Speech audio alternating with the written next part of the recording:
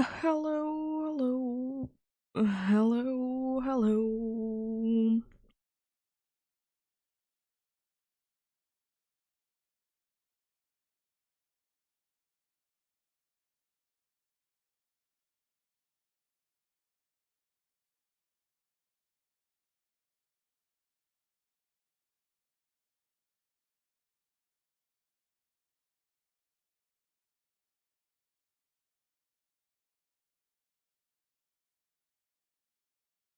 Yeah, no worries.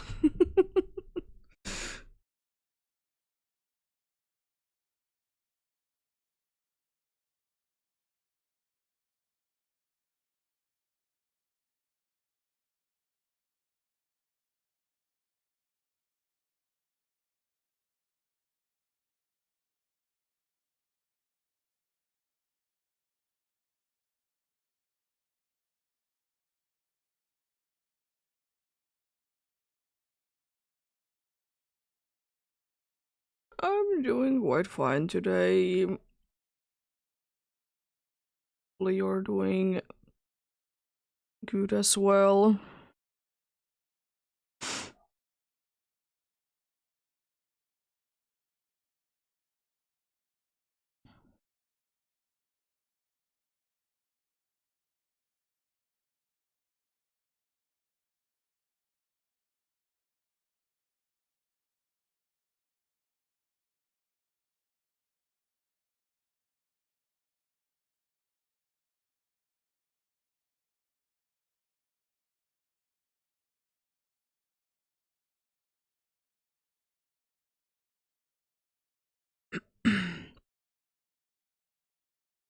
But yeah,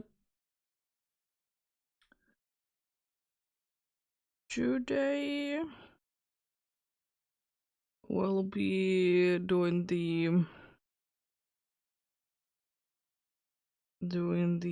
Mount Lanakila hunt that is possibly hitting.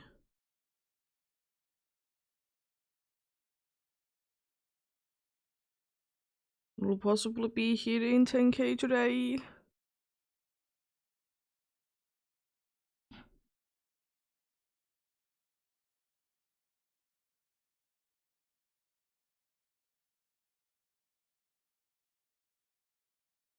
Shall see.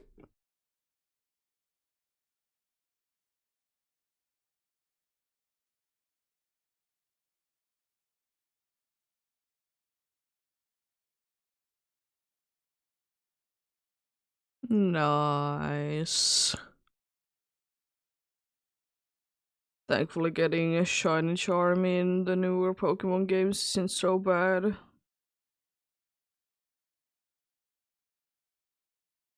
You don't have to transfer Pokemons from older games in order to be getting like national decks done. It's so much better.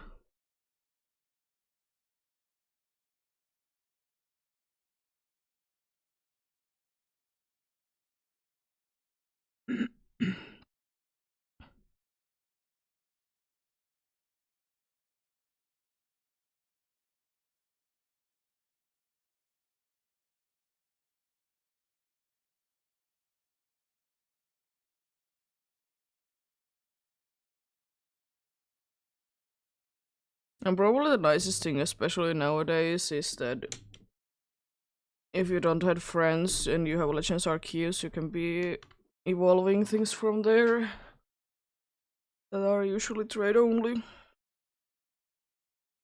Plus, it's also so much easier to be getting the evolution items in that game.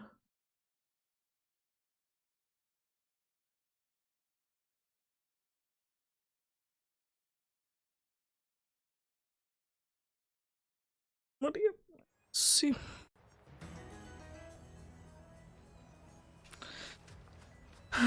Is it in the Pokédex recommender thing today as well? It is. Yeah. Oh.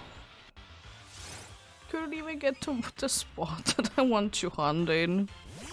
Mean.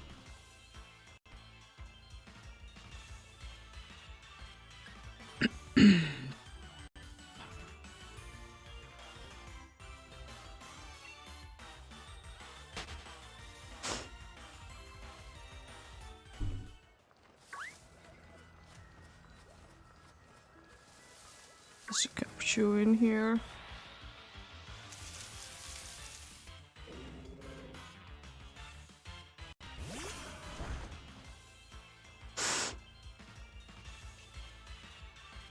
Haven't done double hunting in a while. It's gonna be feeling weird. Especially since like the last week the only thing that I was doing was Dynamics Adventures. I mean, I will say that getting 50 done in for Xerneas in a week is pretty decent.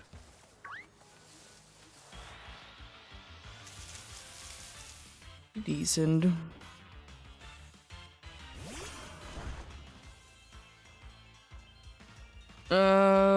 I think you did say it right. I honestly don't know myself as well how to be pronouncing it. Usually people say the Linja.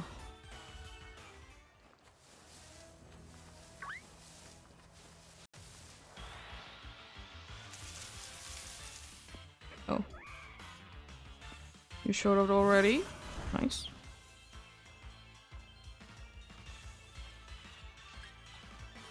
I don't really mind, honestly, however you're pronouncing it.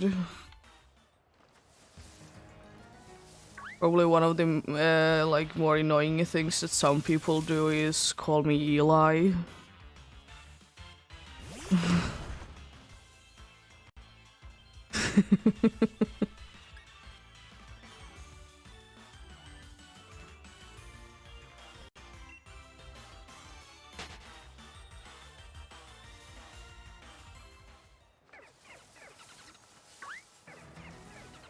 Yeah, no worries.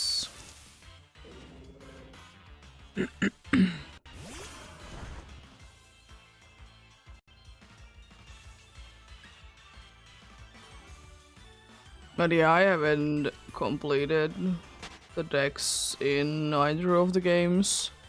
First of all, because I don't mind full odds, and second of all, I always be complaining that I could be getting the shiny charm, but I can't turn it on and off.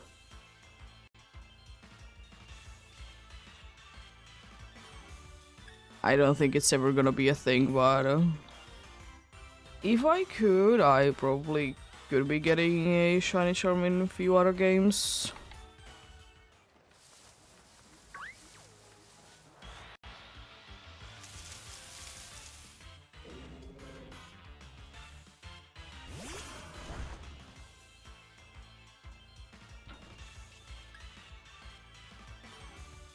I mean, in PDSP you really don't have an option though.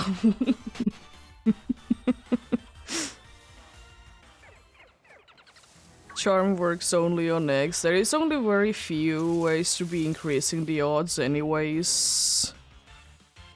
There is of course Pokeradar. And I guess you can be getting like one extra roll if you have the Diglett boost. The Grand Underground. I just think that the Grand Underground Diglett thing is way too much work for what it's worth.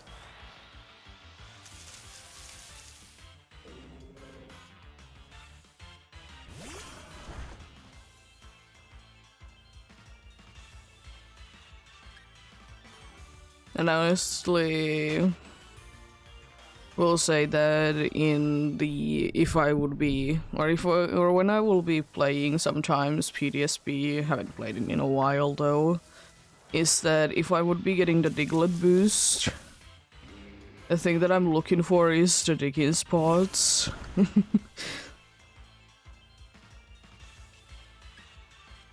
Because you can be getting easier the rarer things on there.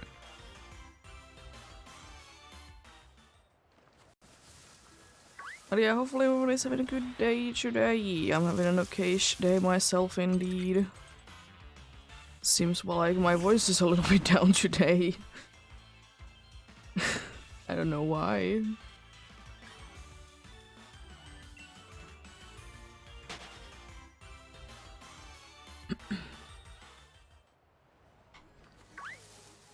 Yeah, I will say that I have only one thing that I absolutely hate about PTSB is that I have done 2 soft reset hunts.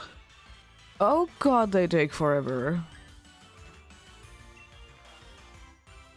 At least I have the physical copy of it, so you know I don't need to be waiting that it will be verifying that I own the product.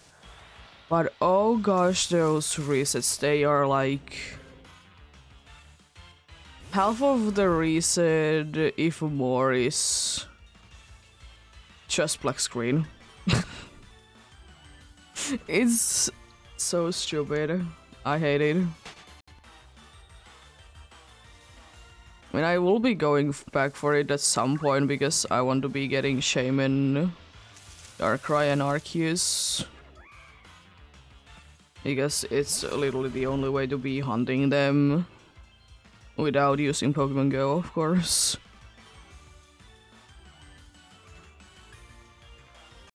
Yeah. I hate how long they are, and I don't think that they would need to be. I like the games quite a bit, like there is definitely some hunts that I want to do in there. As I said, the 3 legendary mythicals thingamathings.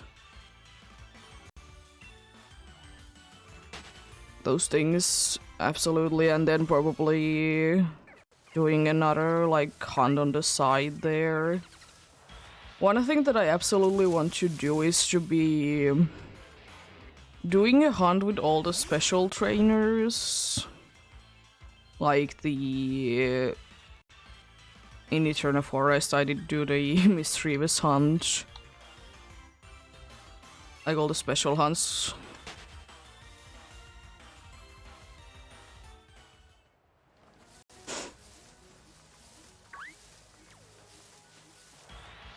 But yeah, probably one of the nicest things that I still kind of enjoy, even though it did take a long time to be getting anything in PTSB, was the full out Spooky Radar hunt.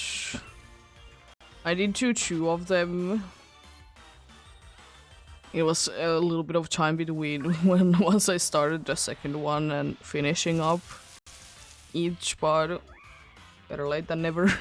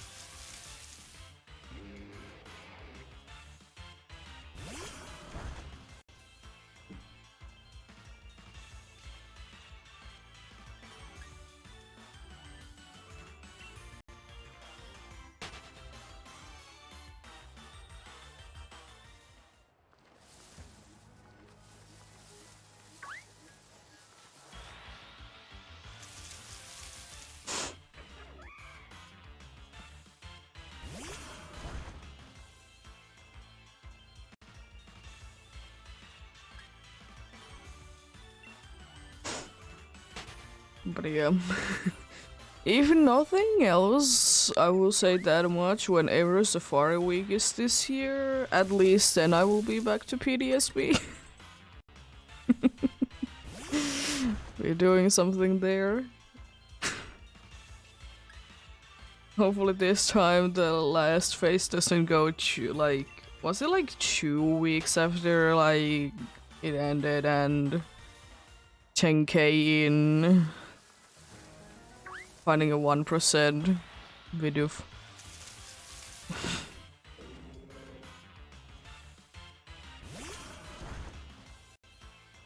I will still say though, the only thing that, even though as much as I like Safari Zone hunting and stuff like that, I just hate that in most of the Safari games there's only very few options, and they like all are everywhere. Then there's few that are special to 1 or 2 areas.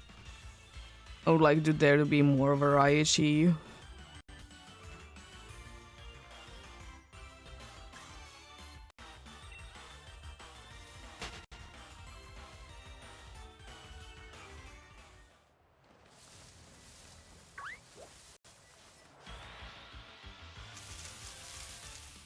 Yeah, that's probably why, like, as an idea, I like the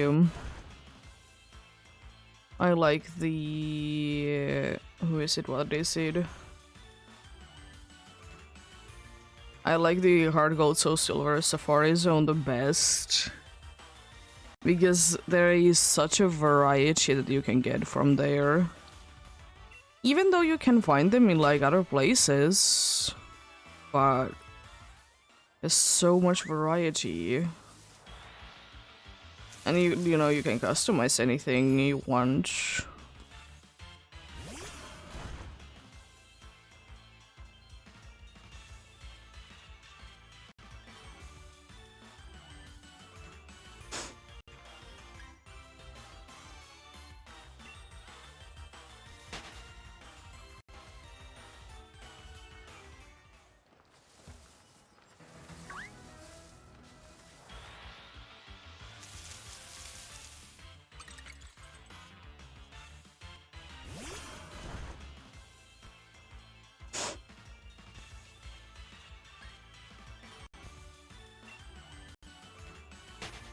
But yeah, I don't know.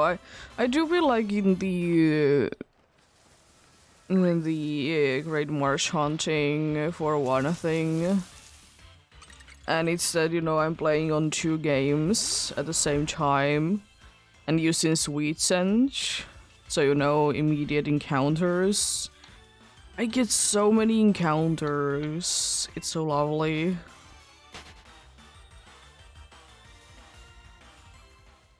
I mean, sometimes it's a little, like, too fast, honestly, but still, you know, nice. Still nice. I'd be liking it.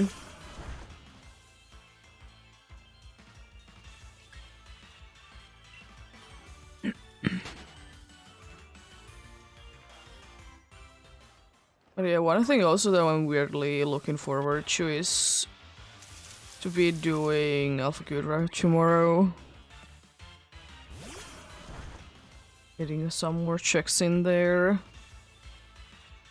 Oh yeah, did I ever update the thing?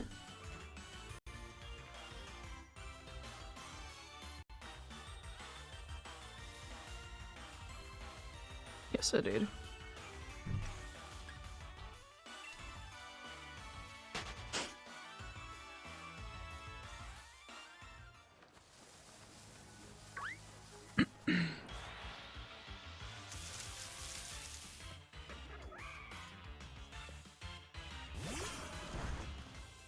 Oh yeah, speaking of, again, like, PTSB, is that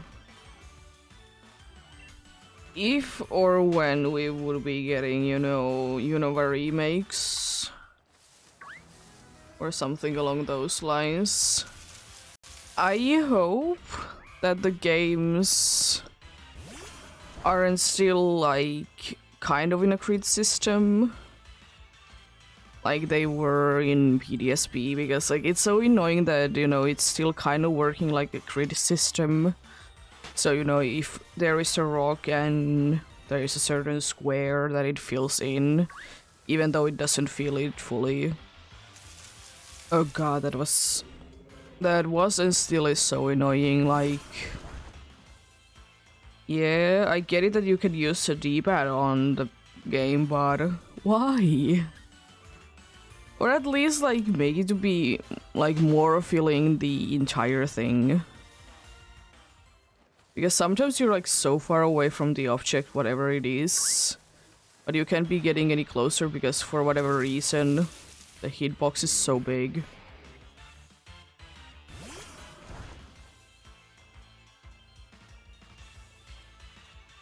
I really hope that that's the case. But one day, we'll probably be getting something.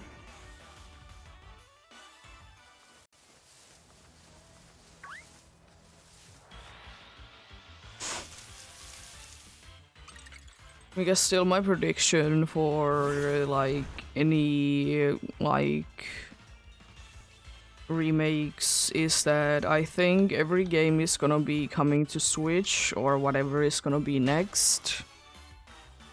And I, at least, depending on what they do though, but based on like how I'm feeling now, I doubt that they would be remaking Switch games.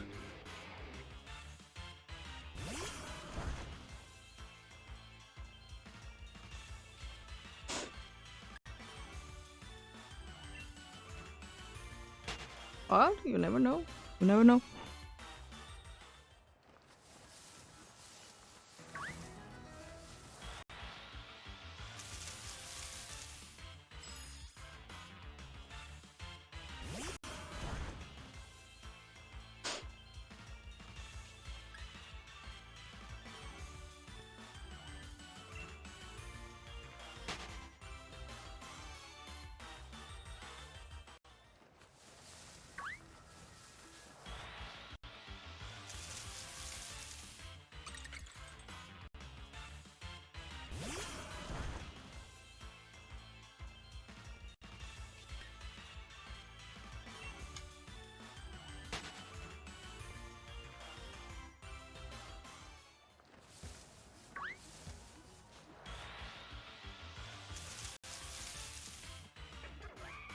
No, I didn't get Xerneas.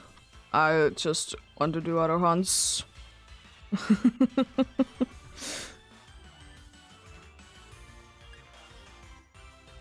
Yeah, I usually do anyways, Dynamax Adventures in the weekends. Was just a special week last week.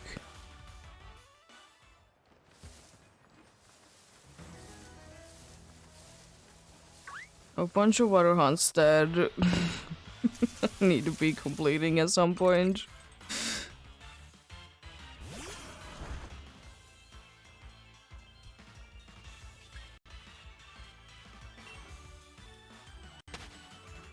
Because for me, Dynamax Adventures, as fun as they are, I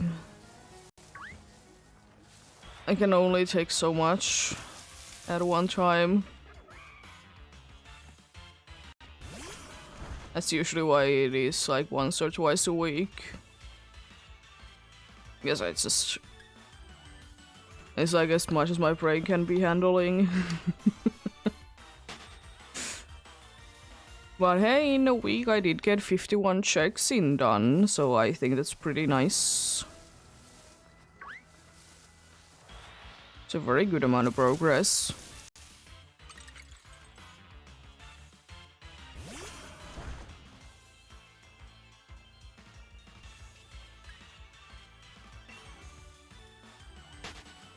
But I did still enjoy like doing the whole week of each.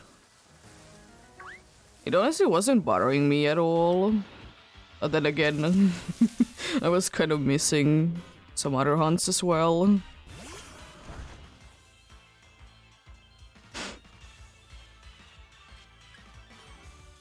And maybe, I don't know, I've been kind of feeling lately that I would like to be going back to Animal Crossing as well. Other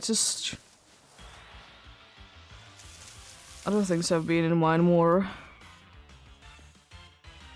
I know I say it a lot, but I should just, you know, go there for like even an hour. Like at least once or twice a week, and you know, that would be still something, but shiny hunting is very addicting.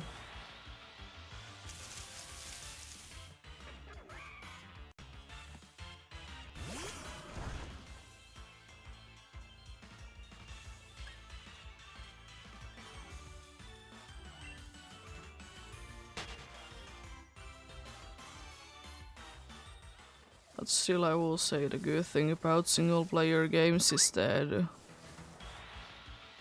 no matter do you take a week of a break or a year of a break, you can always go back. I mean, in some games there might be more updates and, you know, it's more to be getting used to, but it's not like it's gonna be going anywhere.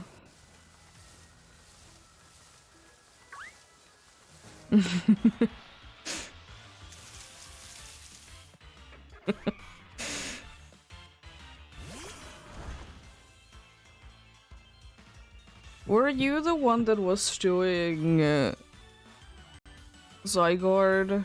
Or am I misremembering?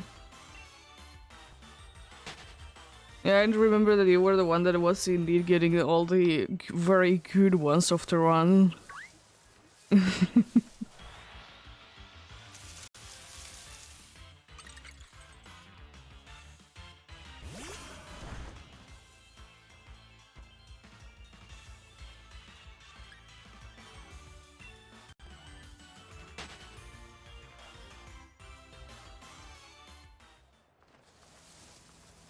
Do you have the charm or not? I think you didn't.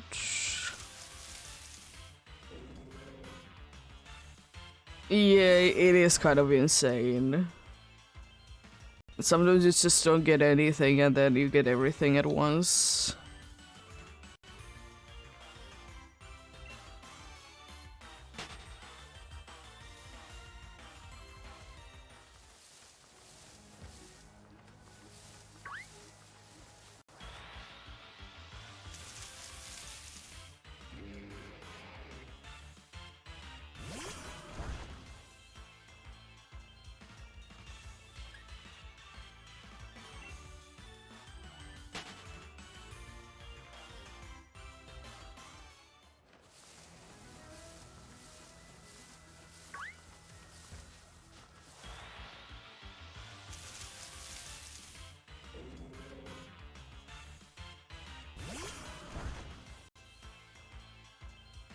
Jeez.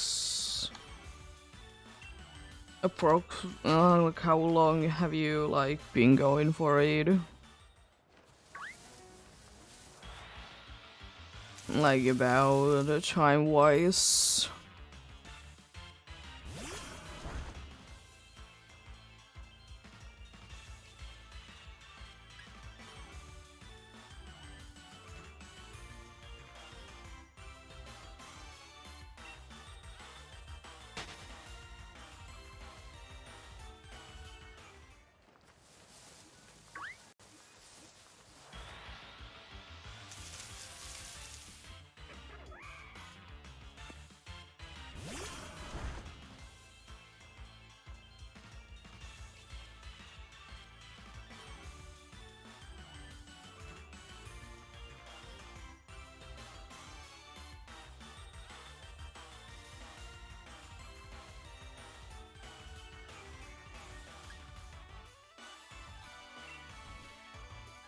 It's a decent amount of time then.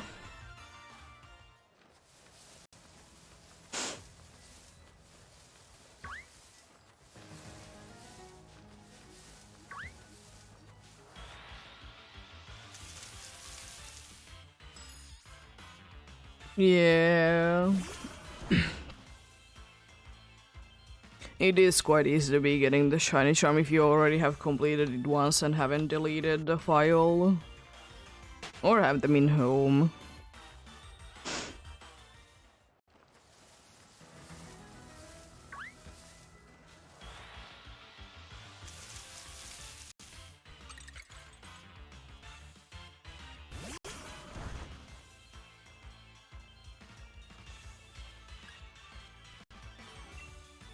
I mean, the shiny charm it really isn't an instant in this game because you need to be playing for quite a good a while before you actually get access to the place that you can get the shiny charm. I'm pretty sure in Scarlet and Violet you can actually like get it like as soon as you get access to the school.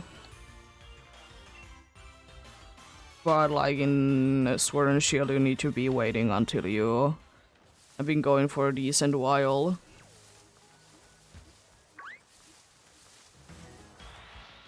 And I will say that I do be kind of liking the idea that it wouldn't be like, you know, a game developer that gives you the shiny charm. I like the idea more that that the like whoever is kind of in the charge of the Pokédex is giving you each. And I hope that they keep that going about.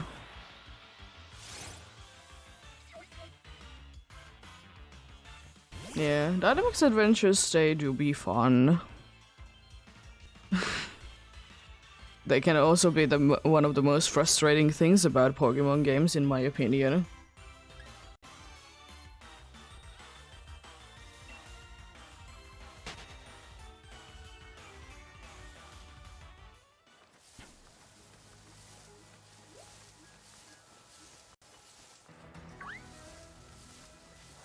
Yeah. Indeed. It is kind of insane. It makes sense, like, why they did want to do it in Scarlet and Violet like that. That if you catch the Pokemon too high of a level that you don't have the badge requirement, that they are not gonna be listening to you. Because that would be a little bit too OP, you know? Especially with Scarlet and Violet, since you can be going into like level 50 Pokemon straight away if you want to. I mean, surely are they like impossible to capture? Absolutely. But, you know, there is a chance at least.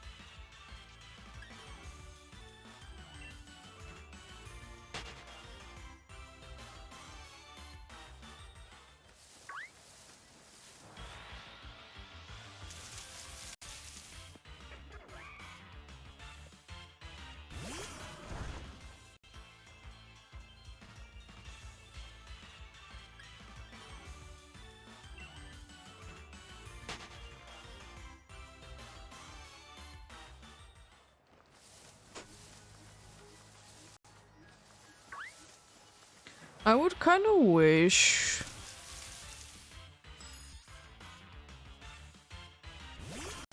Yeah, Shiny Zygarde. And honestly, I will say that the Gen 6 legendaries, even though they are kind of all the same shiny-wise, they are very cool. Especially like together.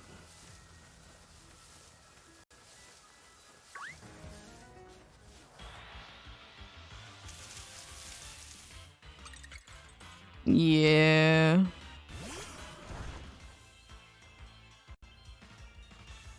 But I would wish that in Pokemon games it would be the case that if you have completed the game once already in the system, that you could be like skipping things. Like, because you can be going this way because there is a team yellow things there.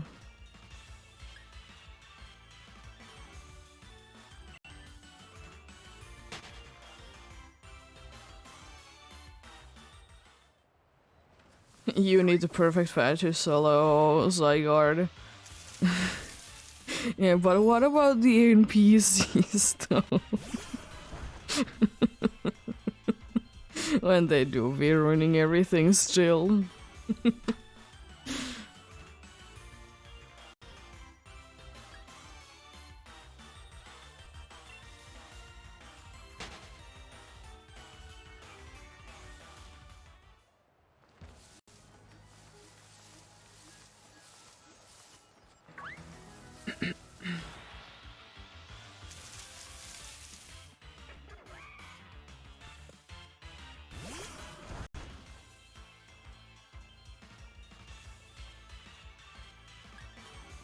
Yeah.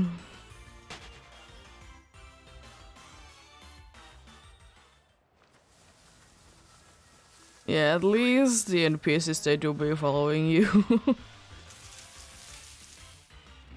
It is kind of unfortunate. That's why I don't want to be doing with like complete strangers myself. The Dynamax adventures. I'd rather be doing them alone.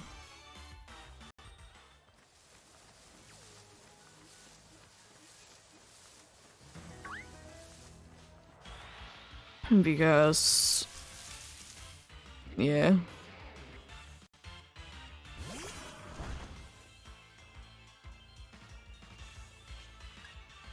But imagine having two NPCs having Wide Guard and they both are using Wide Guard at the same time.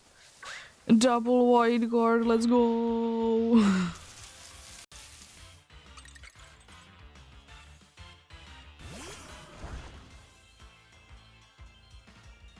I have only once ever been Dynamaxing a Wide Guard Pokemon. And it was for the reason because it happened like a week ago or something like that, I don't remember. That I was, doing Xerneas raids as one does, Then I had the situation that I had two dudes with what is it?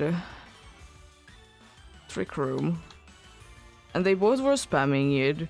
Then I just decided, you guys are not doing anything. Even though I should be using Wide Guard, I'm just gonna be Dynamaxing because I want to at least give it a try. Then they stopped doing it because I was Kingler and my chi move does make the dudes slow, so they stopped doing it. I don't think that we won it though because it happened for like 4 turns. 3 turns, I don't remember. It's ridiculous.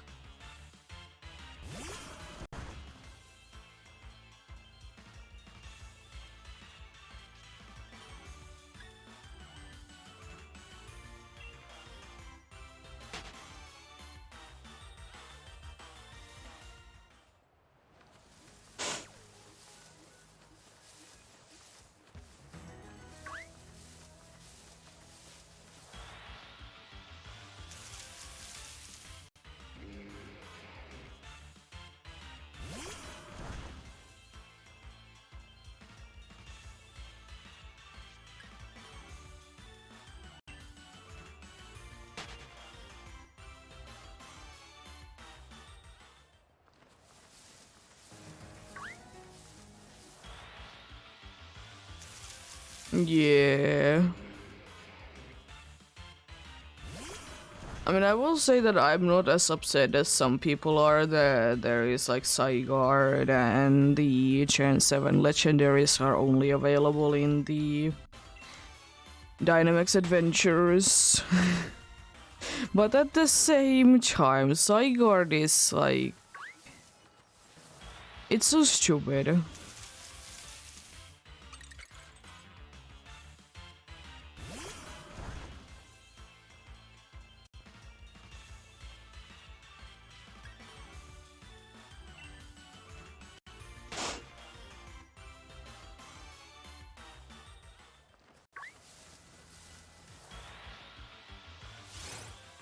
Oh. Close enough to you? It is insane. And also the amount of like signature move that Zygarde has, it's insane.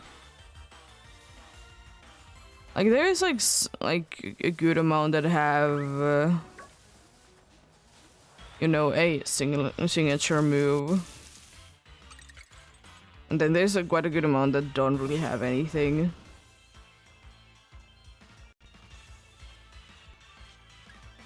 They really did.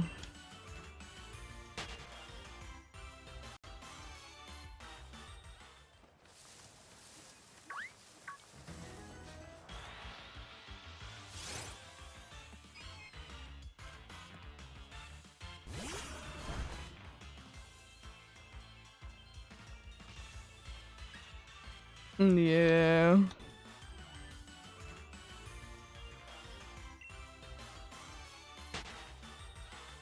It is kind of, honestly, it's like so surprising, like how Zygarde went from being like nothing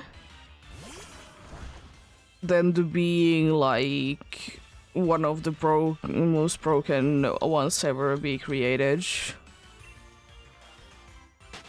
That you can still use in battle specifically.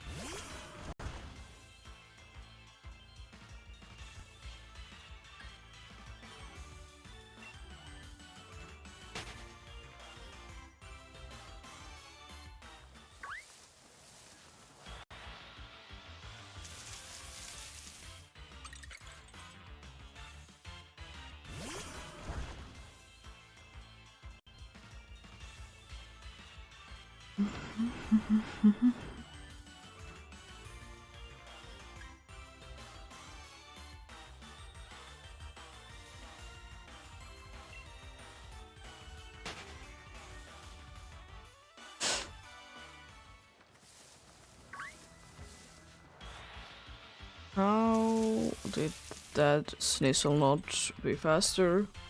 Jeez.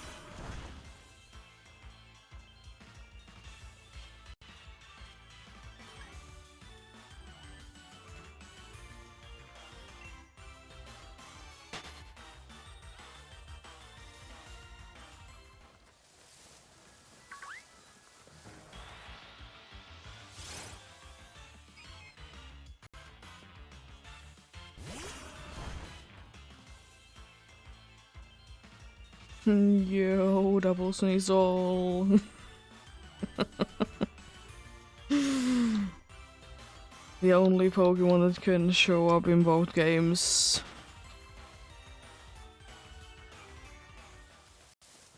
At least in this location.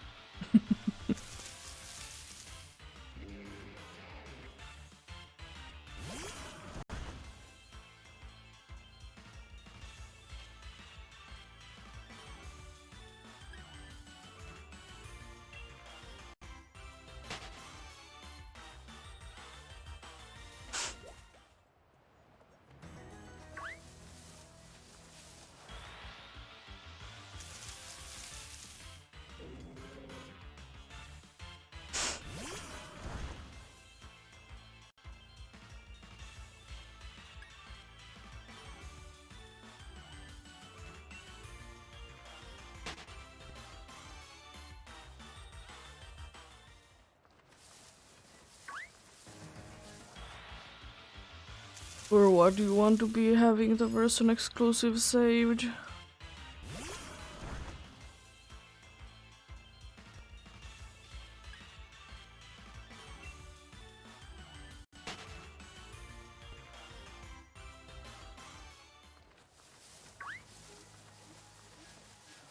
Oh, you mean Dynamics Adventures? Oh, okay.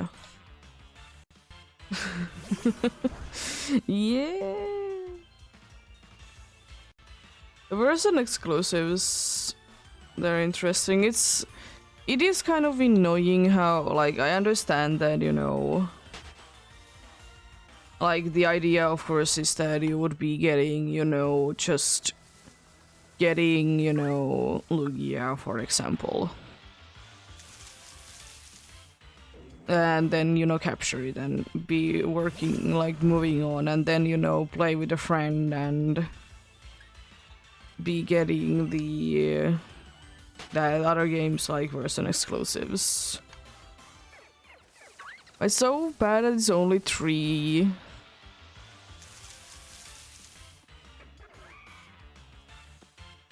Sometimes I would be wishing that there would be more. I will say though, thankfully there aren't that many version exclusives. It's like surprisingly little amount of them. And I'm very glad that that's the case. Because imagine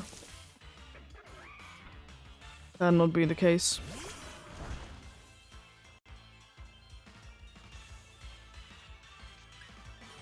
Imagine if every single one would be like a version exclusive thing.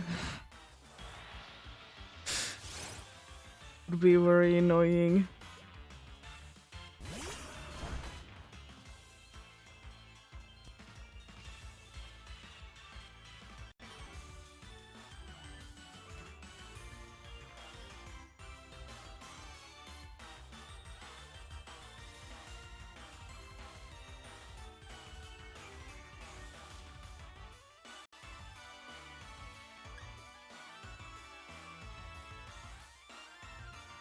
Yes, there's only 8 exclusives, which is nice. And usually they are pairs. Yeah, I'm very glad because they could have done a very annoying thing and make the Ultra Beast to be like version exclusives. Even though I don't know if I will be ever wanting to be running them, I don't currently even have the option to do so because I haven't done everything on the DLC because can't be bothered.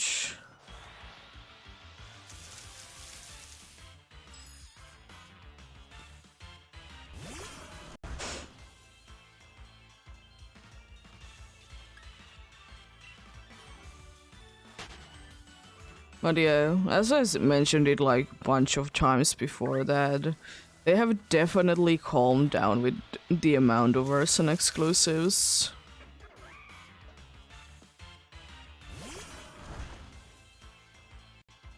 Which is very nice. At least I have the feeling that they have. Don't know if it's actually the case, but I feel that way.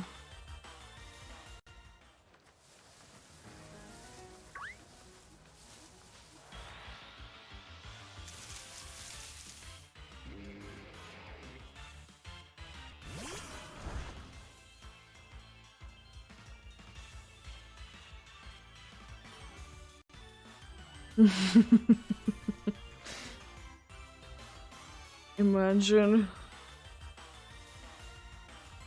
getting shinies. Couldn't be me. Yeah, I'll always be joking about it. My 1 in 4K luck is garbage. It actually is. I mean, I have been getting some under odds faces or hunts, but still.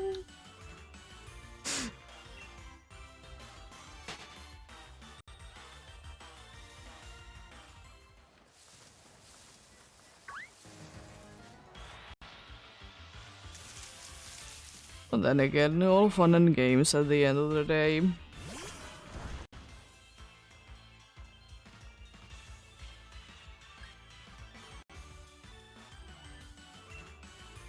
All fun and games.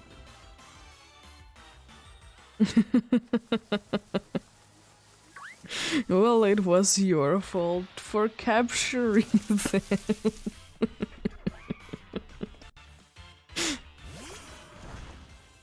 Should have not been capturing them.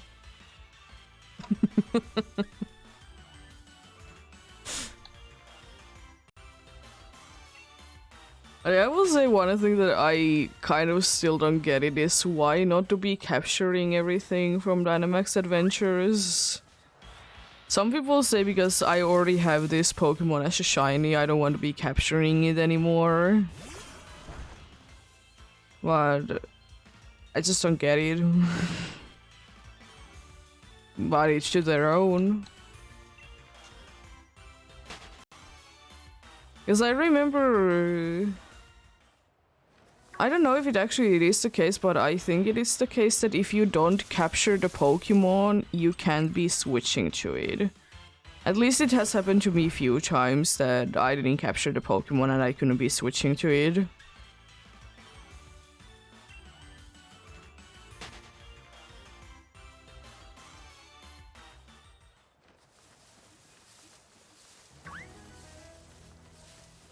But if you can be switching to a Pokemon that you haven't captured, it makes more sense. Yeah, exactly. That's why I use premierables for most of the captures. Only legendaries I might be switching to something else. Because they are free anyways.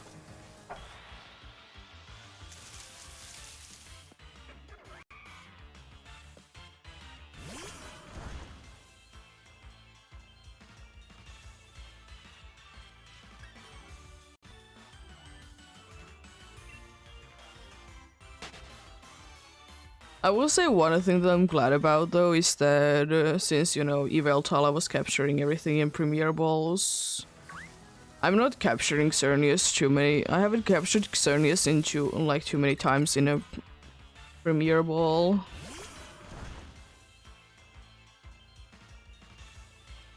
Because I would like to be getting it in a dive ball instead. It's a little bit more fitting for each.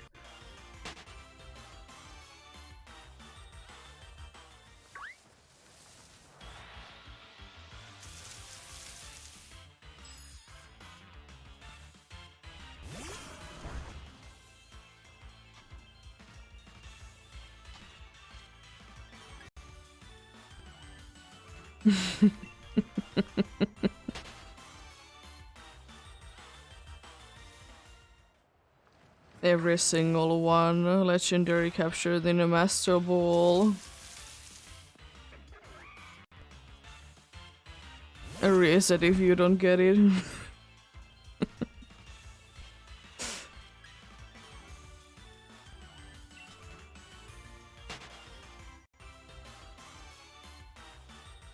Yeah, I very rarely do be using my Master Balls.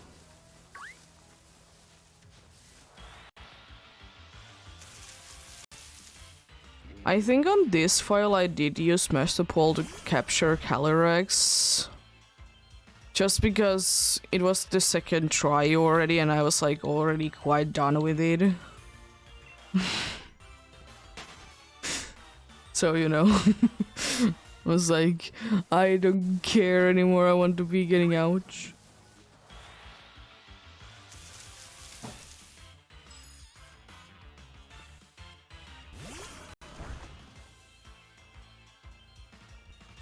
Yeah, it is. There is few Pokeball or few colors where there is not like almost at all options for. Purple is definitely one of them. And in my opinion, orange is another one. There is like ridiculous amount of like both blue, bluish, green and green Pokeballs. I mean, I don't mind it, but why?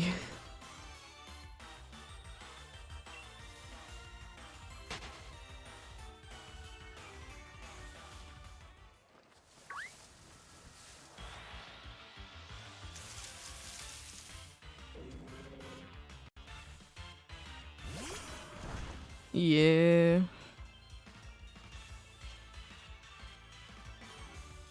Bunch of people want the heavy balls to become a thing in other games as well, which I understand. But I think there's like reasonable explanation why they are not a thing nowadays. You know, I would like to say that maybe heavy balls could be hurting the Pokemons to be captured in, first of all. A lot more than usual Pokeballs are. And, you know, just a very logical thing is that maybe the material is like nowhere to be found anymore.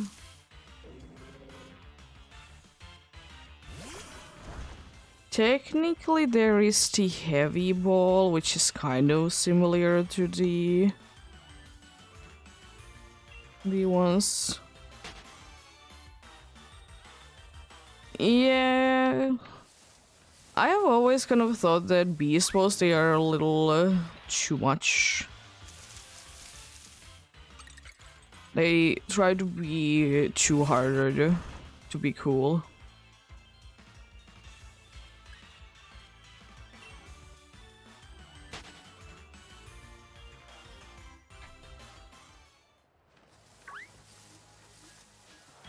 But oh god, getting Beast Balls in Sword and Shield. It's insane how hard it is to be getting them. Yeah.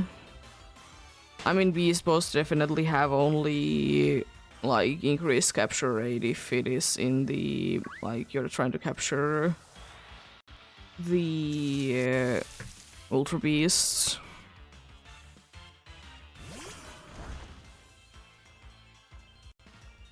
They have a like I think they have like a negative capture rate compared to like normal.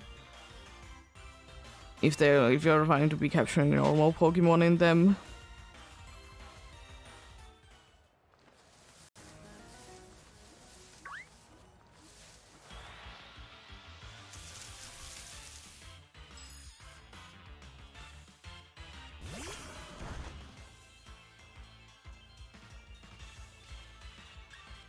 But yeah.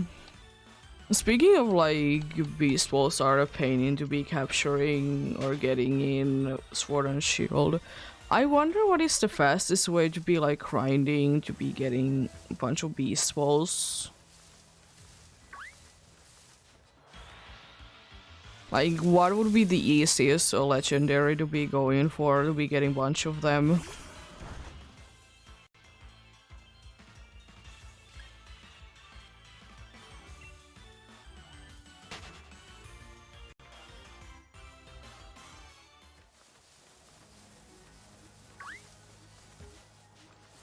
Like, because my mind always goes for like Lake Guardians to be easy.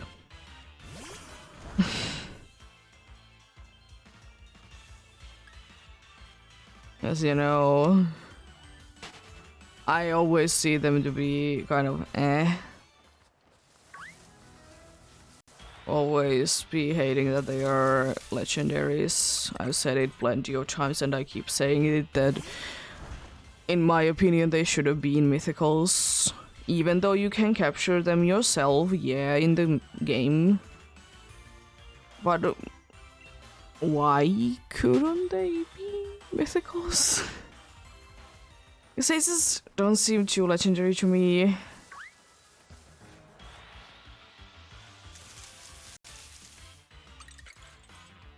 They're like, eh. Exactly, and there's like 3 identical ones. And the thing is as well that, like, they are, first of all, they are hidden in the caves, in the lakes. So, you know, no one sees them. And, like, in the anime at least, it was the case that, you know, whoever was the cast at the point, only, like, one of each could be seeing, like, one of the Lake Guardians. Or, like, feel their pain or something like that.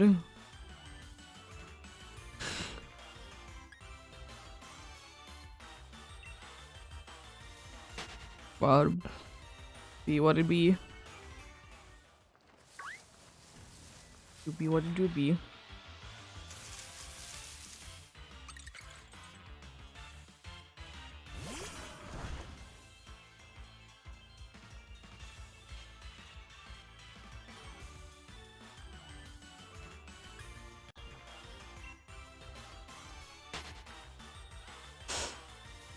I mean, I will say that if they would have been doing it, they would have been having ridiculous amount of mythicals on Gen 4, but then again, on Gen 4 there was already like bunch of mythicals and legendaries.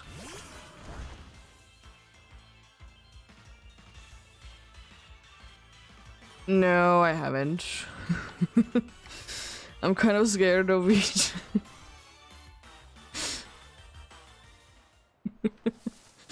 I would need to be getting a Pokemon with like Harvest or something like that and a level berry and stuff like that because I'm way too scared.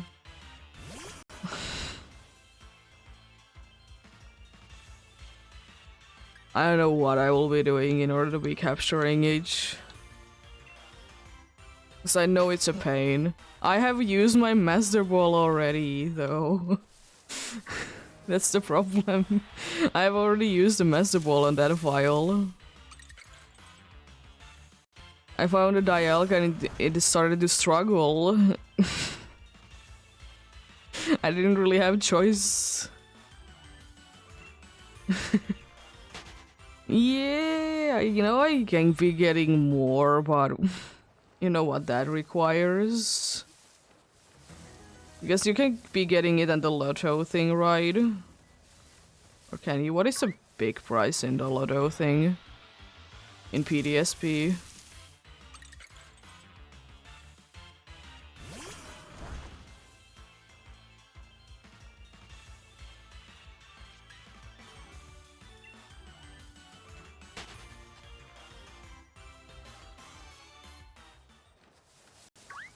If only I could be transferring Master Balls from other games.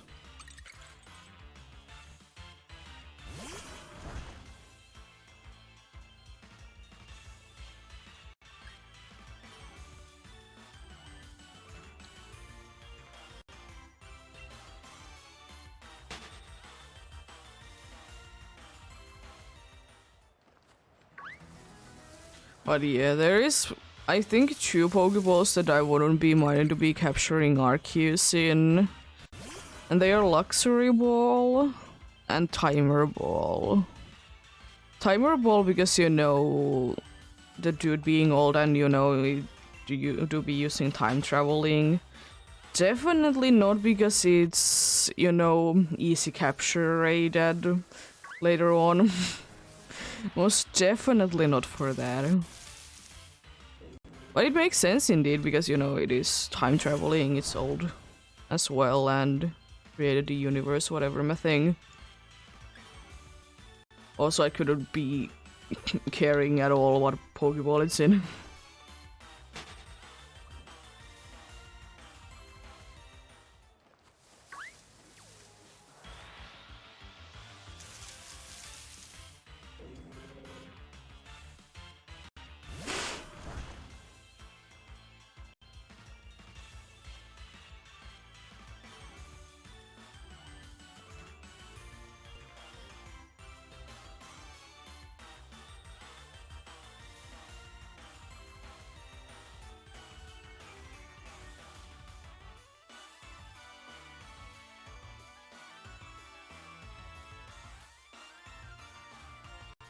Yeah, I wouldn't. The problem with getting the more Master Balls is that I would need to be like starting the game every single day.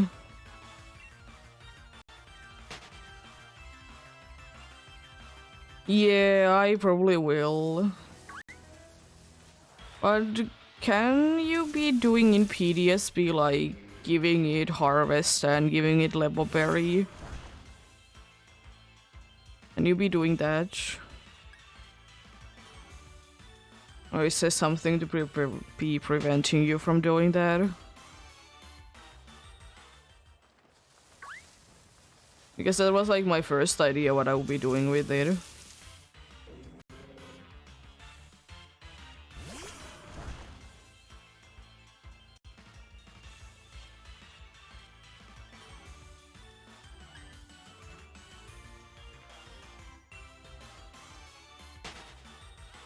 But yeah, I would like to be having a Master Ball whenever I will be doing in them.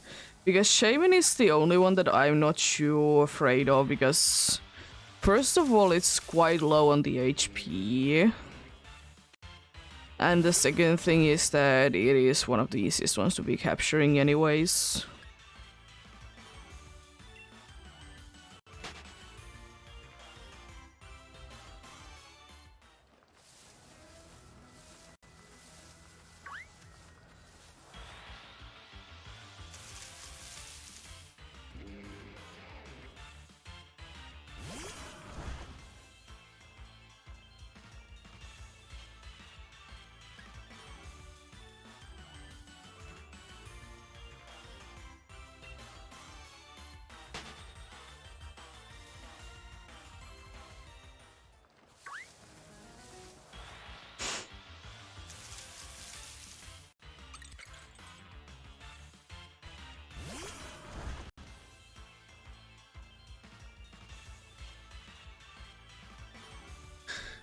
But yeah.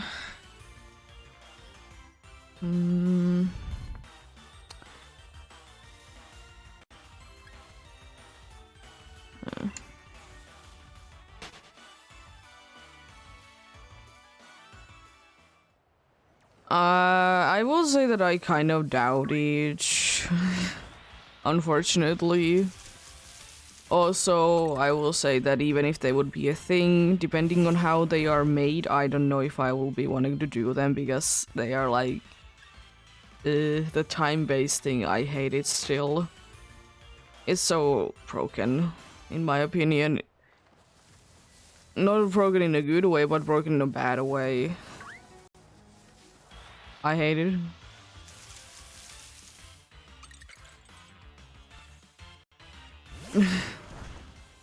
But yeah, because the stupid thing is, I've always been ranting about it that if you're with only NPCs in the raid or the dance in the Scarlet and Violet, if you go down, they are not gonna be doing absolutely anything until you come back. Which is so stupid. And I will always be hating that. Like, why couldn't they be doing something? Like anything. No, I'll just sit here for 10 seconds doing absolutely nothing.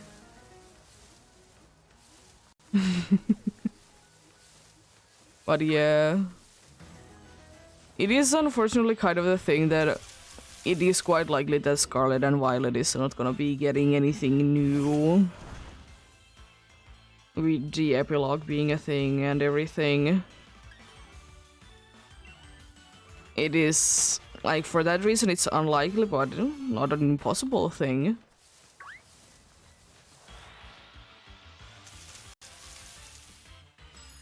There, of course, could be, like, another DLC, that's always a possibility. Because the first one was just split in 2 parts.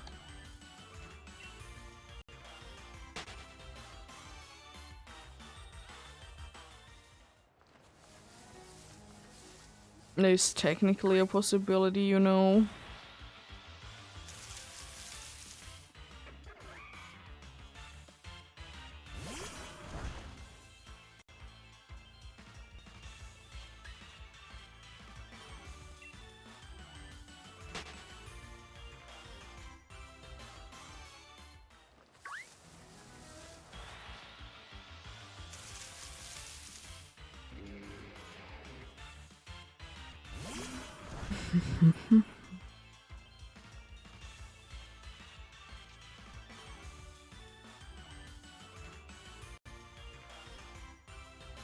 Yeah.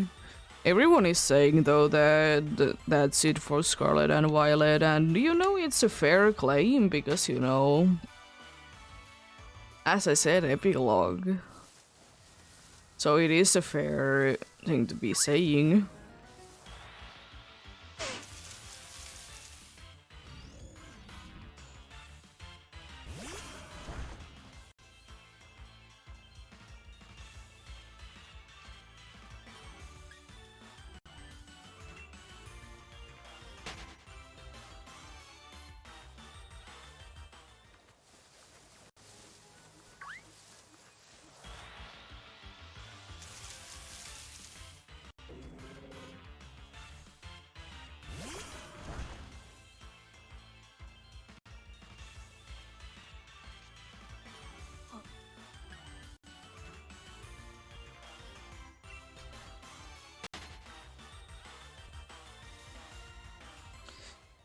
But yeah, I'm still gonna be saying though that I doubt that we would be getting any remakes on this generation.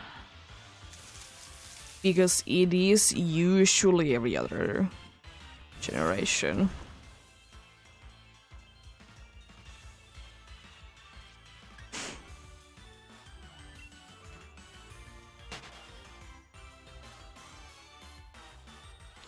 But you never know. And wouldn't it be perfect to be getting a Gen 5 remake on when it's Gen 10? And Gen 10 will be yet another reboot of the series.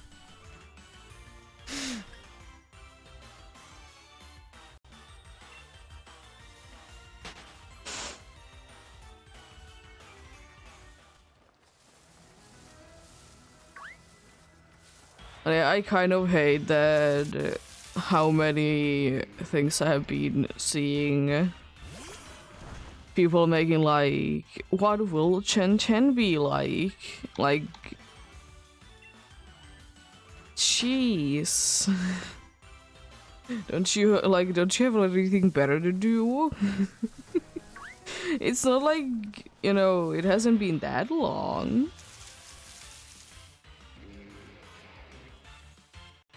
But then again, there is always gonna be people like that. Then when the generation comes on, they're immediately like... they're immediately in the kinds of thinking that... oh, the next generation, question mark. But then again, it's with like absolutely every single series though. Like, when the newest one comes out, there is quite a good amount of people that are then like straight away like wanting a new one. Which is so stupid. And this week is like 2 weeks. This game is 2 weeks old. What about the next one? Next year?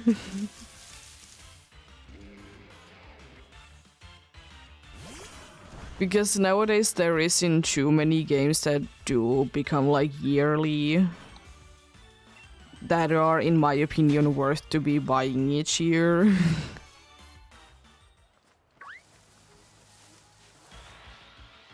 Because most of them are like switched to every 2 years or even 3 years. Which is honestly better. Because first of all, it's like... if it's every year, then you can be making the argument that it's the same game every year, but like updated graphics, different story. But like if it's like 2 or 3 years, there can be quite a good amount of things to be changing.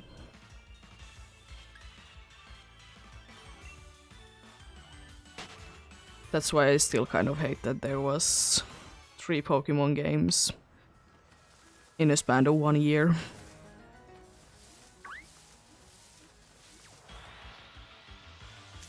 One was a remake and 2 were completely new ones.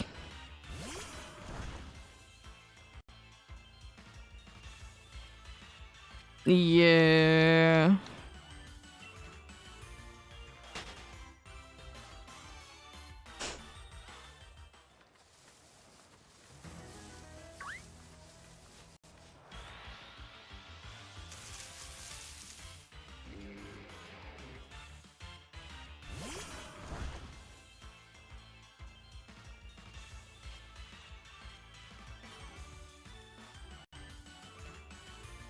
Thanks for the zooming game.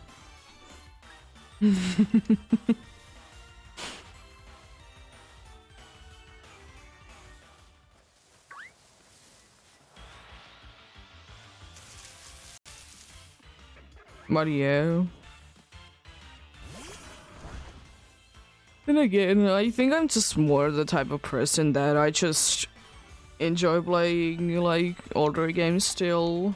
Like, I don't need to be getting a new game every year or so. I guess I just like, I'm fine with things. But then again, you know, each their own. Everyone has their own things that they enjoy.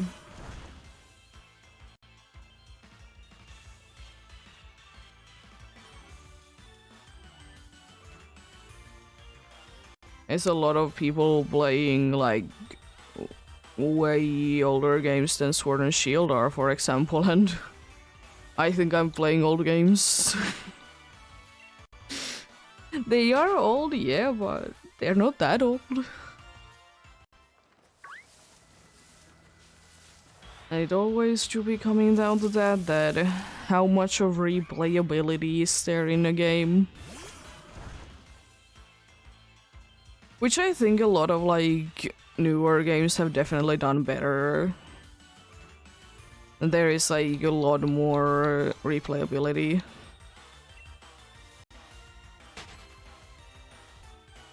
Yeah, exactly. There's like few games that are like that for me that aren't like every single time different.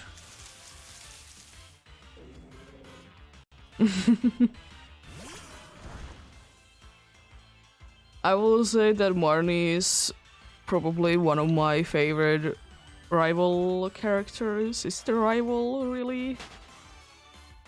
Whatever it is.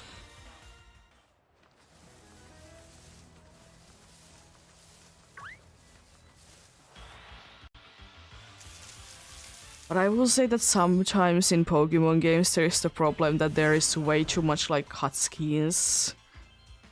And they are not, you know, the funnest thing ever the second time around. Because like...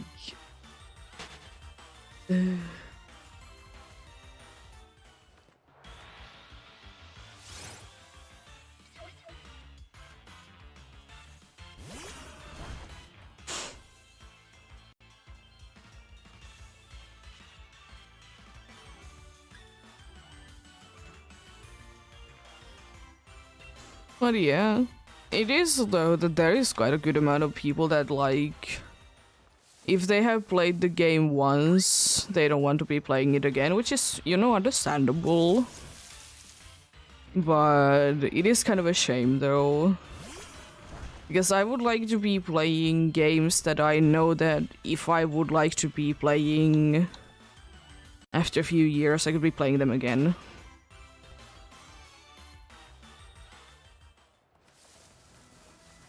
Yeah.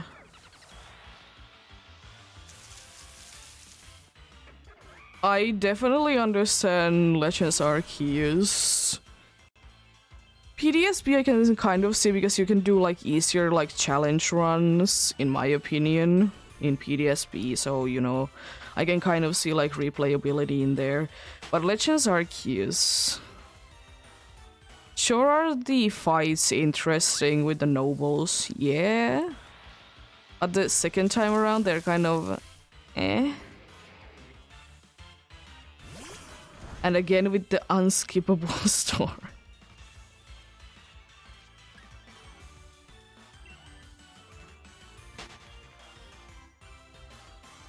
Yeah. But then again, Pokemon games have kind of always been capture everything you see.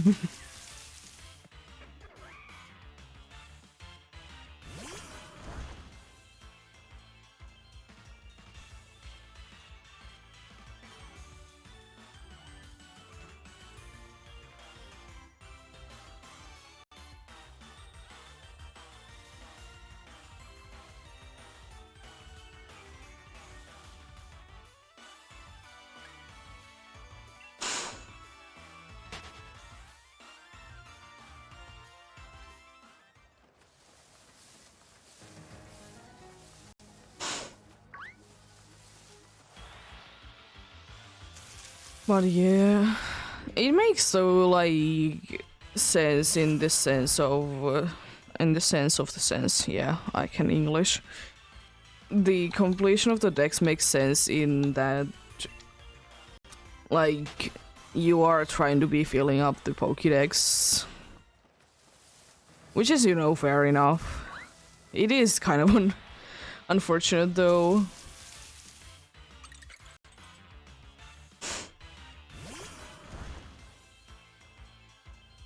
And like, I will still say that the battle system is so confusing.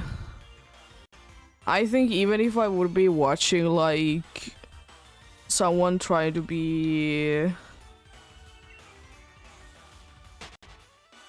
explaining the battle mechanics of that game, I wouldn't be able to understand it. That's why I wouldn't be bothering if it would never ever be returning. But if it does, I wish it only is in Legends games. Oh god, that hurt. Like... It's so like these like when the Pokemon can be attacking twice in a row kind of thing, it's just doesn't make too much sense. For example, if you would be using a move that normally would be like requiring a recharge turn, instead of there being a recharge turn, the dude just attacks twice. I mean, it makes sense. Yeah, because, you know, it's technically a recharging because you're not attacking. It's just skipping that. At the same time, like, there was like few times where I was very confused about it. I just was like, huh?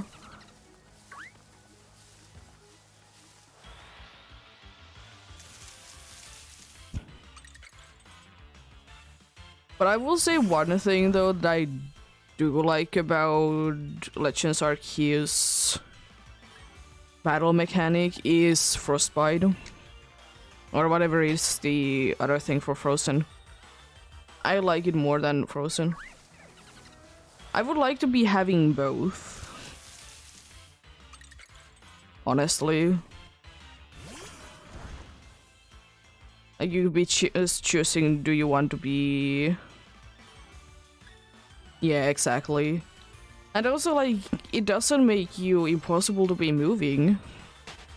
In Legends Arceus, there is not a single status effect that would be making you not to be moving. You have always chance to be doing a move.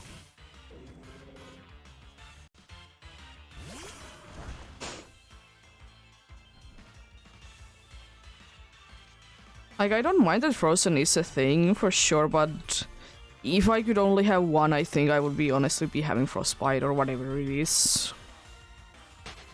Because I just think that it's a cooler thing.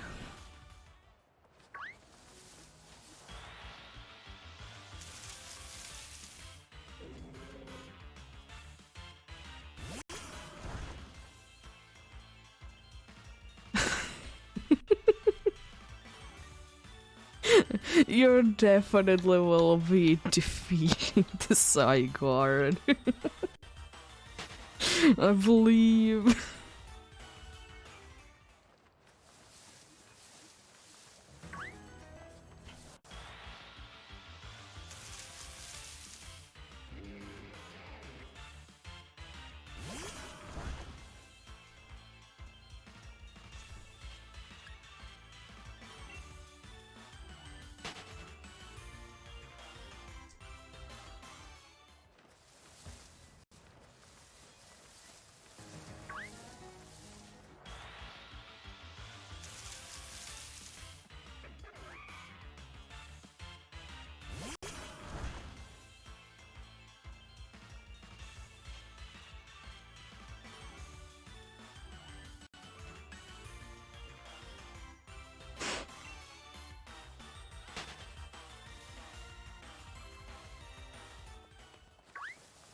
You know what would be kind of cool?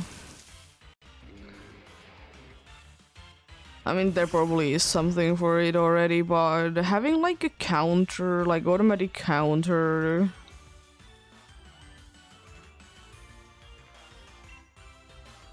For Scarlet and Violet like encounters. That would be kind of cool.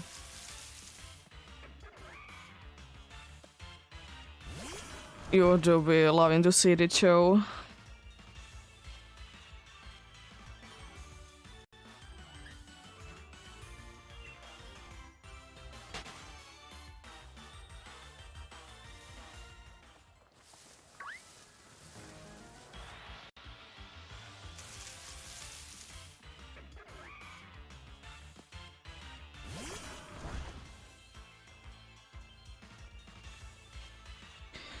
Joe is a cool Pokemon, but yeah, no. Oh, by the way, is there any way to be getting rid of Zygarde's ability? Like, any shape or form to be getting rid of it? I doubt that there is a way. Yeah, I thought so.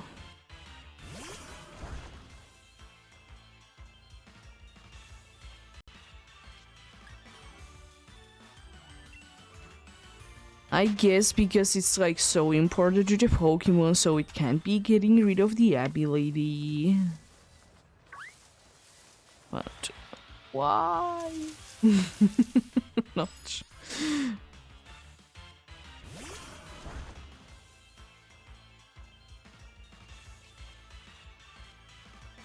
Everything is easy if it's easy, basically. What you're trying to say.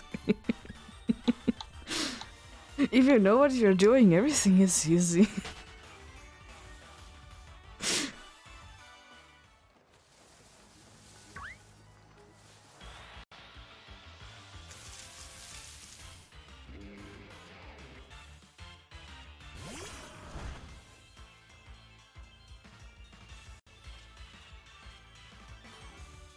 Oh, you is it like you need to be doing like ridiculous amount of damage to it first? Yeah, I know it's 4 times weak to ice.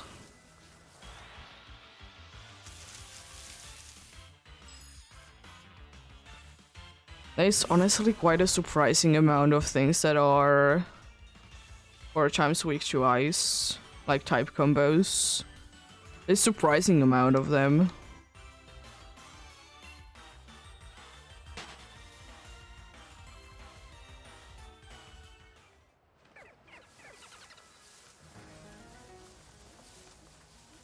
Yeah. Of course, the thing is that you would need to be getting lucky enough for that to be a thing. I guess there's always the chance. But yeah.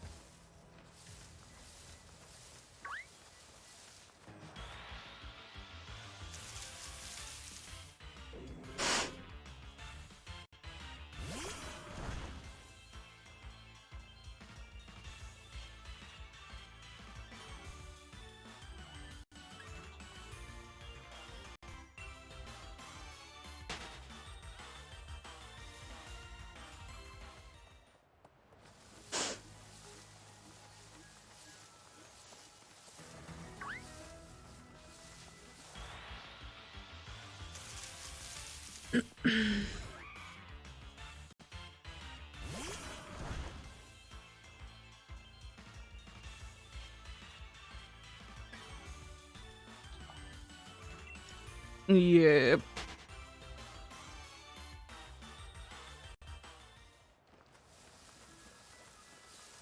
But I guess if you can't be getting wide guard, then just, you know, anything that has super effective damage to it.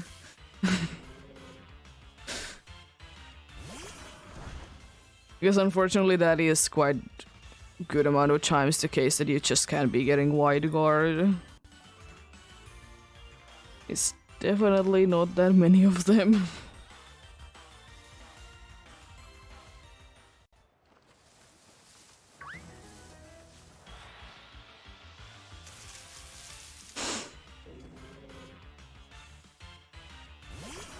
Juby, Zygarde is a funny Pokemon that everyone likes to be memeing about in April Fool's Day. That they have been doing the soft resets for it for whatever is the amount.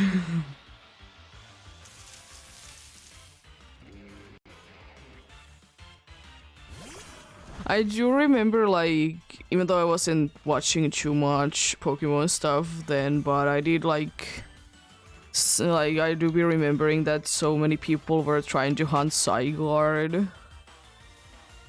But, you know, since it was locked.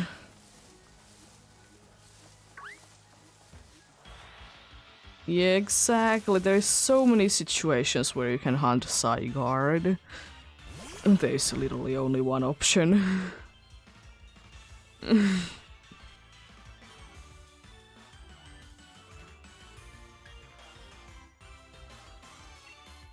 I will say though that I'm kind of disappointed about one thing about like the Ultra games for Alola, and it's that Zygarde is in the thing there. It's only in the original ones.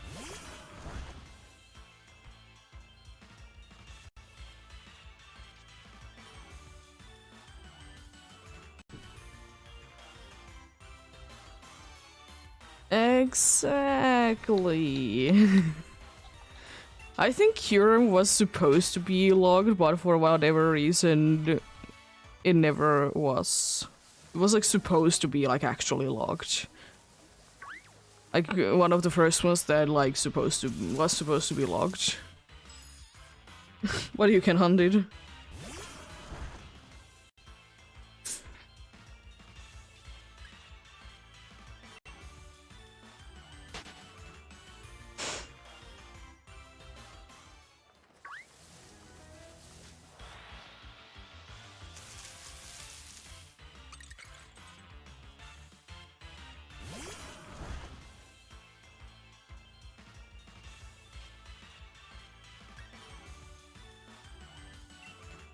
But then again, it is kind of always the case though in the shiny hunting things that whenever it's April Fool's Day, someone is making like a meme video that they are hunting something that is shiny logged and they are very upset that they are very high in. It is kind of funny to be seeing though, because they can be quite unique.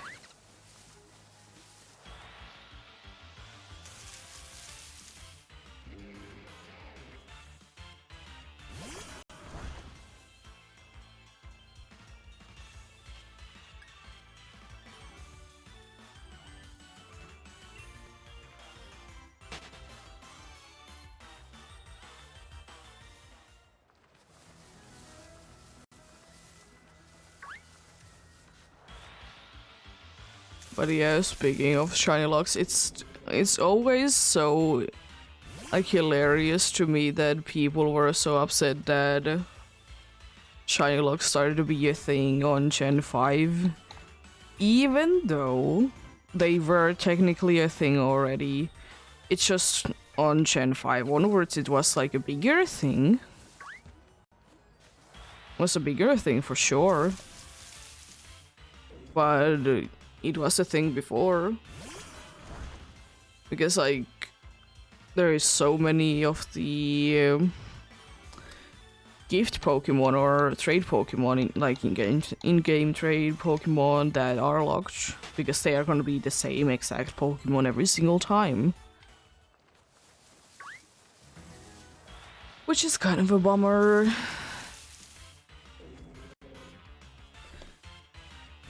Because I know that there is, like, I know quite a good amount of people that want to be doing, like, Gen 3, like, shiny decks, specifically on Gen 3 games. And there is some trade Pokemon that are only available through trades. So you have to be... You just have to be, like, breeding them.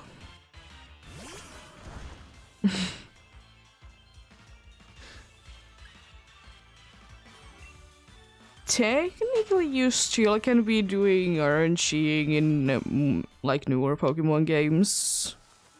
I know that some people have been doing it in like some like raid dance in Sword and Shield.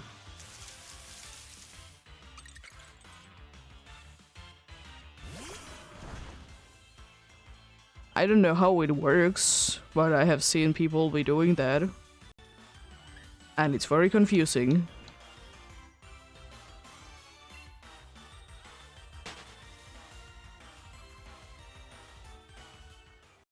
But yeah, I don't honestly care myself too much.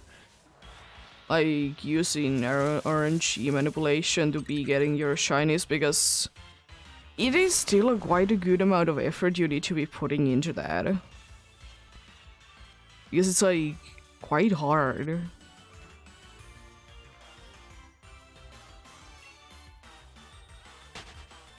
Yeah.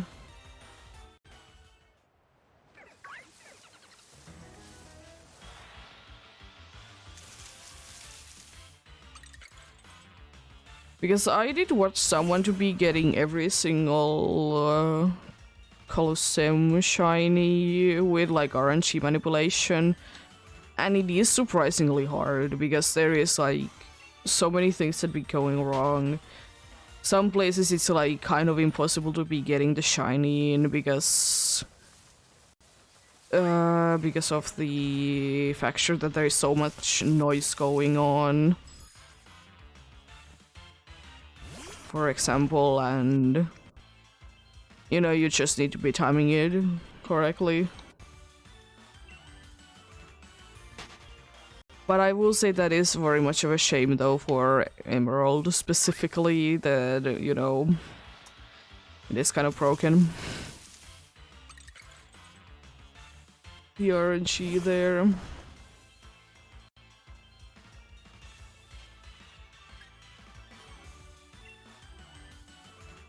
That's why it's one of the hardest Gen 3 games to be hunting in. But I remember that when Absol Blogs Pokemon was doing the Professor Oak's challenge for I think it was specifically Emerald, and he managed to hit the same like frame 2 times to be getting 2 identical shiny Whismers. Like, not even trying. It's insane. I think he lost one of them though. He got, I think, 3 overall.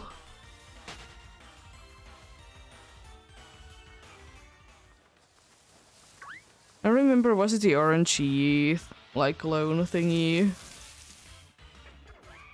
He lost one of them. Yeah, he wasn't though trying, you know, just leveling up Pokemon, and at that point in the game, Whismer is one of the best ones.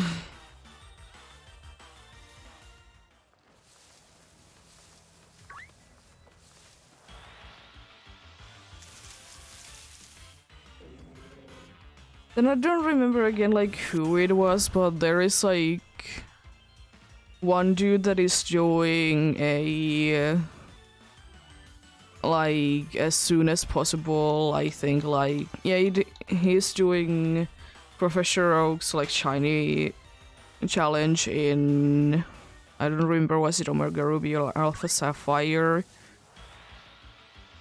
Hasn't uploaded anything in a while, which is sad, but understandable, it takes time. It's interesting to see though. I quite like it. I like all those small challenges that are somewhat easy to be doing.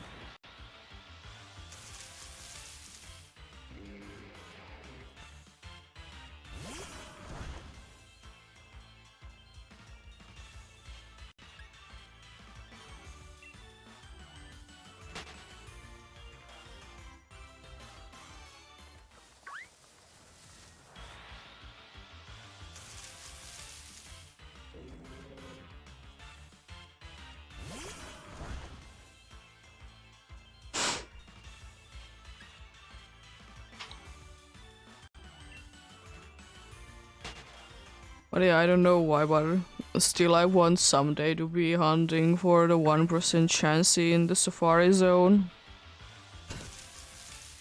I don't know why, it's stupid. But it would be quite funny to be getting it though.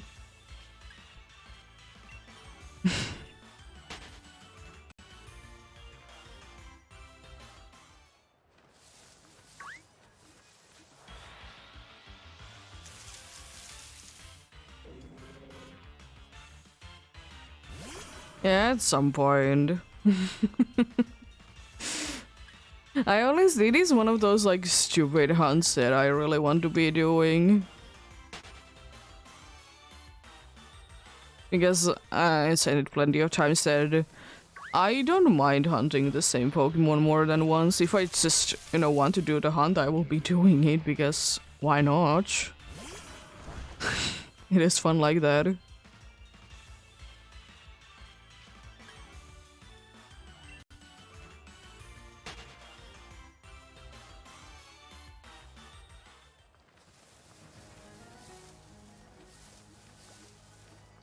Don't know when it is, but someday. Maybe I should be finishing up some other hunts first. I guess today, like, after I get like a face search on the Jarumaka hunt, I have like, is it 7k in? Almost 7k in Farfetch hunt. I just first of all wanted to be... taking a break, and the second thing is I wanted to be doing more wintry hunts.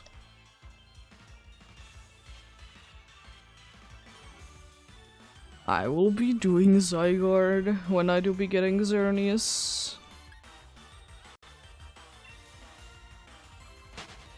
I guess, yeah. For example, like Dynamax Adventures is one of those things that I could be getting a legendary in there, but I might be hunting them in another game.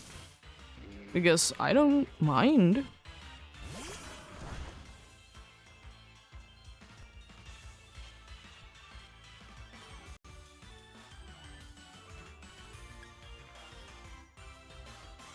I don't mind indeed.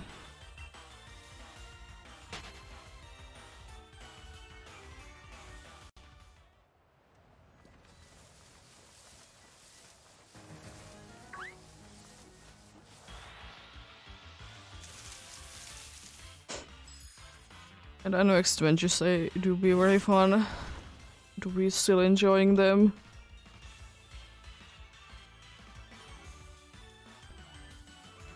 It's one of those things though that, at least for me, that I really need, like, I actually need to be at least a little bit wanting to do that hunt, because you can be getting quite frustrated quickly.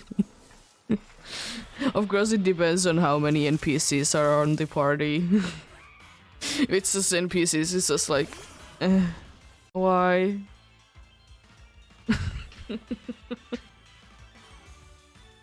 Why are they doing this again?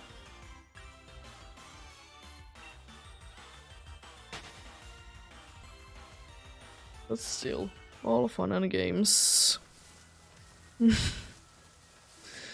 Shouldn't be taking things too seriously.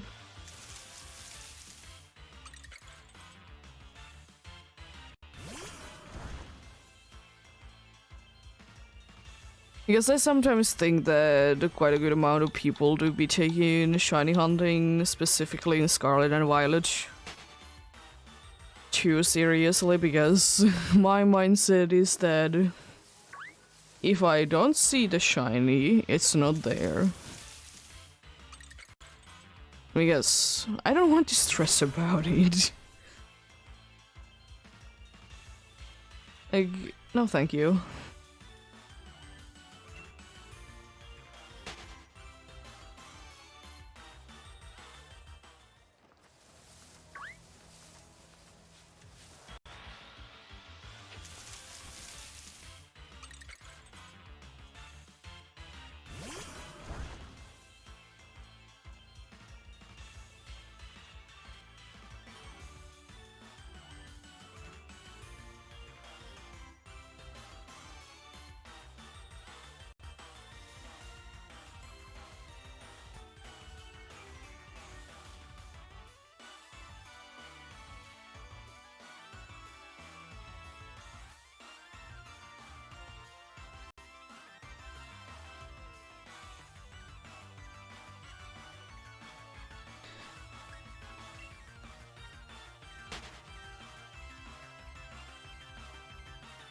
Well, yeah.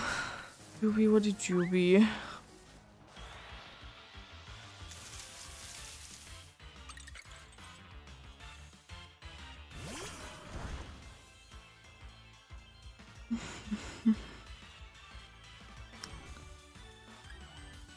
I mean, probably one of the, not really a stupid hunt, but one of the most tedious hunts that I've been doing for quite some time is Authentic Sinister. Still going on. I haven't done it in a while though. But then again, I can always go back to it, and I'm pretty sure I'm even in the right place for each. Usually in that game I'm almost always there. Because yeah, it's just I only do be doing basically Sinisty in that game. Oh, Authentic Sinisty. The real teacup.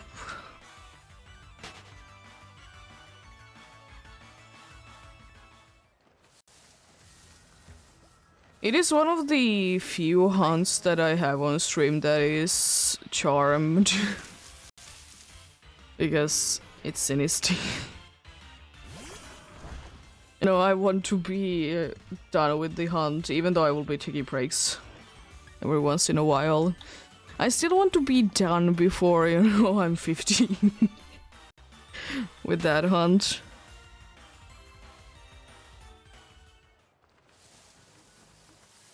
I'm not completely sure like where exactly I'm like right now with the total amount of encounters.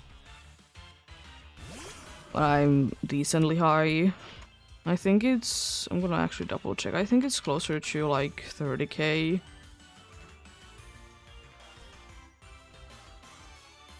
Where is the CST file? There. Yeah, oh, I have already passed it.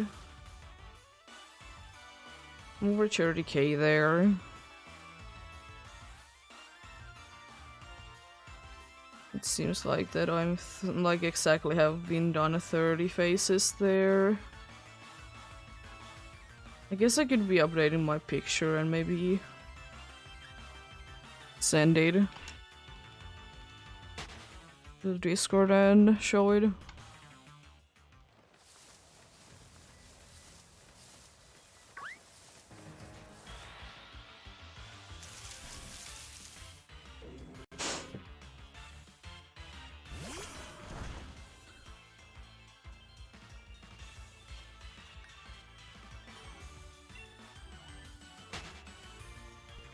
But yeah, I know that most people when they are hunting for Authentic Sinisty, they're only going for one.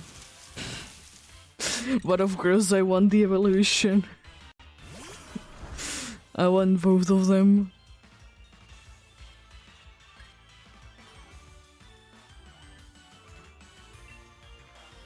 Yeah, I do every once in a while be doing some phases on Sword in Glimwood though. Usually do be doing them in Shield. Exactly. And you know, it's one of those hunts because I know that it's gonna be taking quite some time to be getting one. Like, it is to be expected if you don't get just lucky, which I haven't. But yeah, if you don't get lucky, it's gonna be taking a while, and it's indeed one of those hunts that it goes on for so long that after it's done, you just have an empty feeling. Like, what do I do now?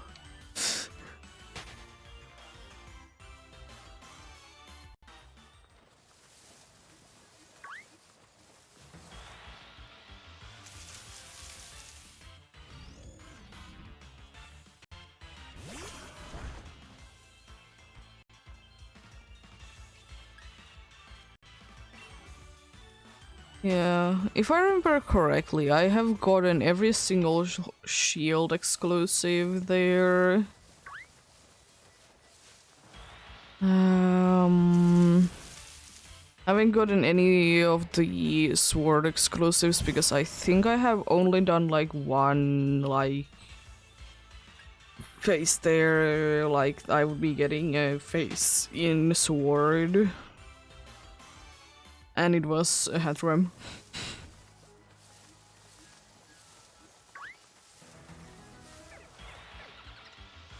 Also Headroom.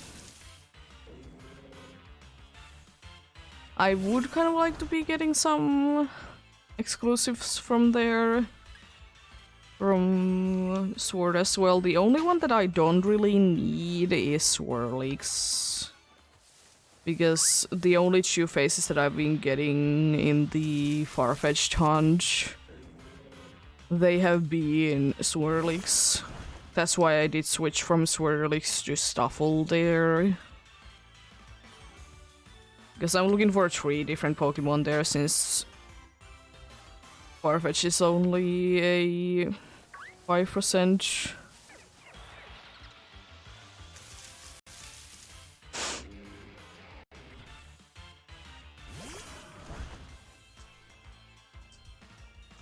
But then again, the good thing is that I'm the type of hunter though that I don't mind doing only one-time hunting.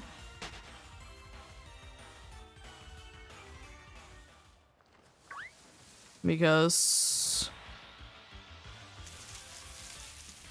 I don't mind it, like it's nice sometimes to not be concentrating on multiple different things.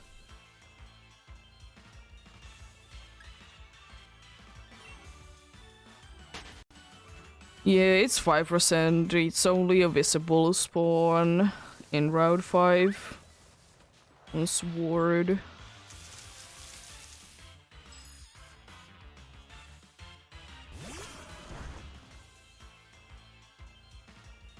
I do always be KOing them because I want the extra roll for the next one to be a Farfetch'd. I don't really mind if I would be getting like one of those like aura'd ones, because I have KO'd like more than the game can count. But if I get it full odds, it'll be even better.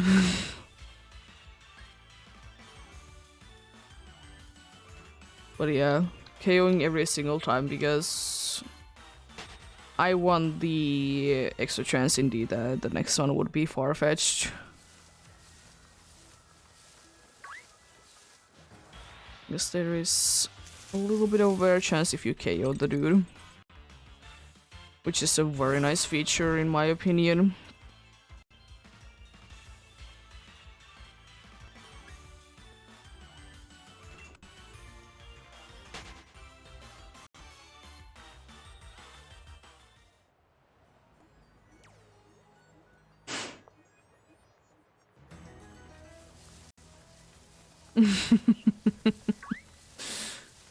Yeah.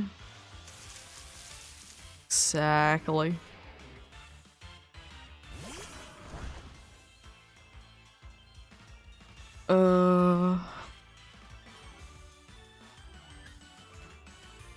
But yeah, if worse comes to worse and I for whatever reason find everything in that route, like I would be finding the Wobbuffet, both female and male, all the number or all the amounts that I need for the evolutions, then I will be only encountering...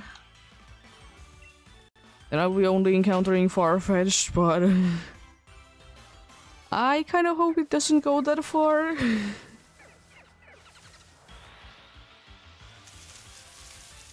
And of course, I also with that I want the evolution as well, so I would be hunting twice again.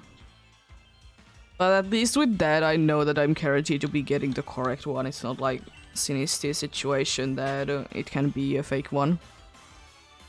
But I'm not completely sure. I was kind of thinking that maybe the other one I could be doing with eggs? I'm not completely sure though. We'll see. We'll see. The thing is so that I really don't like hunting with eggs. Not my thing.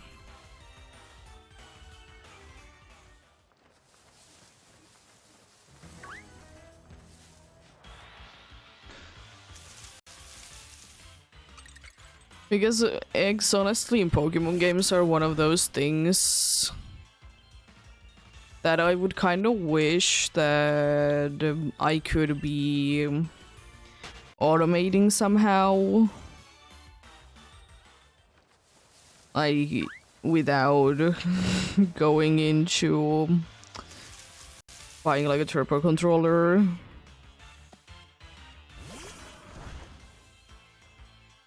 I know that some people like to be doing eggs, which is, you know, understandable because at least you can face on that, so you know you are always guaranteed to be getting what you want.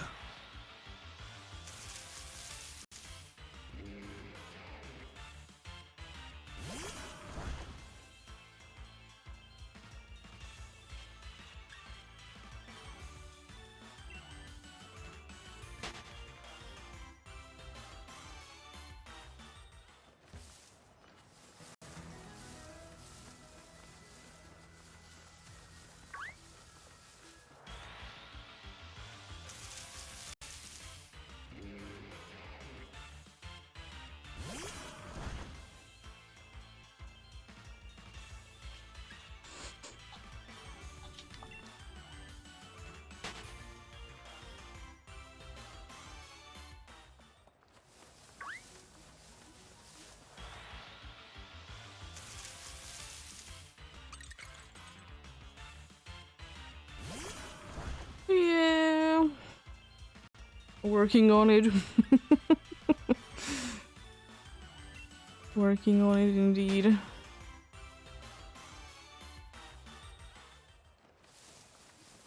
I was thinking of like checking it out in a couple of days. What's going on there?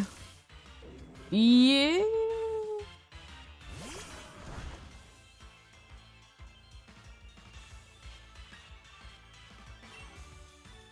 But sometimes it's hard to be getting the average views, which is unfortunate. Especially with the not so new but new like things for Twitch that if you are like not like touching the stream window too much in like some amount of time, you're counted as a non-viewer at that point. Like you just can't be like watching it and not be like focused on it, you know?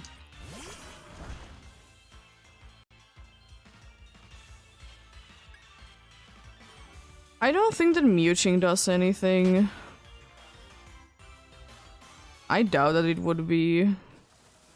I think that every once in a while you just need to be like being active in the like window.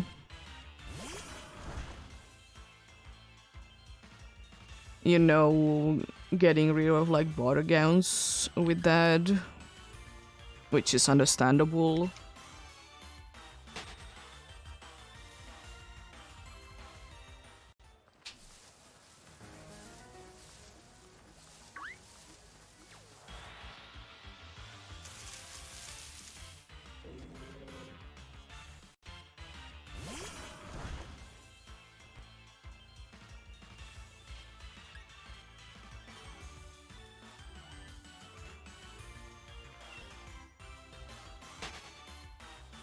But yeah, do be what it do be.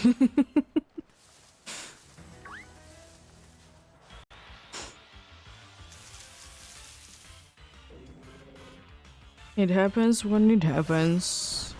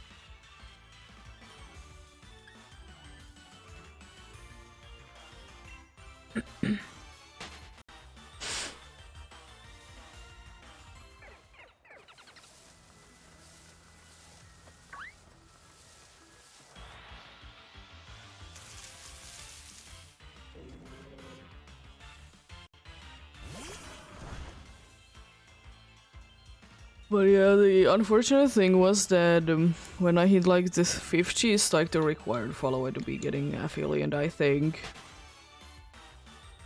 But the unfortunate thing was that when like before I did hit 50, 50 followers. Before that, I did have like quite a high average, but for whatever reason, like once I hit 50, it just did like start to go down. It's very unfortunate.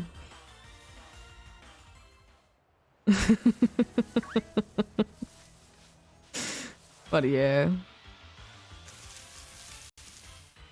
As I think like almost 2 years ago that happened. I think.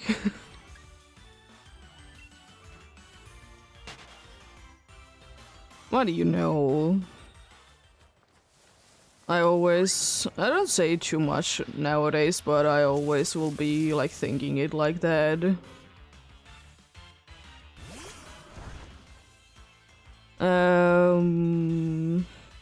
That like life comes first. I don't care, like you live your life first and you know if you have time. I will say that for me at least, since I did do DAs like the last week, I did see that for me DAs only really work on weekends because a bunch of people are doing them during week. Not too many doing over the weekend.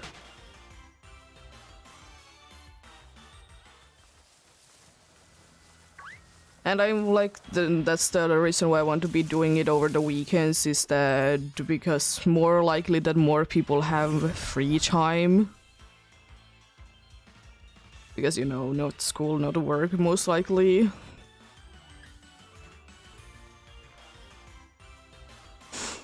But yeah.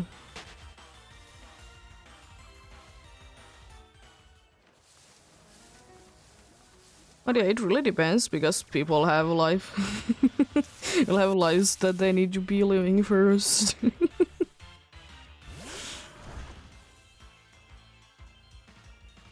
Yeah, people do be working.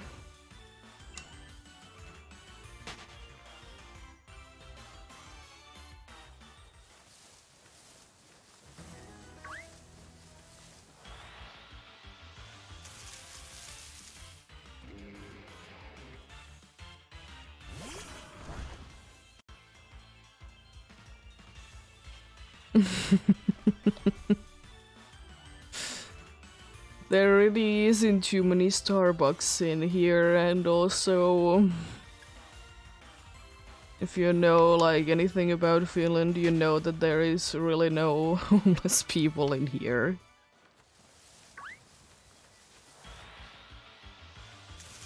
That everyone seems to be always be so proud of us. Which is like for me it's like, yeah, it's obvious because you know it's a normal thing. Nah.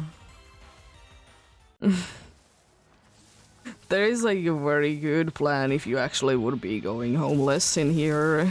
Like like if you'll be going homeless, that there is like places that you can go to.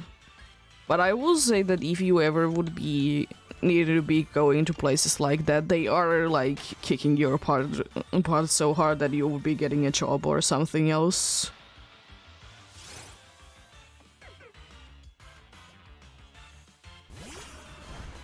Because they want you out.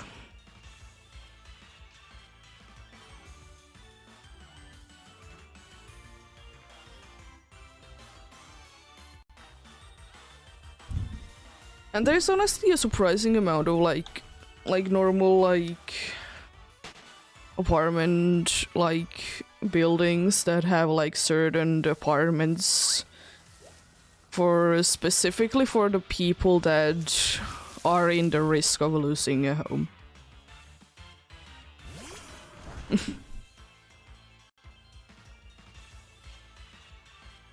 Yeah, about that. A fun thing that is not too much fun is that almost the entirety of the Finland is gonna be in strike for the first and the second. Because people are upset, what are they deciding to do?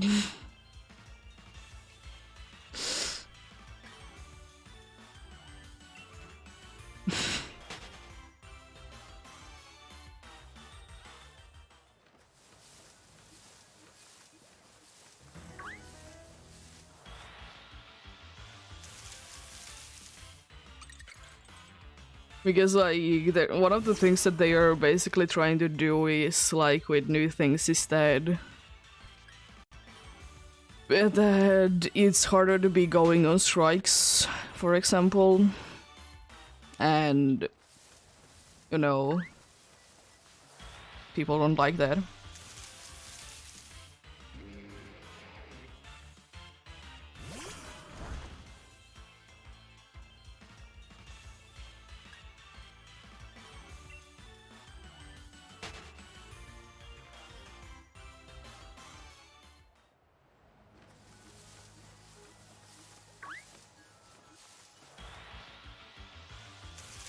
But yeah.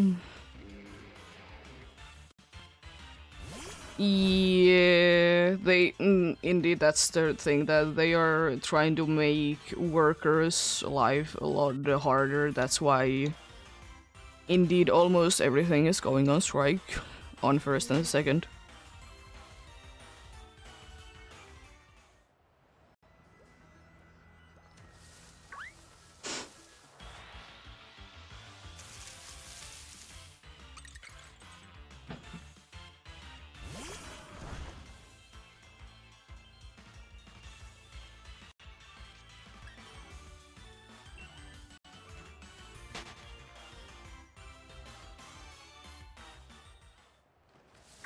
But yeah, it is what it is. I hope things go well.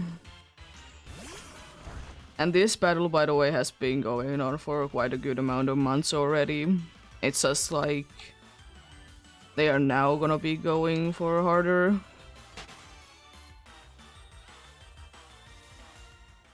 Yeah.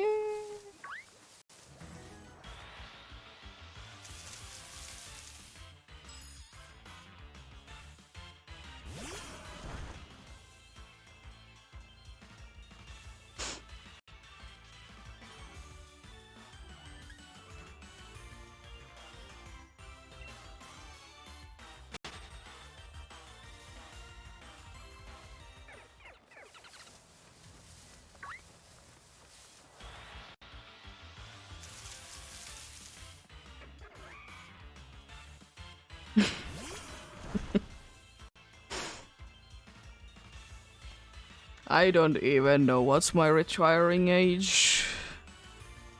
It's changing so much.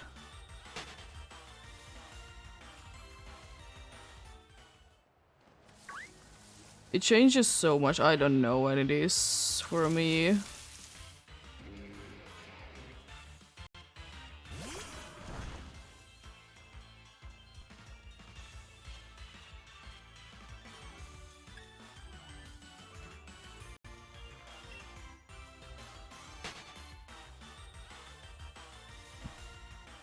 But yeah.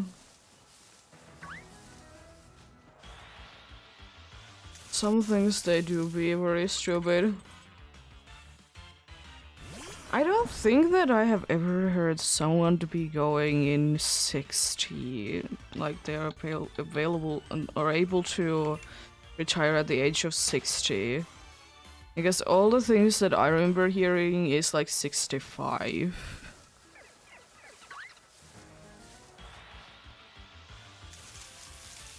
Of course, there's like the like special cases that you just have to be retiring sooner for one reason or another. But I think 65 is the one. At least usually in here.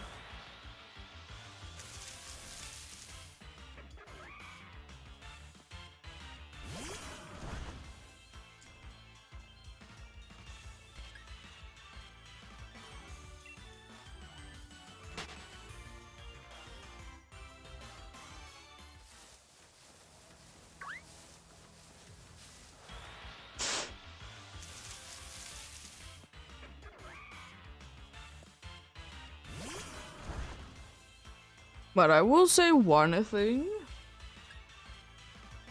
that, well, at least what I think right now, that if I would be retired, I would be bored. You know?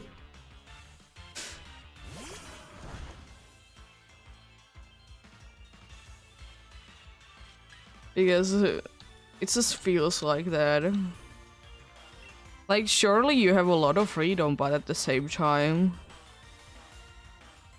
At the same time, you don't know what to do. Too much.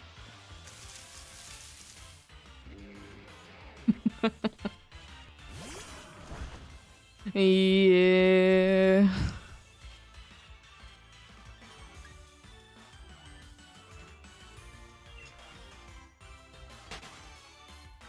Because I don't know, I like to be having like some structure to my life, even though is it like more or less like one that I need to be following. I like to be having some sort of structure for life.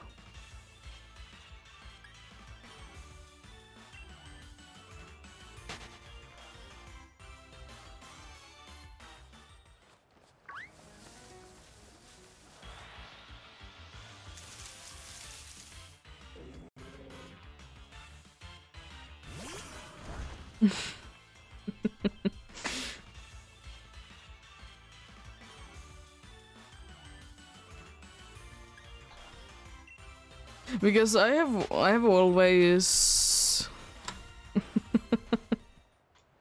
Dino Nuggies, I have never had them. I don't think that they're a thing in here. I mean, basically they're a different shape. That's like it.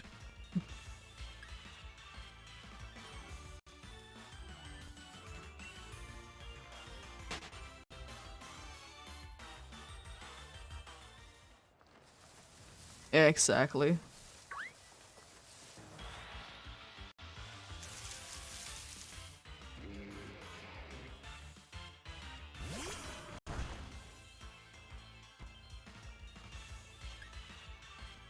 Honestly, there is not like too many foods in here that have different shapes.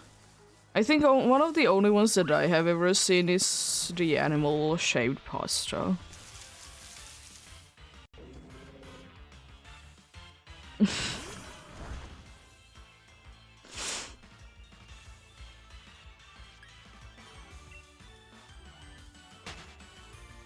And I will say that I don't really understand it. They taste so bad. Like, actually, it's so thin, first of all, and then it's like, because they're multicolored, like some of them taste very weird. We didn't have like, I think we only have them like few times ever. You should just have regular ones.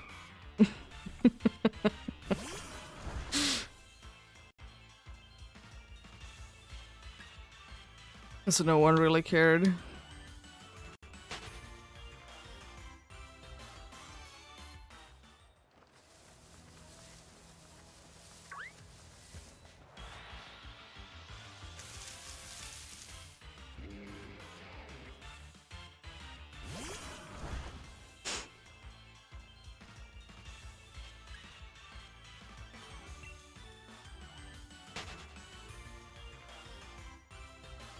I mean, I will say that I don't know how it's the case for the rest of the European countries, but at least in here there's unfortunately not too many things from other places. And if there is, they are gonna be ridiculously expensive because they need to be imported from somewhere else. It's insane. Oh, nice.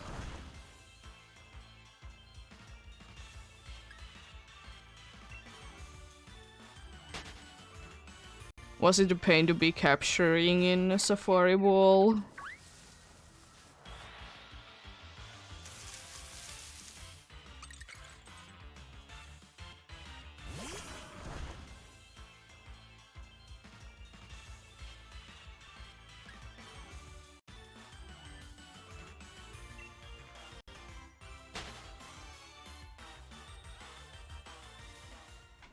Nice.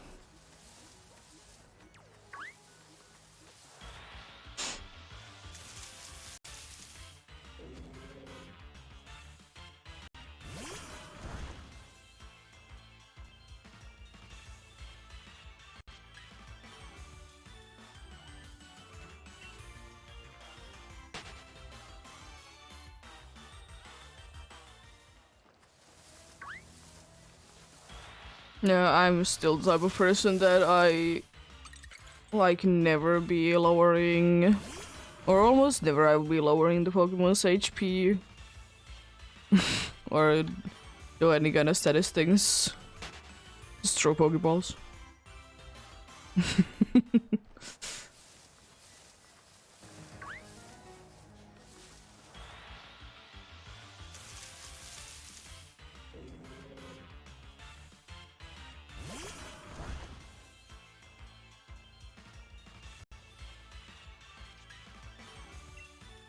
Oh, like one of the few times that I've been lowering the HP has been the Dialga.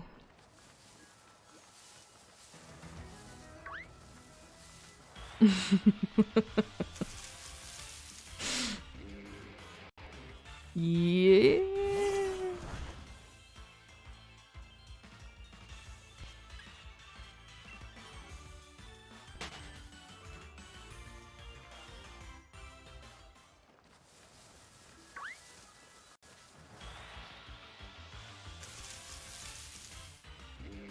At least the good thing with the not lowering the dude's HP is that there can be any recoil moves or whether that can be knocking it down. Like immediately.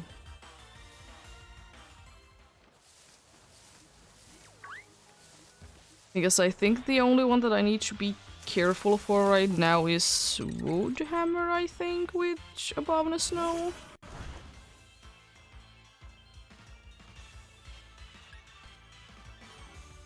I think that's the only thing that I need to be caring about.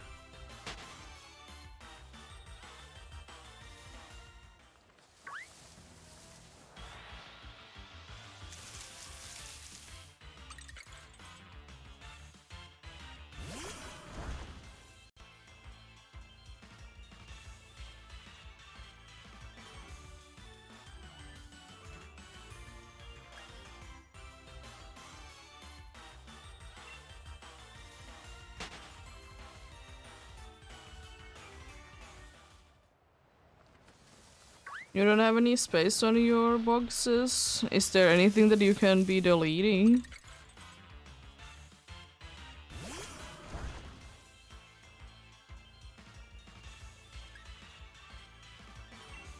Yes, you get a good amount of boxes, though.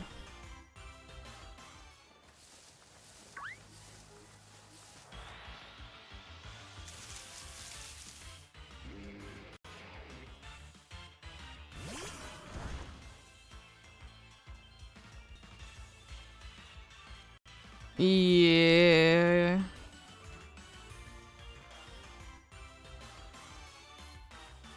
Yeah.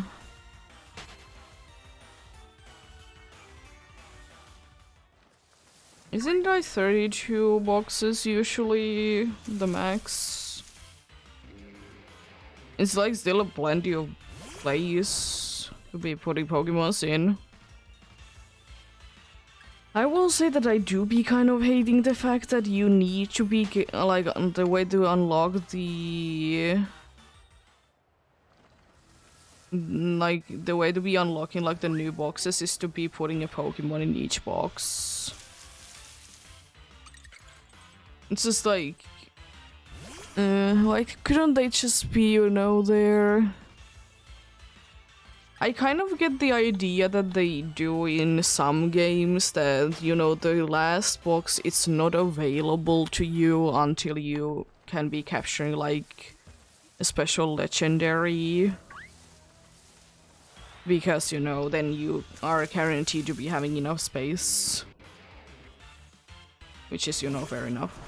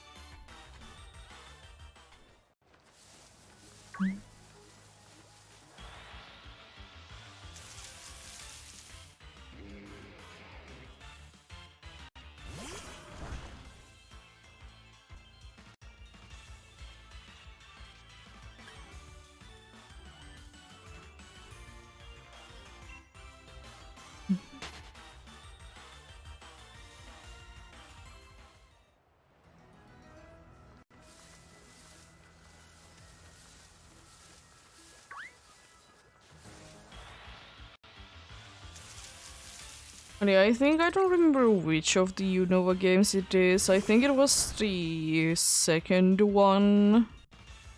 They did like implement the thing that you would be unlocking the final blocks on like just before like you will be capturing the legendary, so you know you will be having enough room.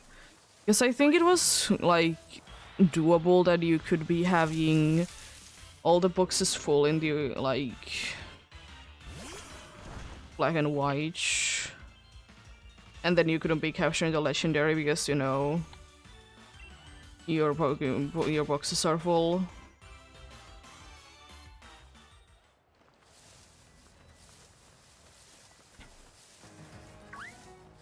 I could be misremembering though.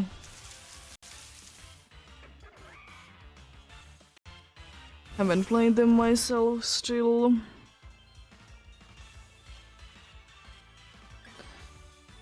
But I have watched way too many Pokemon knowledge videos.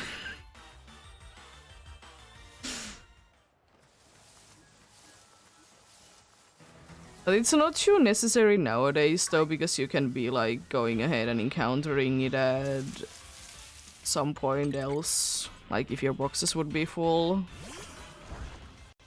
And I will say one thing, I have like almost never have seen like the your box is full message.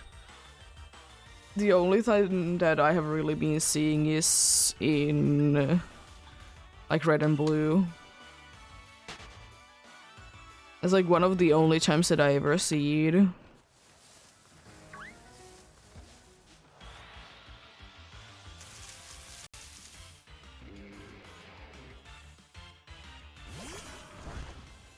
Yes, it is quite hard to be. It's not hard, but it's gonna be requiring quite a good amount of time to be like filling all your boxes.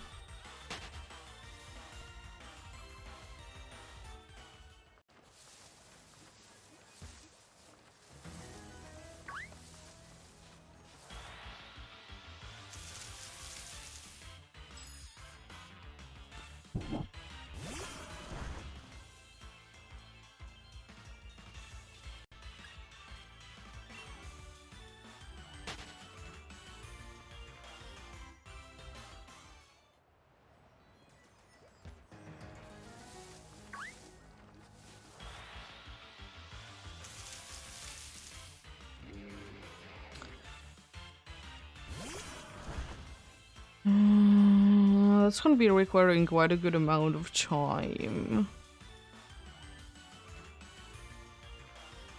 I was just thinking, is there like weirdly like a shiny legendary that you couldn't be capturing in a Master Ball?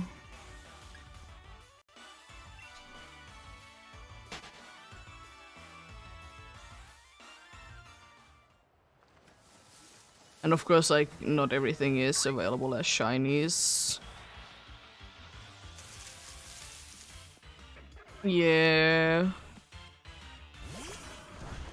Technically, you can be getting a Jirachi in a Master Ball, but you know, it's a Pokemon Go thing.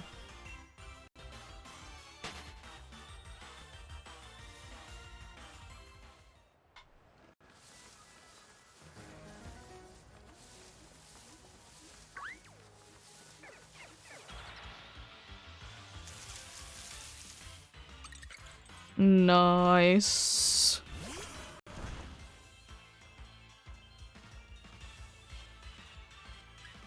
Are you trying to type Pokemon Go or why is Pokemon Ghost there?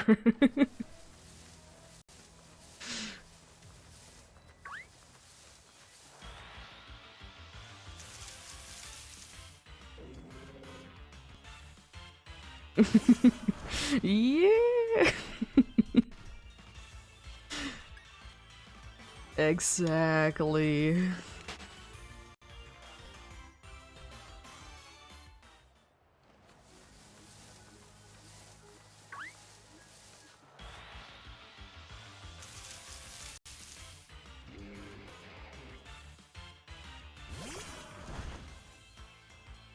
Yeah, Pokemon Ghost. Yeah, almost like Pokemon Go. Yeah. Or as some people like to be saying it. I like to write it as Pogo. I sometimes do be saying it as well. Yeah. Technically, there is a job thing in Pokemon. Because there's a Pokechops in Sword and Shield, right? I have never ever used them. I will say that it is kind of a forgettable feature.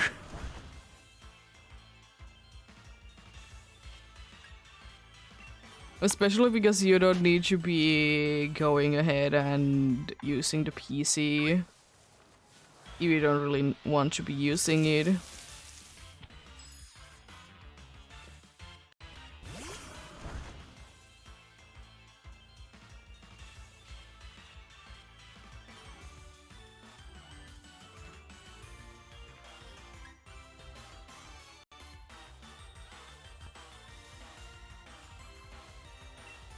But yeah, probably one of the features that I weirdly would be liking to be having again in a Pokemon game is Poke Archipelago or whatever it is. You know, in the Alola games that you know you can be training and getting Pokemons in. Yes, that's like interesting mechanic.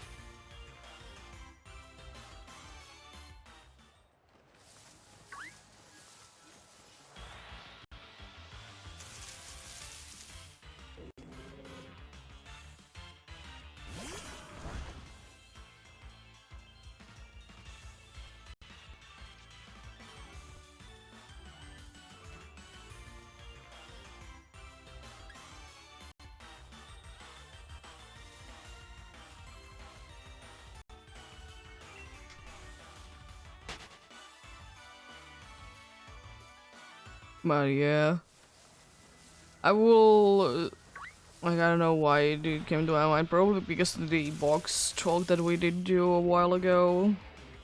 The Pokemon box thing. Instead, the easy chat system in Heart Gold and Soul Silver. How are you supposed to be figuring out your phrases?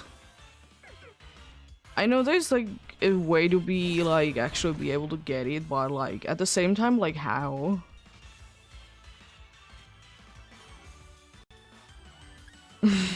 Thankfully there is actually a website that you can be using it on. Like put your info there and will be telling you. That's the way that I have been unlocking them. And that's also a way to be getting some eggs.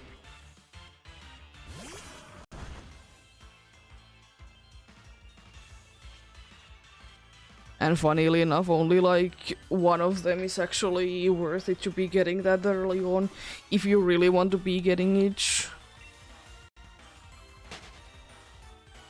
Because the 3 Pokemon that you can be getting through the Easy Chat system are Wooper, that you can find like quite a bit, like almost immediately after that you can get each through that. Mareep, that you technically already have access to. And then the only like actually usable one is Slugma. Because Slugma is unfortunately only in Kanto. So if you want to be using a Slugma on your team, that's like the only way to be getting it. It is unfortunately only in Heart Gold and Soul Silver. It's not on the original ones, but at least it's nice.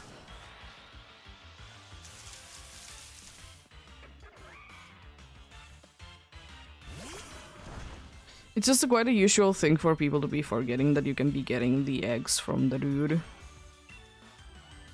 I guess like no one really cares, I guess.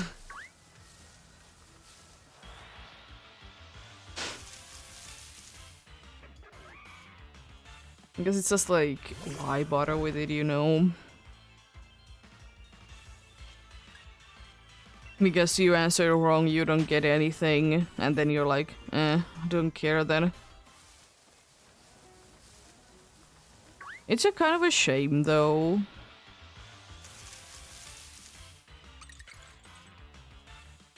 And I will say that there is nothing easy about that about the easy chat system.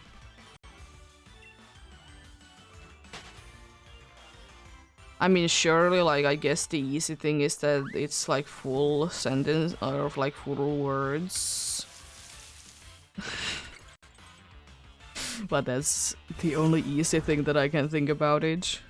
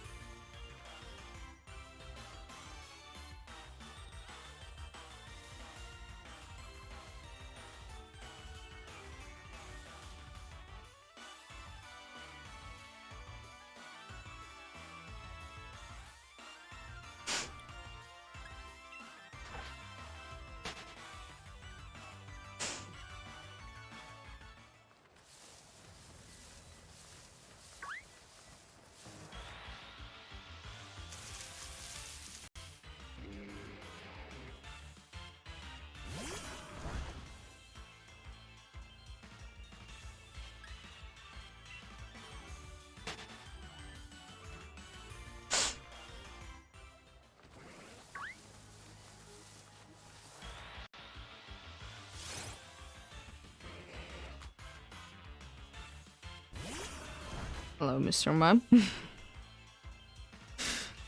I wasn't thinking that I was that close, but anyways.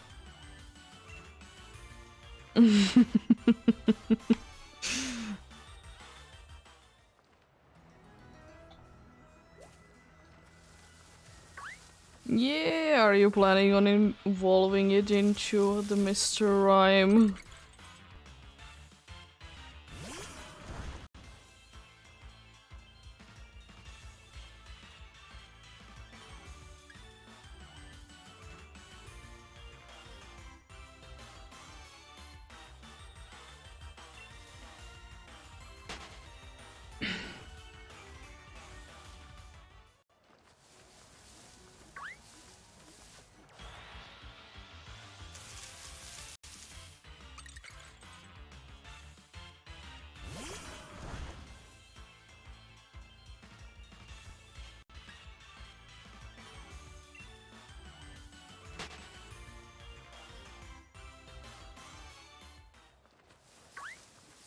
Yeah, okay.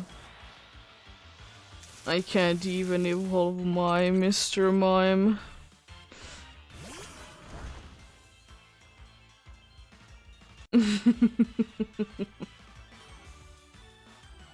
Yeah.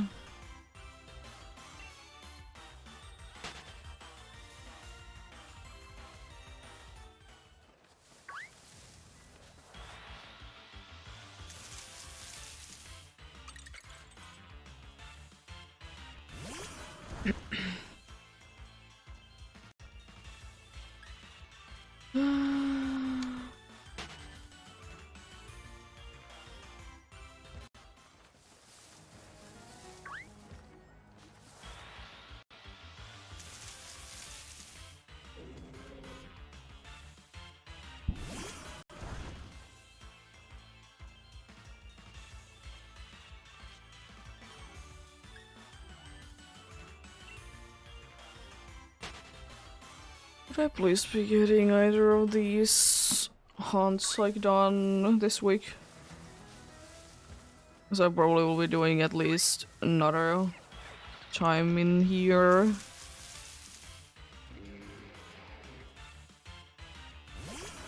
Now this week.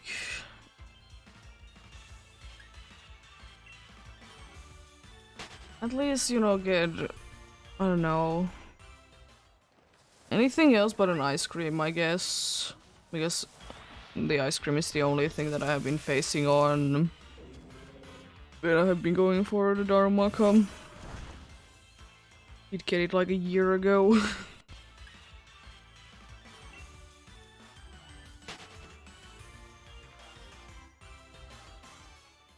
It is like a year ago indeed, that ice cream. It was though in the...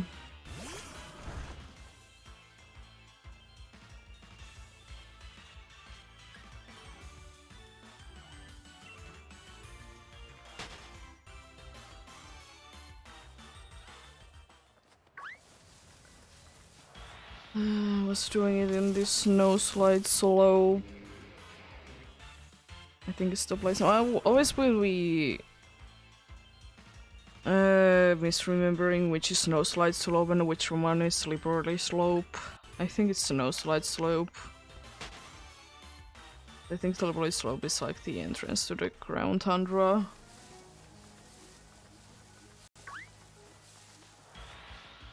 Nah, 94 is... 94 is not the year I was born.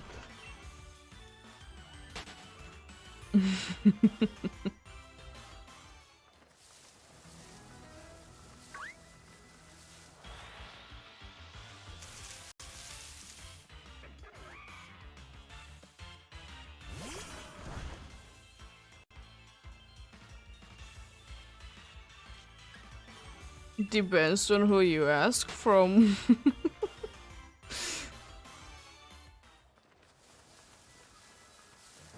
Some people are saying that... some people are saying that 50 is young.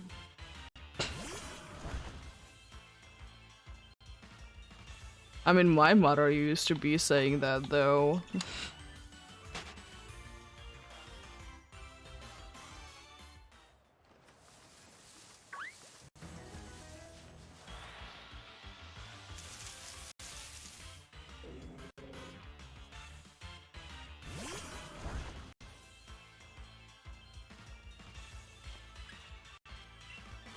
But yeah, I kind of like the thing though that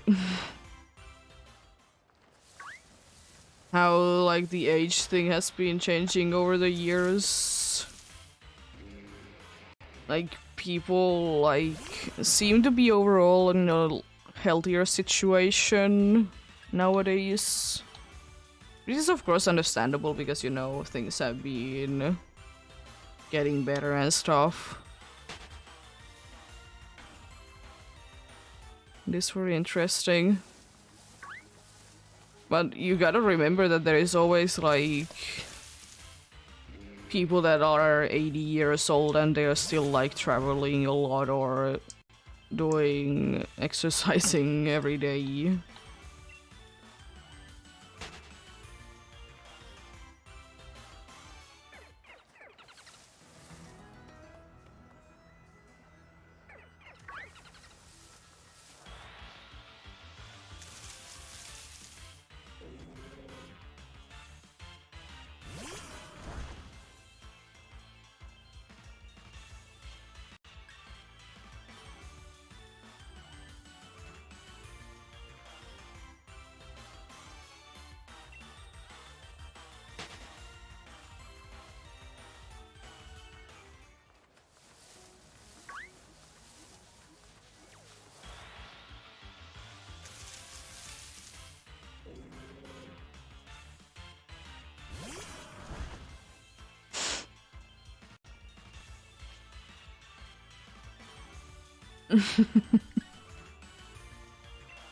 Well, yeah, there is.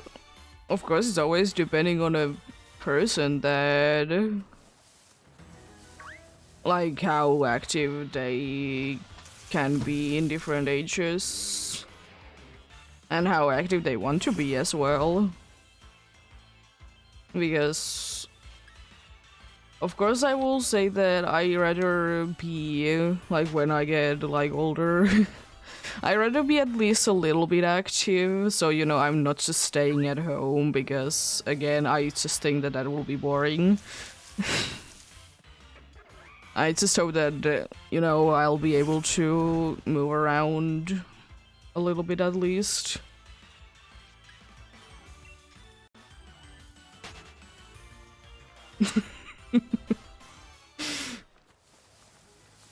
At the prime age, oh, like 72, still shiny hunting, getting a shiny stream, and suddenly.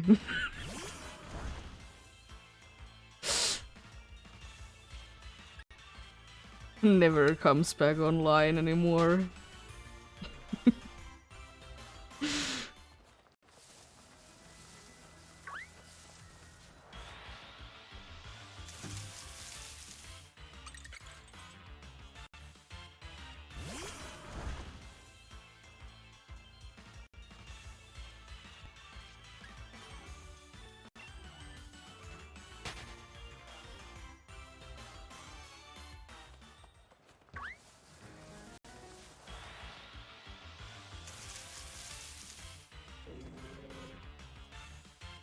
But yeah, don't know when. Because, I mean, it's gonna be like tens of years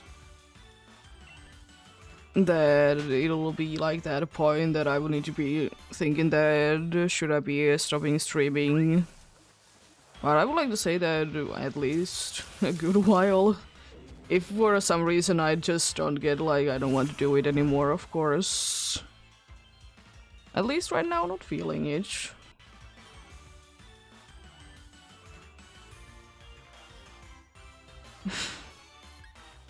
Exactly, because I will most definitely be like over like or at that point like maybe 300 years old.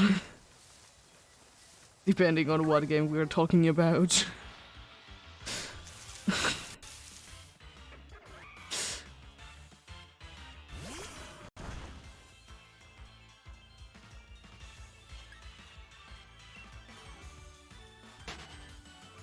But yeah.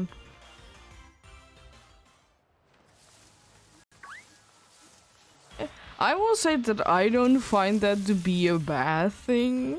Because I will say that even though I might not be the biggest of fan of always be getting quick shinies in a bunch of games, but then again, lucky luck. You can be getting back-to-back full art shinies. It's not impossible. But I still will say that I like that how much of like newer Pokemon games have been bringing more people to be shiny hunting.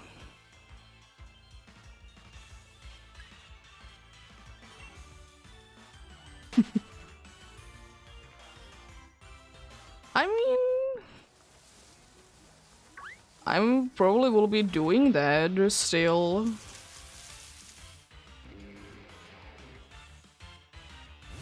Yeah.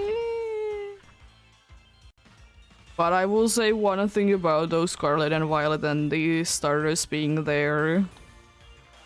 Why did they do Gen 2 so bad?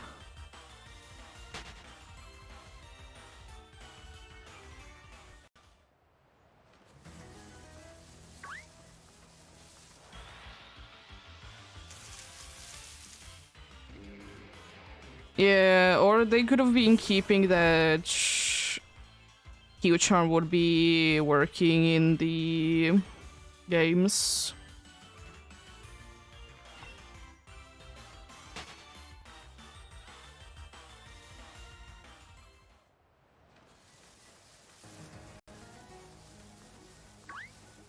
But yeah, that's definitely a thing though that I do be liking about Scarlet and Violet and having shinies there is that you can indeed be choosing the Pokeball.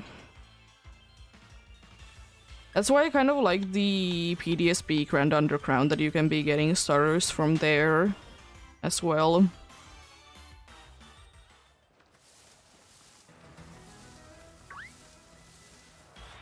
But yeah.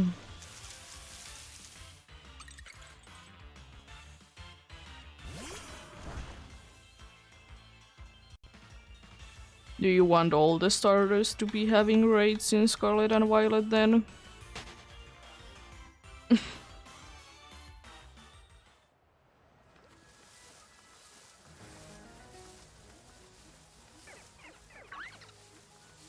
Yes, technically you can catch them now as well, because just capture them in Master Balls.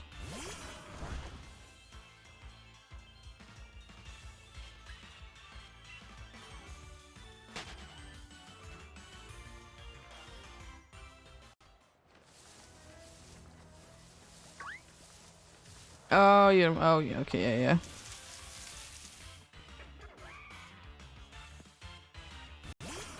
Yeah, I don't know. Because they already did, like, if I remember correctly, they already have their hidden abilities, like, available, right? It was true, like, you needed to be getting them from, like, home or something like that. I don't know, I kind of doubt it, but it would be kind of cool.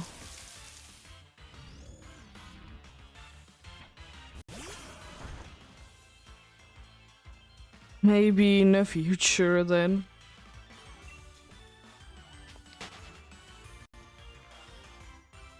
Or, I think one other cool thing would be, even though I doubt it ever will be in Pokemon games once again, is that you could be switching the Pokeball of the Pokemon. Oh, they can't! What? I mean, I guess it would be kind of broken if they could.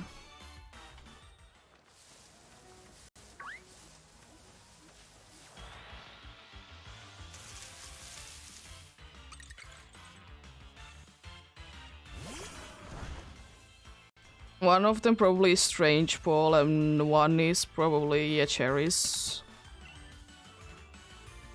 Yeah. Strange Ball I kind of get, but I think it has the most potential that it should be, like, able to be gotten through breeding. Because, like, even though it doesn't make too much sense, but it would be the easiest one to be making sense. Cherry Ball I kind of understand because it's anyways like a special Pokeball. Like, you can get only for very few Pokemon. I don't think that Cherry Ball has been ever in, like, an item that you could be getting in games, right? Either can you get a Strange Ball. But Cherry Ball has been a thing for longer. Yeah. But for whatever reason you can get a Sports Ball, though.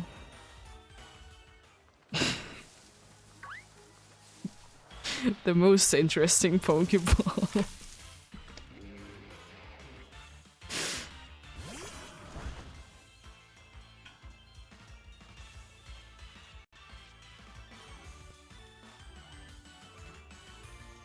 It is kind of disappointing that they didn't make both the Strange Ball and the Cherries Ball to be available in the machine. Whatever it's called. Item printer, I guess. Again, Strange Ball I kind of get it. But maybe Cherries Ball could be like very, very rare chance. But I guess then they would be making the Cherries Ball like Pokemons that you get from them to be like less valuable.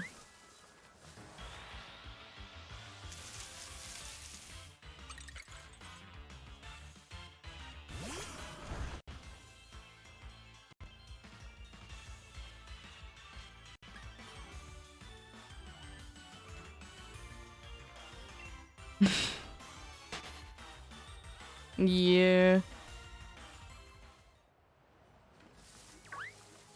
Well, they are meant to be special in their own way. I don't really get it too much myself.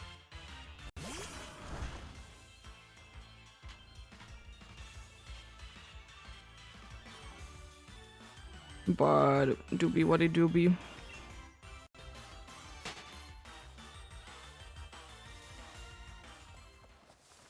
The only like cool thing that I like very much about Cherries Ball though is that in PDSP there was like one Tropius in a Cherries Ball with a trainer that everyone loves to always mention, which is, you know, cool. I would wish that more like random trainers would be using sometimes special Pokeballs. It's such like cool thing to be seeing.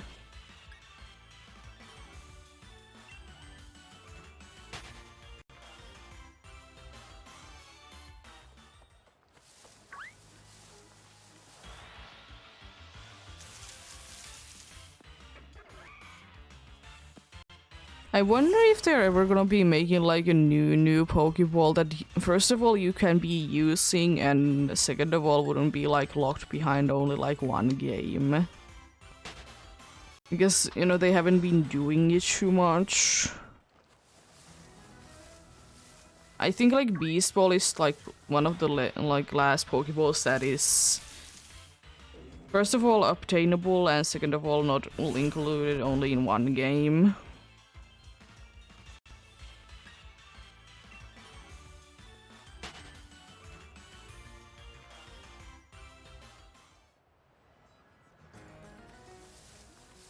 But for whatever, if they would be making a new Pokeball, the only thing that I'm hoping for, it isn't something to be increasing the chance to be capturing a water type Pokemon or something to do with like water fishing, surfing thing. We have way too many Pokeballs for that. I mean, they all are cool, but why though?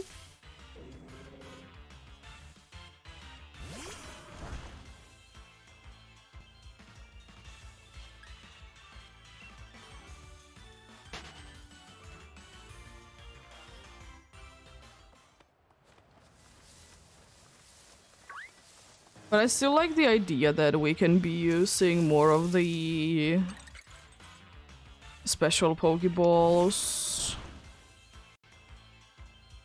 Like the Kurt's Pokeballs that they were originally known as. It's very nice that like they are more available.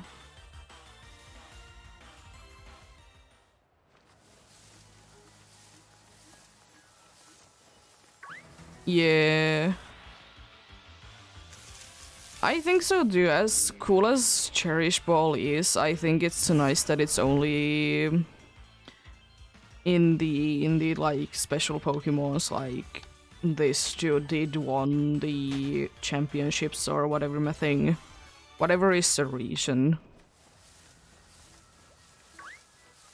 Does Cherry's Ball even have like a special entering like animation thing? I like it, never ever see it being used. That's why I'm asking.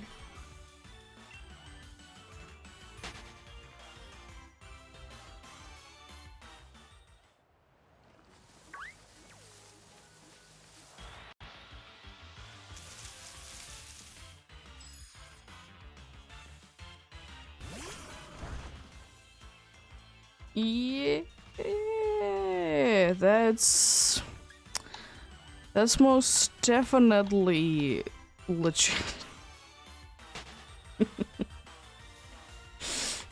It's so interesting what honestly people are willing to be doing. Oh, yo. And it has .com or .net, whatever my thing is a nickname, right?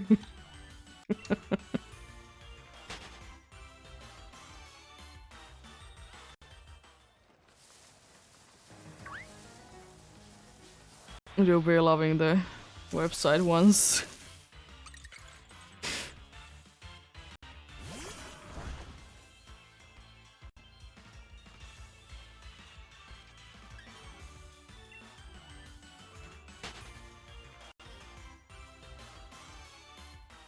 Yeah.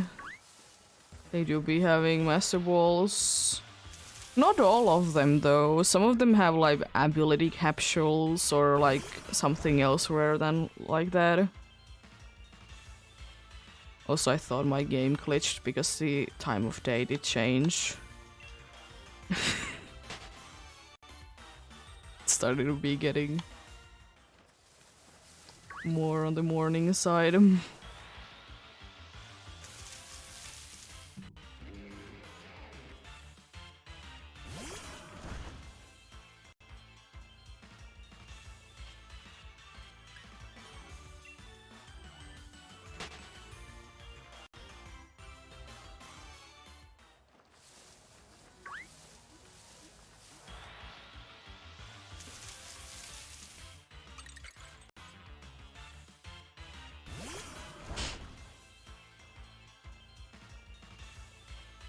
Is it, by the way, a good thing that I don't even remember how do you get the Master Ball, like the guaranteed one in Scarlet and Violet? I honestly don't remember.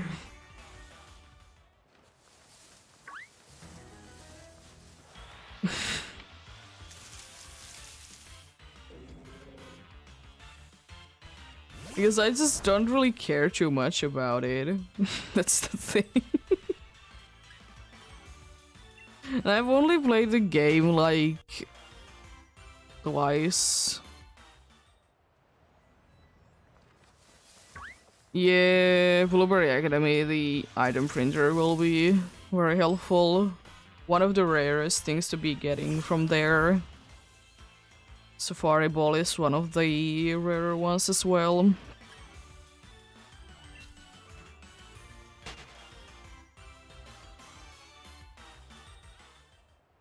Oh yeah, it is like that, yeah. That's why I don't remember, because you're just like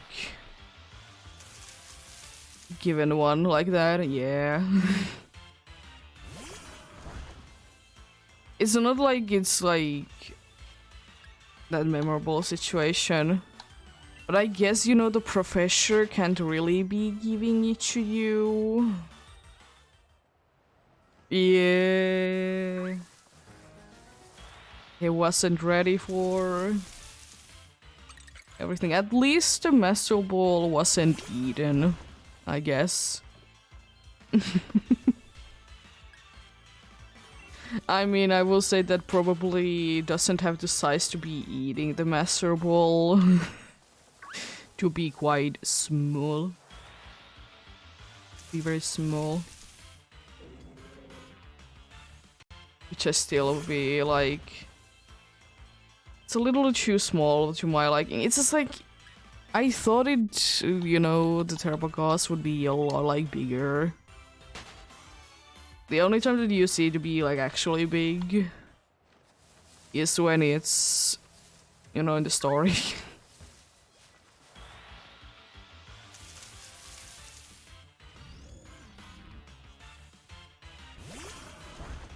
It's just something for sure.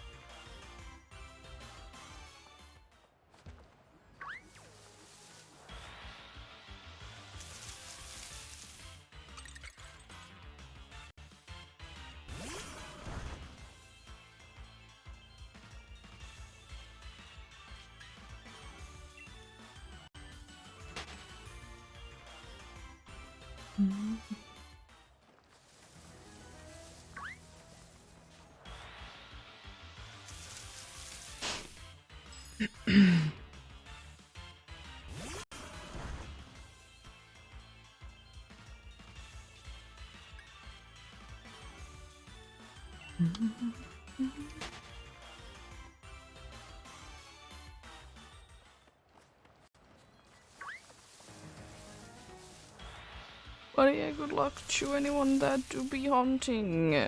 Hopefully you will be able to find whatever you're looking for or get something.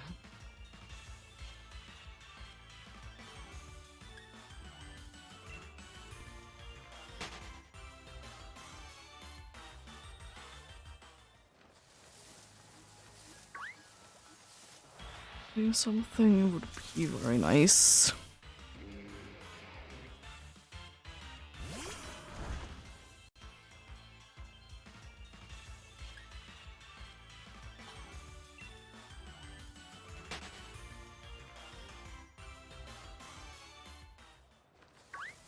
Oh yeah, we were playing Pal World last night, as you know one does.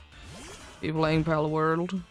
Um, we haven't seen like the lucky Pokemon, which are basically shiny Pokemon of the game. Rare, like it's just basically just a bigger version of the Pal, and it's sparkling. But like we haven't been like seeing them for like forever, and then we find like 3 of them in the span of like 2 minutes. It was insane.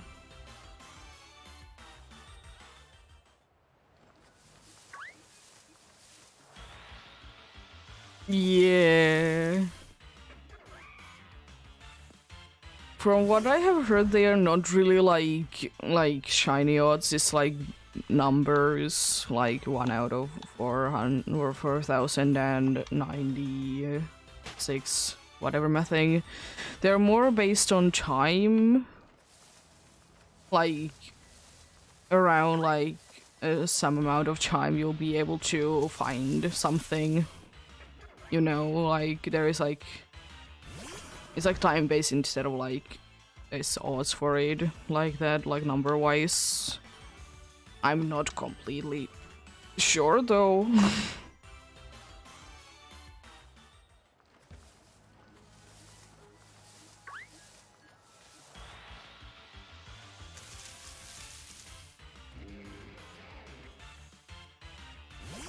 But then again, it's in. It's not even released yet. It's a pre-release, I guess. I don't remember what's the fancy word, but it's like you can be buying it already if you want to. We didn't need to yet be purchasing it though. It's on the Game Pass.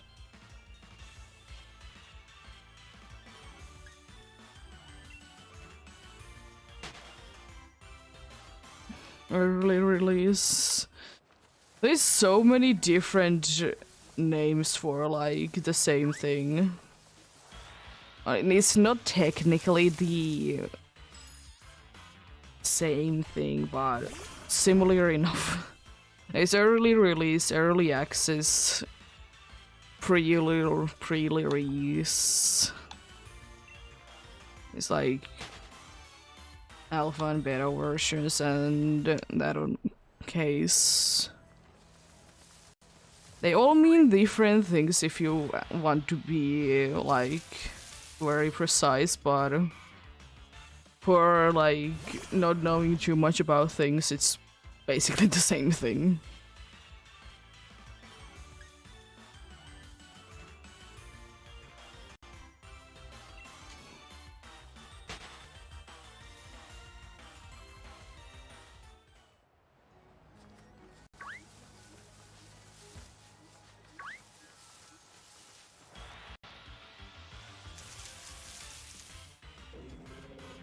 And of course there's like at least a million different videos from like shiny hunters that they are shiny hunting in Pal World.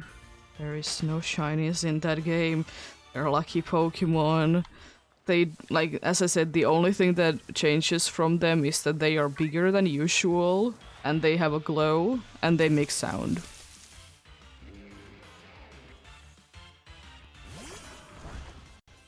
Like, and they have always like lucky as their special thing. Because they have like, I don't know what to call them, but they have like basically like personality features. I don't know what to call them, honestly. But yeah, it'll be interesting.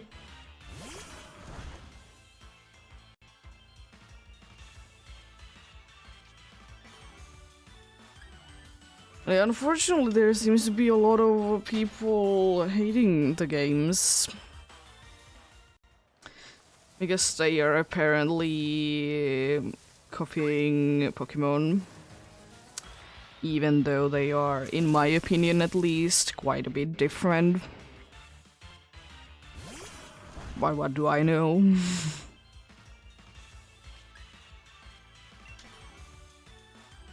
Because, like, yeah, the creatures can be looking similar, but at the end of the day, like, if you're, like, thinking about it, how many different ways can you, like, make a sheep to a game? That's like, surely you can be making it quite a interesting looking, but if you want to just a basic sheep, in any given game, it's gonna be looking the same, basically. But yeah. And the weirdest thing is, like, the battle thing with the PAL.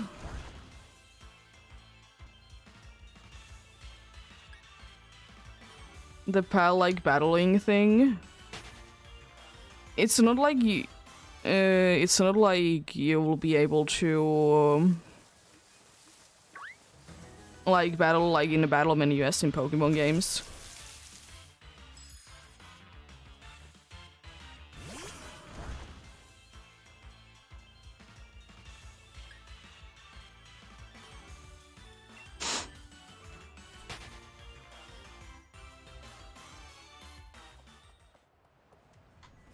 Mario?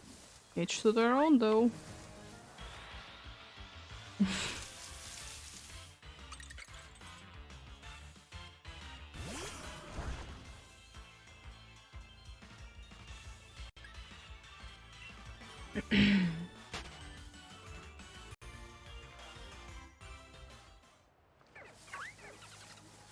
But then again, like...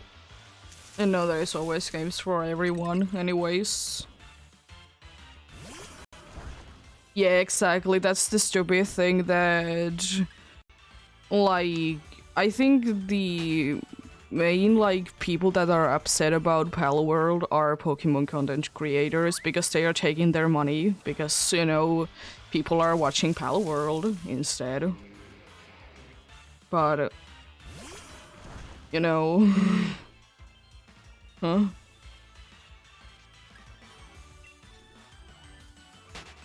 Yeah, exactly. You can be playing with friends. It unfortunately doesn't work the best, I will say that much. But it has been getting updates, so it's a little bit better. But you know, it is still in the early, like, kind of in the early stages. So, you know, understandable. Yeah, because, like, indeed, the stupidest thing is that the thing is that Nintendo slash Pokemon Company, they don't care about Palworld being, in quotes, similar. Because, as I have mentioned before, in the baseline of things, every single video game is the same.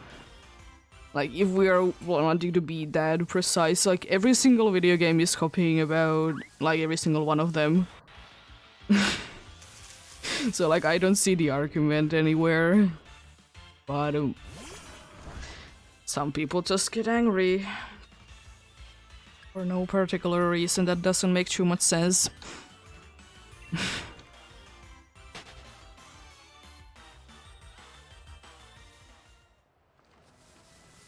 But yeah.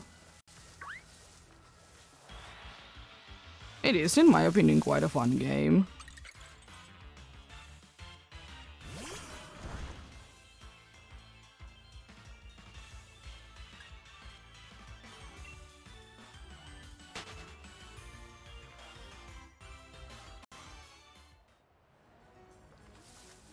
But yeah, of course, like right now there isn't too much like content about it. Like, there isn't really anything that you can really be like going for. There is like you can be upgrading your base and stuff like that, but that's about it then.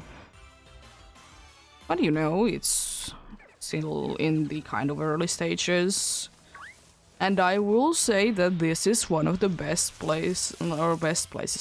best ways to be doing, like, you know, testing does the game work correctly, because there's a large amount of, you know, people playing it. So, you know, they can be fixing it because people are playing it. Because as like they do that do be making games sometimes, it is a lot better than someone else is gonna be testing whatever you're doing, because you might be over like seeing things because you're just so used to things.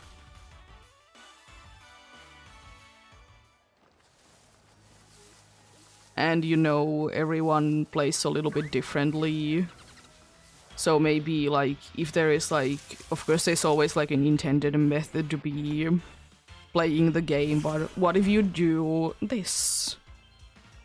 Does the game break? Kind of things.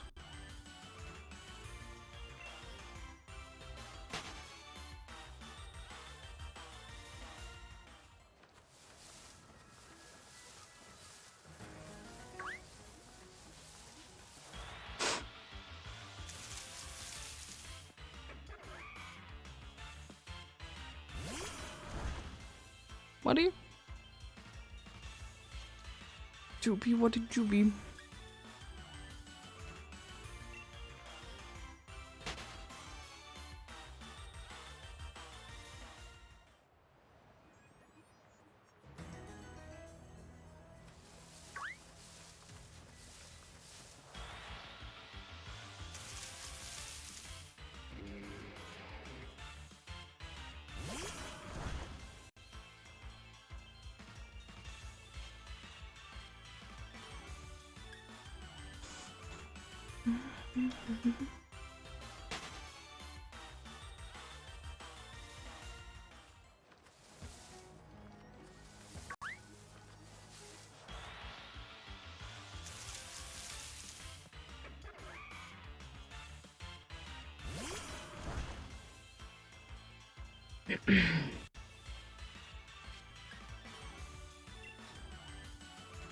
One thing I will be saying for Palo World is that I hope when it like fully releases, there would be few changes. First of all, of course, like better story. Like there is like absolutely no story right now. Like at least like explain things like more. And as I said, an actual story there, like that there will be like more, like apart from the tutorial thing, there's only like tutorial and then it's like nothing afterwards. Then one thing I really hope that is gonna be changed, or at least like you can change it, is that if you want to craft things right now, you need to be holding the button down. And I absolutely hate it. First of all, because it started to be like hurting after like 5 minutes. And then I would be hoping that it would be instead that you could somehow like toggle the press on. Because it's just, you know, it's not good for like, are you playing it on a keyboard or controller? It's not good for that.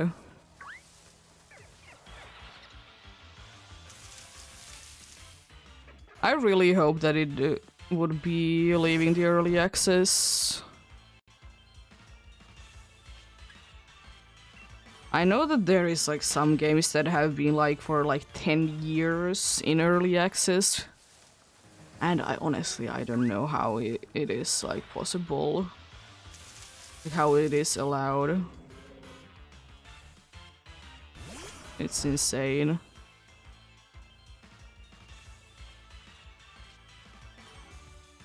I really hope though as well, if it is actually gonna be released one day, that it's gonna be like relatively soon, maybe in like a year or two. Because it like, for me, it kind of seems like the base at least is quite like finished. Yeah, surely there is issues.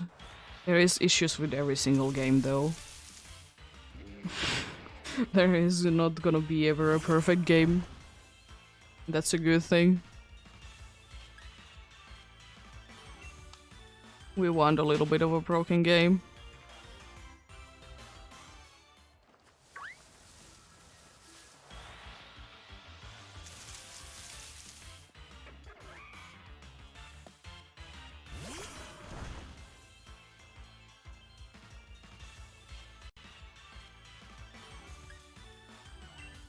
But yeah, we were actually talking about this like in real life with some people, that there was like some time ago that there was a lot of games that did go to early access and never left it. Thankfully, it has kind of gone off from it, that more and more games are actually gonna be released.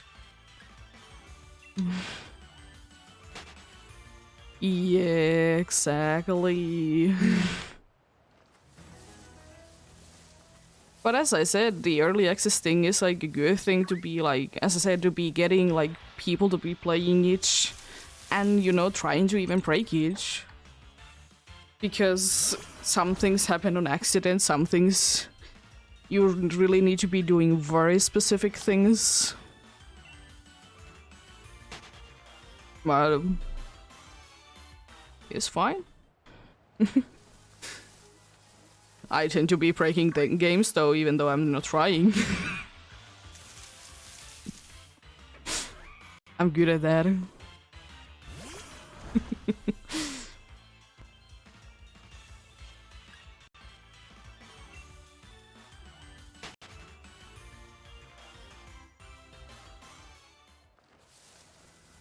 But yeah, imagine how different the world would be like if like, let's say, Ocarina of Time or Mario 64 wouldn't be so broken. It is kind of like what makes them fun, Surely they are older games, but still. I have talked about it before, how I sometimes like when like a broken game mechanic becomes like actually a feature in the game. Because I just like that.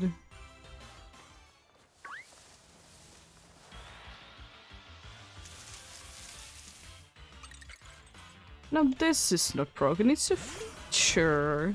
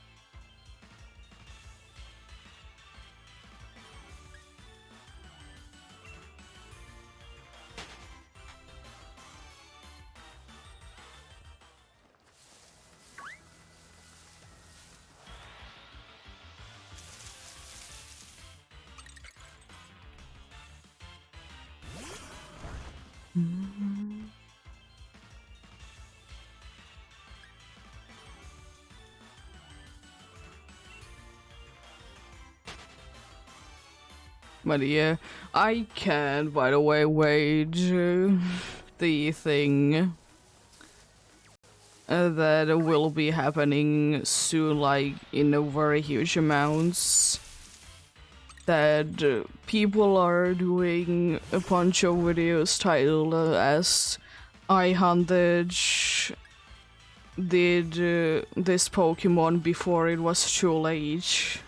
Because 3DS is shutting down. And like, I have already seen few of them, and I absolutely hate it.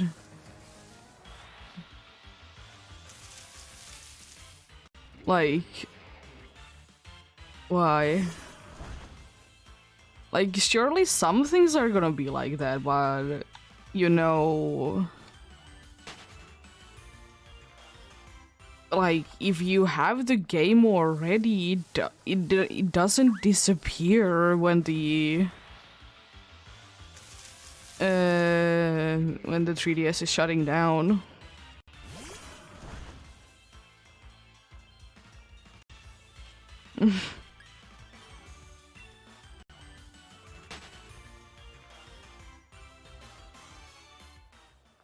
It's just like so stupid, but of course, like, everyone is gonna be doing that because they're like, wait. Because the only ones that I think that are kind of fair game is the Friend Safari ones. And it also really depends. I talked about it yesterday already, but I want to be talking about it still because it just bothers me so much that I understand that you want the Pokemons to be in newer Pokemon games, but at the same time, why? Because I know that I'm not gonna be using the shiny Pokemons most likely when I do be getting them. They're just gonna be sitting in the box. So you know, why does it matter? Is it in the box in Sword and Shield, or is it in the box in Alola games? Like, it's still gonna be in the boxes. Then again, I do be liking to be keeping my shinies in their original game, personally. And Pokemons overall. I like have never transferred a Pokemon into a newer Pokemon game to be playing with it in there.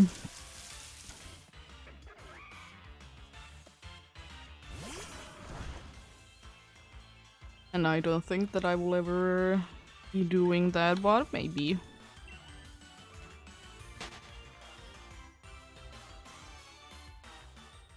Another thing that I'm kind of wondering about is that how hard it is going to be how hard it is going to be used doing ribbon quests. Like when like you actually can be transferring from bank to home.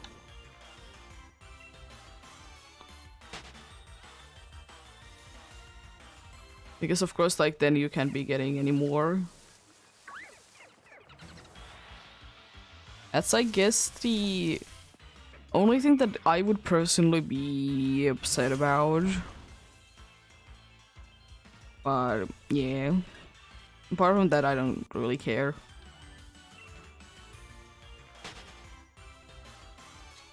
I don't know if I will ever be doing it, even though it is interesting and I might be doing it, but some of the ribbons are a pain.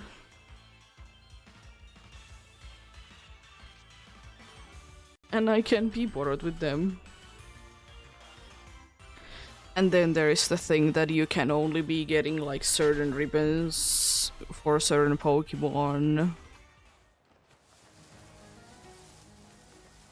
Yeah, they are, but people like to be collecting things. Like, I understand the appeal of them. There's nothing wrong with that, but I guess not my personal thing. But it could be also that I have never tried it, so if I will be trying it someday, I might be liking it. Never know. Never know.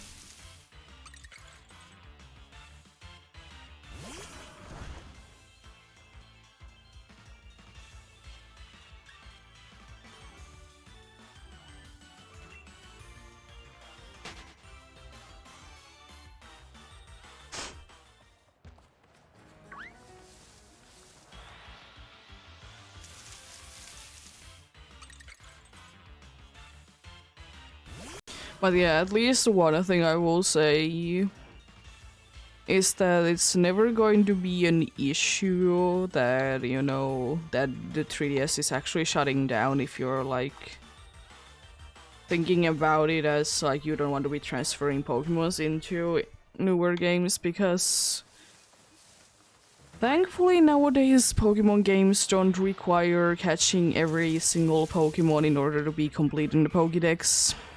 As I talked about it already today, but I like it because it's just so like unnecessary, I guess, to be doing that. I don't really like it myself.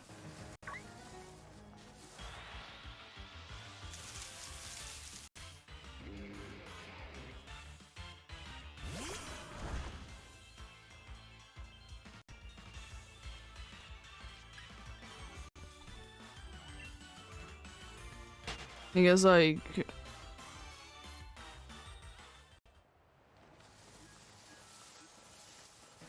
yeah, because like the good thing is indeed that nowadays if you have both versions of the games, or if it's only one, then you know, only the one game, you can be getting the Pokédex completed in one game. You don't need to be getting any more. Which, as I said, it's very nice.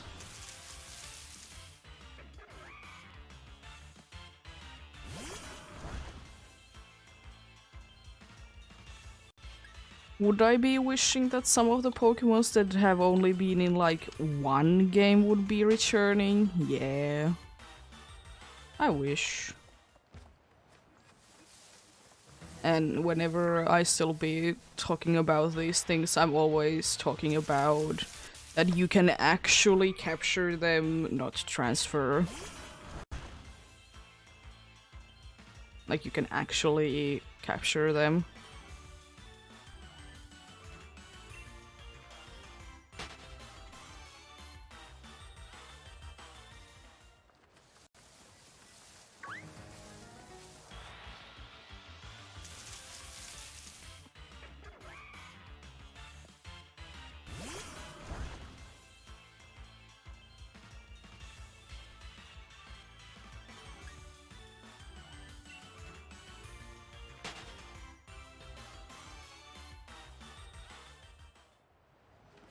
And what is that?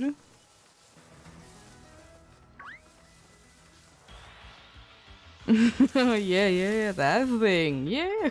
It was interesting when I did discover, or when we did discover it.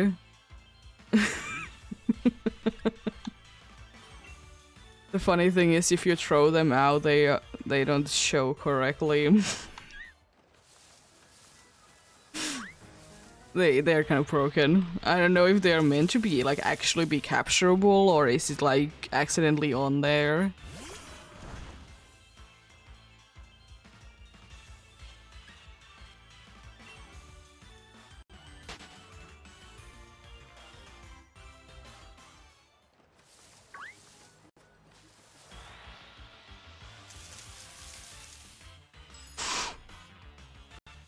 But yeah, it is interesting. They have a terrible capture rate though. Surprise, surprise. It's like you're not supposed to be capturing them or something. It is indeed quite interesting.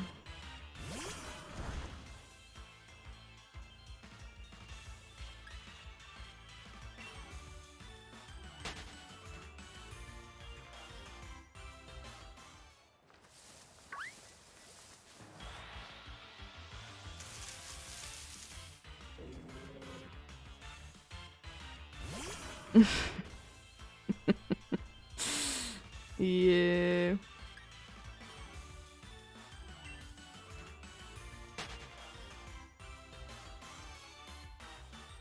Also, one thing about Parallel World that is a little bit confusing,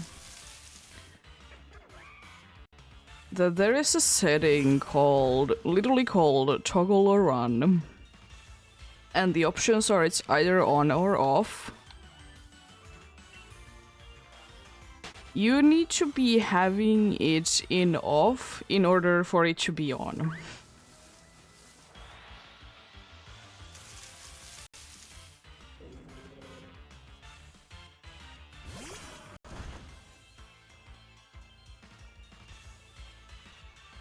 It was very confusing. I will say that much.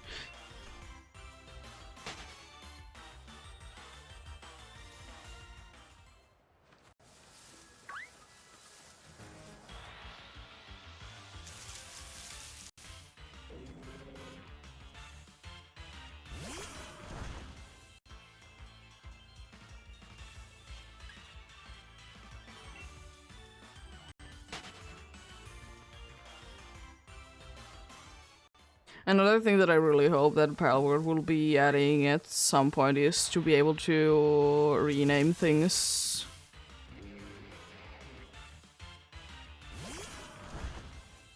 Because your player name is something.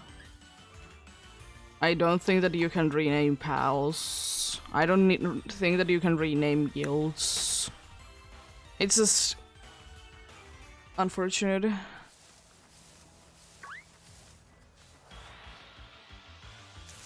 Also, there's a funny message there that can be appearing sometimes, and it literally says, we are playing on Xbox, by the way, that it says that you may need to restart your PC.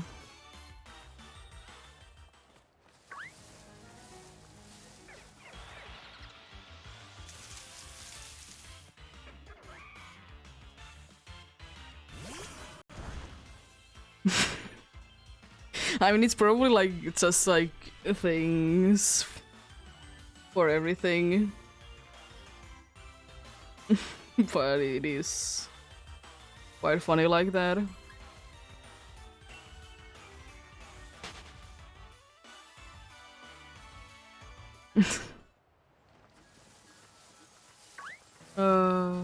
It is certainly interesting that it's the case like that.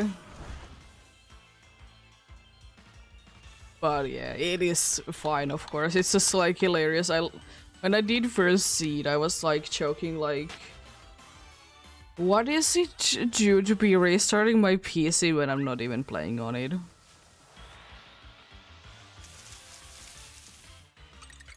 I mean, technically you can be making the arguments that nowadays like Xbox and PlayStation, that they could be considered to be kind of a PC though, because how they're built. So, you know, technically you could be saying that, but it is hilarious.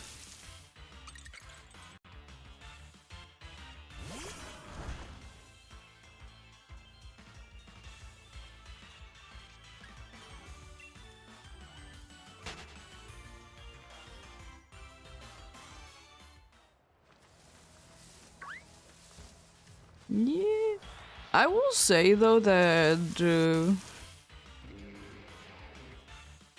I was like for quite some time, because we didn't have any consoles, that I was quite the thing that I could never be seeing myself to be playing on console, because, well, the only thing that we did have when I was growing up was Wii.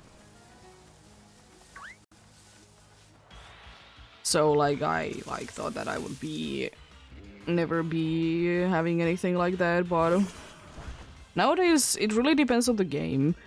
Some games I definitely like feel better to be playing on a console. And some games are vice versa, that they like you feel a lot better to be playing on a PC.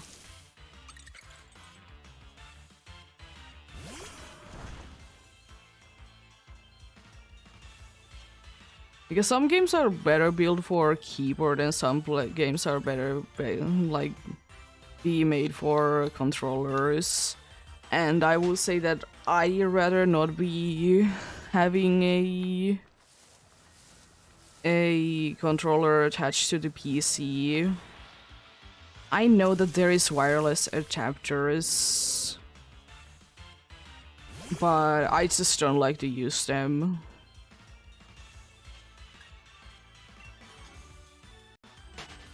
And you know, there's some games that I just have forever been playing in a PC or with keyboard, that I'm just so used to, you know, for playing it on PC, that I don't want to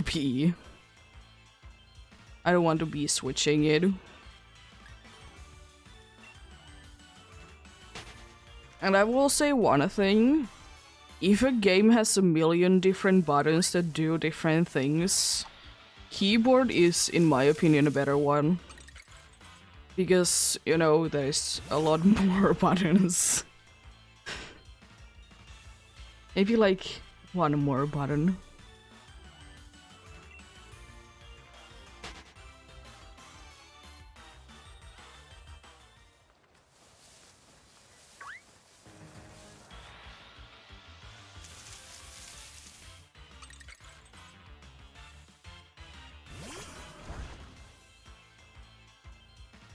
But yeah, consoles are for good for that if you just want to be playing some games but you don't want to be like spending a ton of money to be able to play like high-end games for a PC.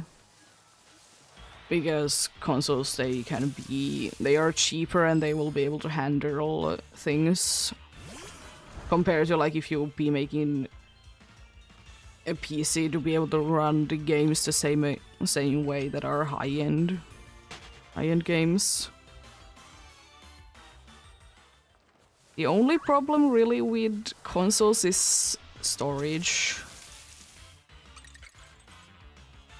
That's like one of the downsides for consoles is it's sometimes harder is to be getting more space. To be able to store more things.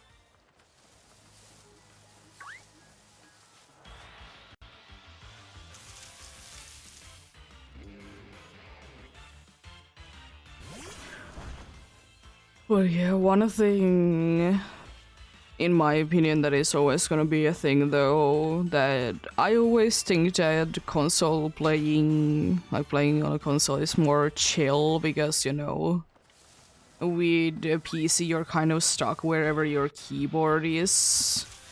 But with the controller, you probably have a little bit more wiggle room where, you know, you still can be playing the game.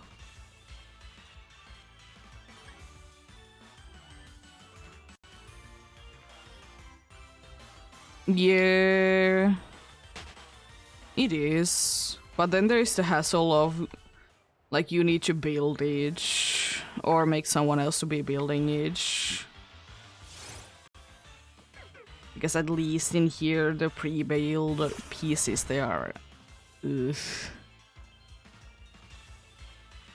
Something like else. They're more meant for office work in here. There is few that you can like buy pre-build. But they are, if they're made for gaming, they are ridiculously expensive.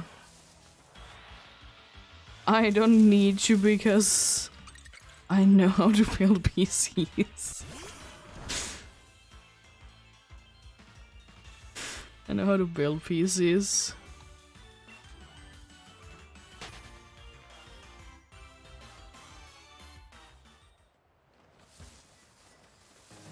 Yeah, I'm kind of in the same boat.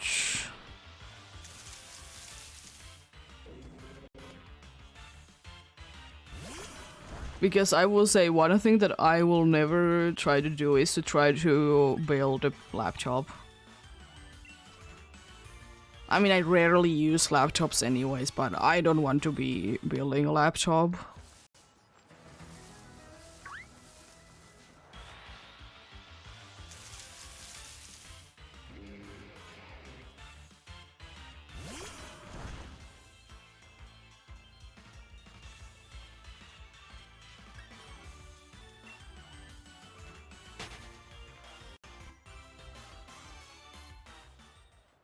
Interesting.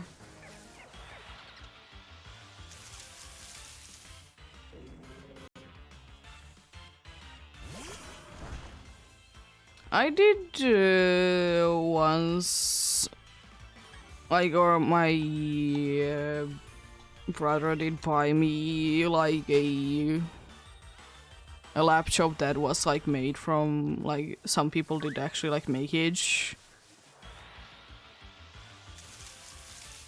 But yeah.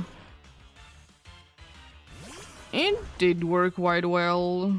The only bad thing about it was that there was like only 100 gigabytes of storage.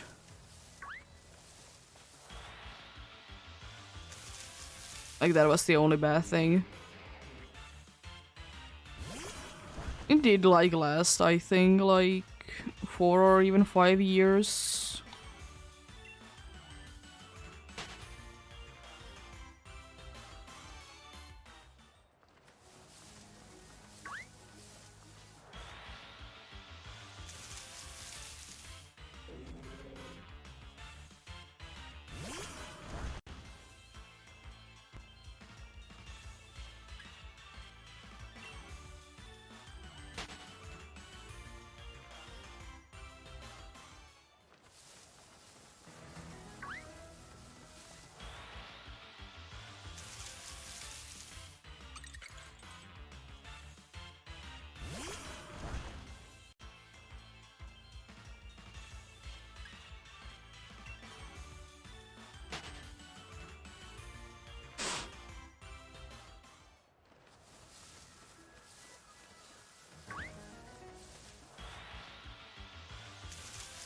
But yeah, one thing I will say that is kind of unfortunate that there is not too many like places nearby in here that you could be requesting to be building a PC from.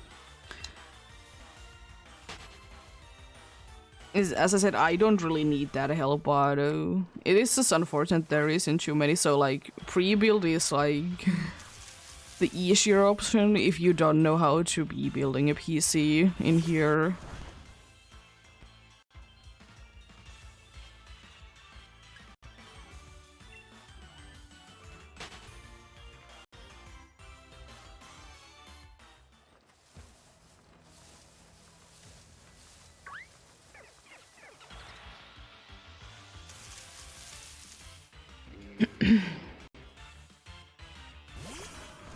Like, I know the place that my brother would be buying the laptop for me, but I don't know if it is still a thing. That's the thing, I don't know if it's still a thing anymore. Like, I don't exactly remember where it is, but I was like trying to like find the place like a few years ago, and when I did go like somewhere where it is like somewhat nearby, I didn't see there. I mean, it was a fairly small place, and unfortunately, I don't know why, but in here, like, most of the like PC building slash fixing companies, they don't really work too well.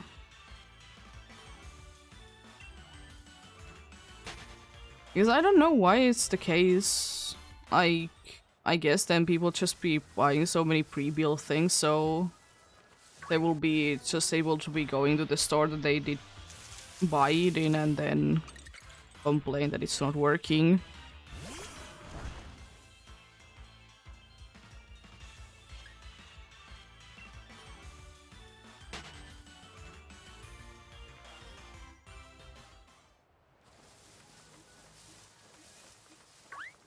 Like, the only like PC like related companies that like have something to do with PC parts that work are pretty much the ones that are like selling them. They're like one of the only ones that like to be lasting in here.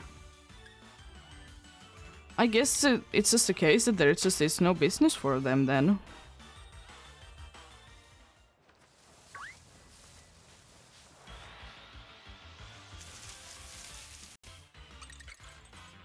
People only be trusting like the bigger companies and be buying from them.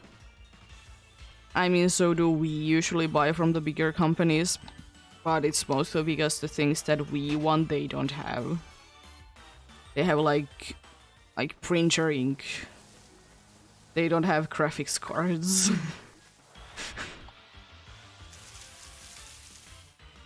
And with a very big of a surprise, we don't even have a printer. So, like, it's useless.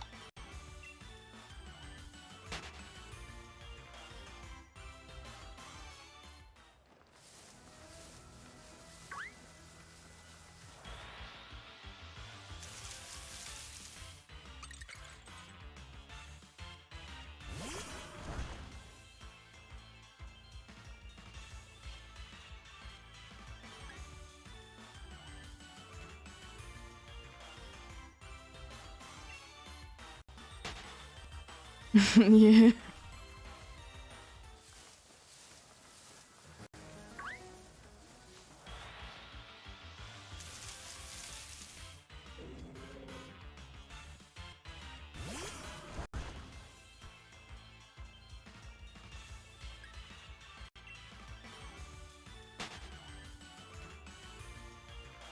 Fun fact, there is about a million different meanings for in Finnish language for the word that would be the word earth in English. It means at least like the planet Earth. It means like earth slash ground. It also means country. They're all like the same word. So you can be confused which one of you are talking about.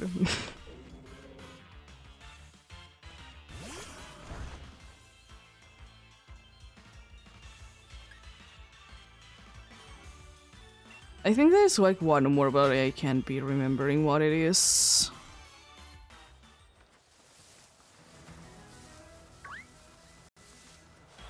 Oh yes, also I guess a word. No, it's not a word for that. There's another word for that.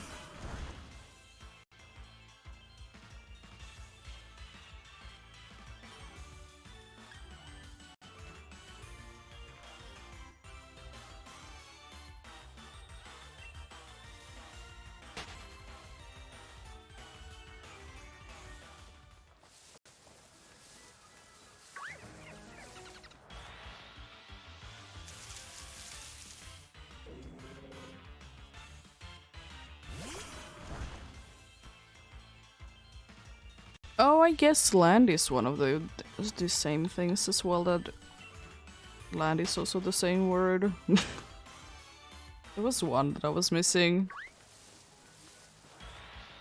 But the word land, depending on the situation, though, it can be translated to different things.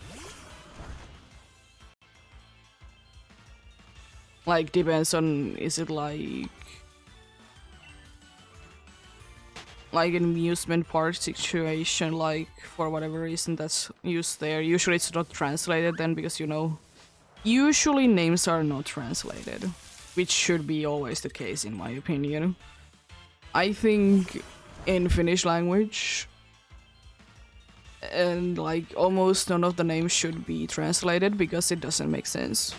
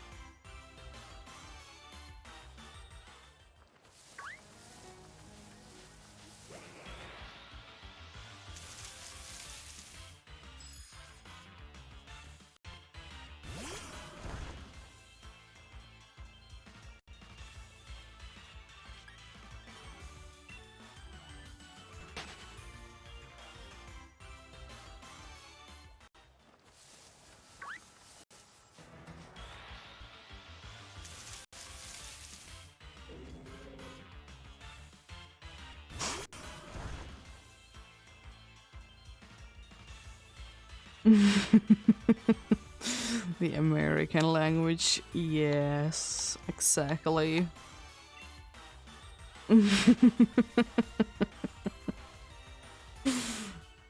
uh...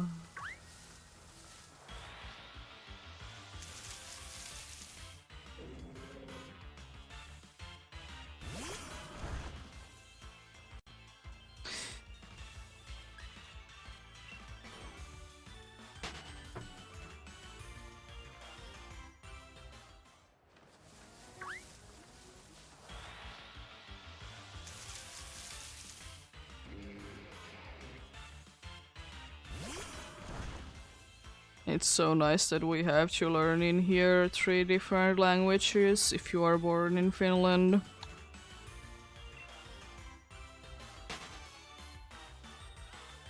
I love it.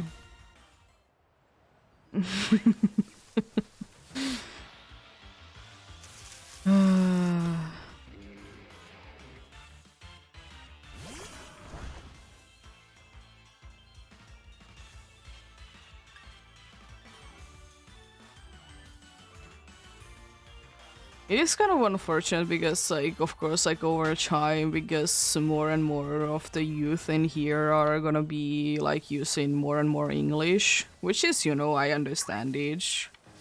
It doesn't bother me, but it is unfortunately the case at some point that all the small languages will be going away.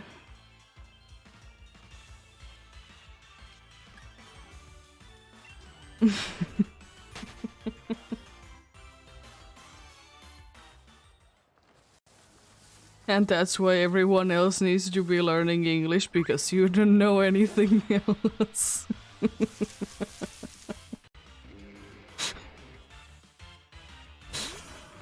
It is always...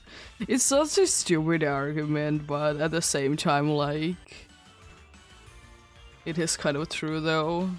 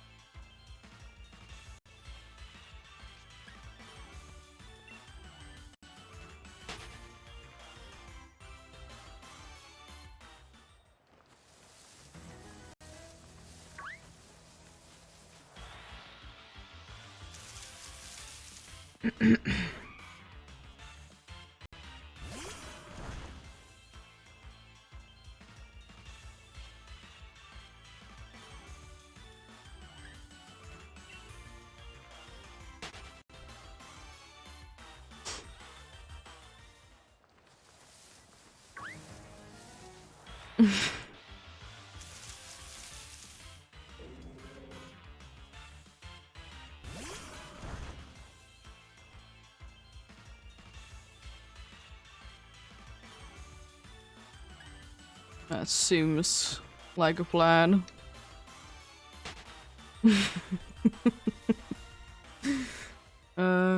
Interesting though, very interesting.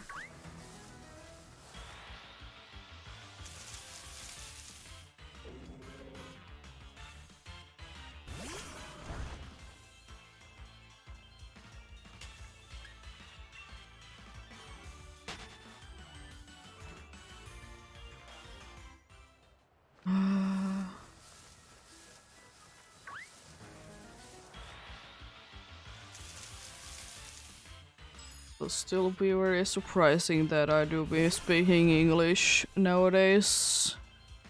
Because I was so sure when I was like learning English, because like I just couldn't be learning it because either like the teaching method was just not the way that I would be able to learn, or just the thing that you know, I just don't learn too well languages. People be different.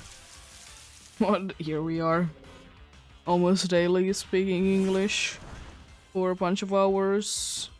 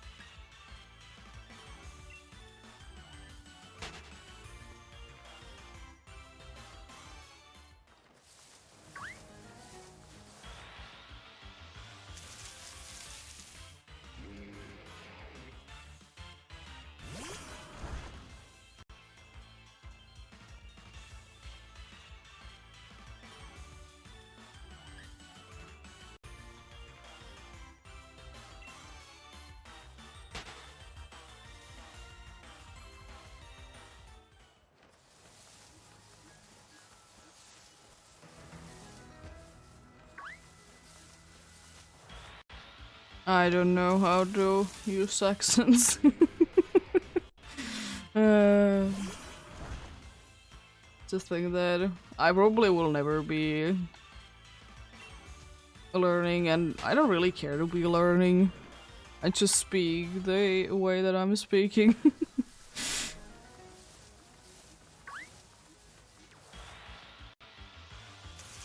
But yeah, some accents they're definitely interesting. They are.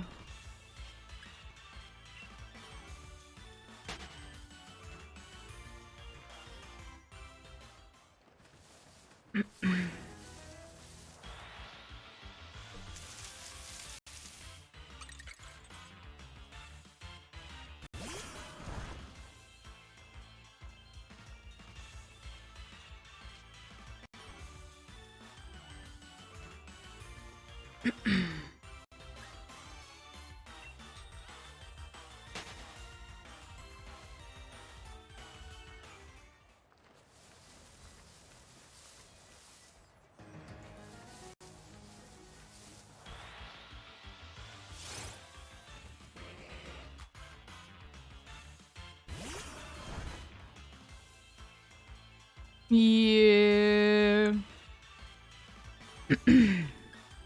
There is some countries that do be having quite similar accents.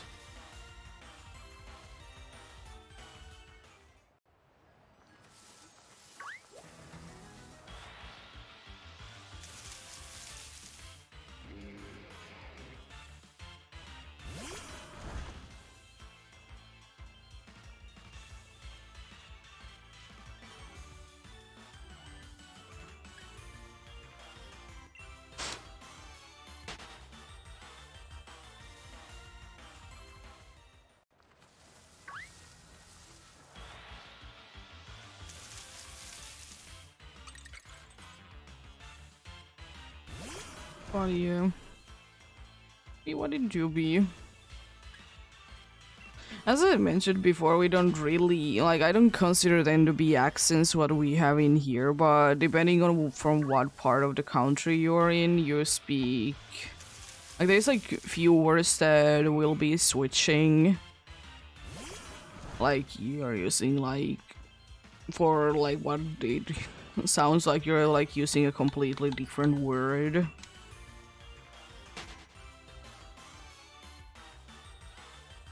So I don't really consider them to be accents. Myself, at least. At least in the way that in the English language there is accents.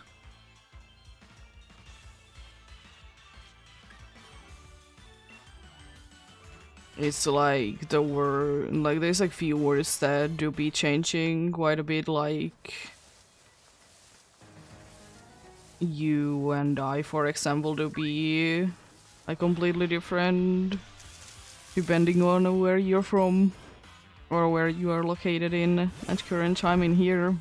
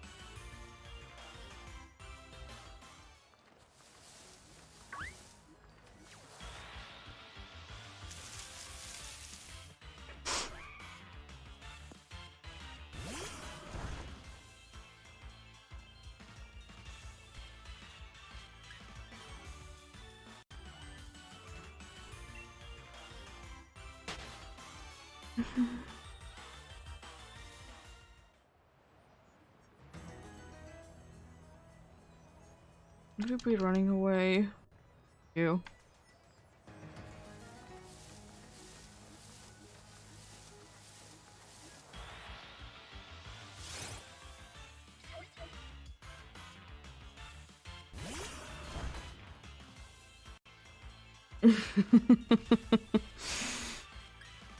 Definitely, yeah. Yeah, I don't know. I just... Everyone is always saying that I have some sort of accent. I don't know what it is. It's something. I don't need to try to be anything. For me, it's just the way that I speak. Nothing else, really.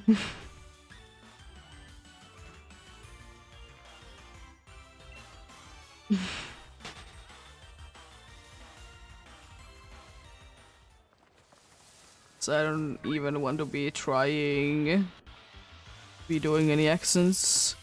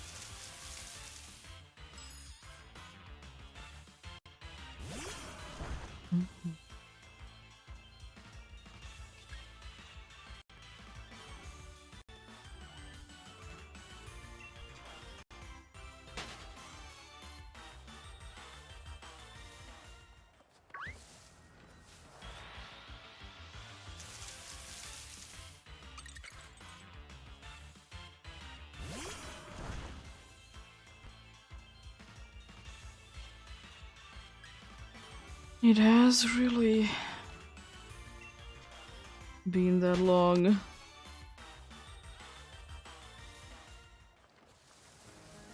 And soon, and soon it's gonna be 2 years since Scarlet and Violet. Oh, yeah.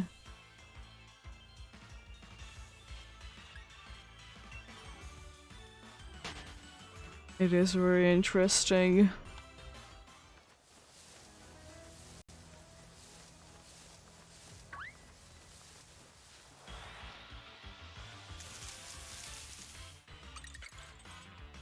There's definitely some interesting looking characters in Legends Arceus, that's for sure.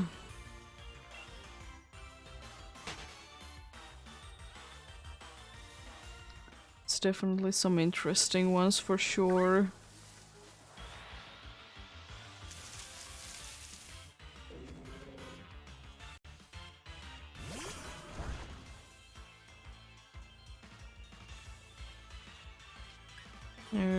Certainly unique, but then again it's quite a short game. If you could be fast, if you can like be playing the game fast, it is relatively short. So it's nice that there is like bunch of different characters that are unique. And you can kind of like see like what would be ancestor of this one be, you know, nowadays.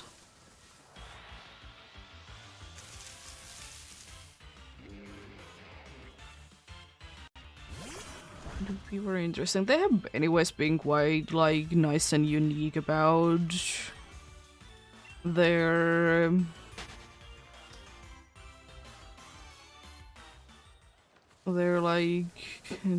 like designs for the characters lately. Of course, like the one that is gonna be repeated everywhere is gonna be quite boring, but it is the case, and it's gonna be always the case.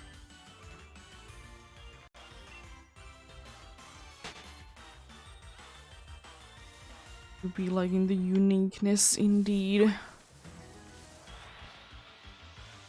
Because all the like unique clothing that the Team Star people did get, they are very nice. They really wouldn't be anything that I would be wearing, but they're certainly interesting. Certainly interesting.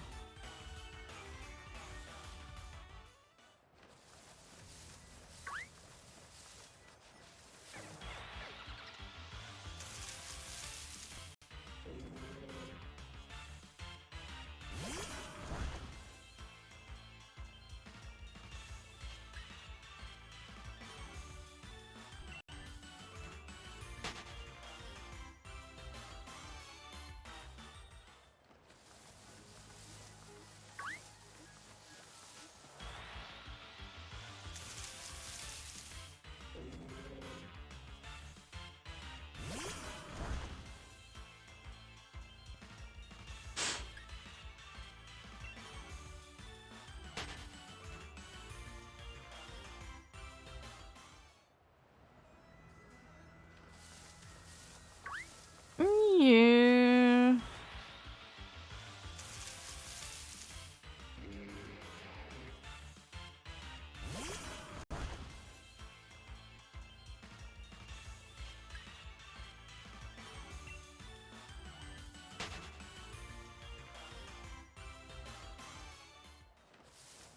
It's quite interesting indeed. I still do be hoping though, speaking of like designs and stuff, I really hope that they keep Scarlet and Violet textures a thing. Because Pokemon looks so cool with the new textures. I love them. I really hope that they will be keeping them going about. It like makes so many Pokemon look cool.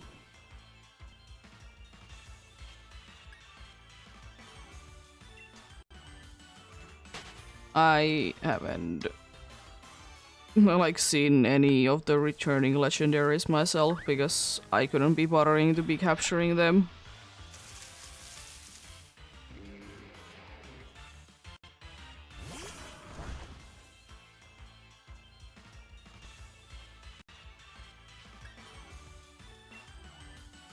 Because yeah, there's a lot of more Pokemon that feel, I guess, more alive when like they have the cool new textures. They just don't like plain, I guess.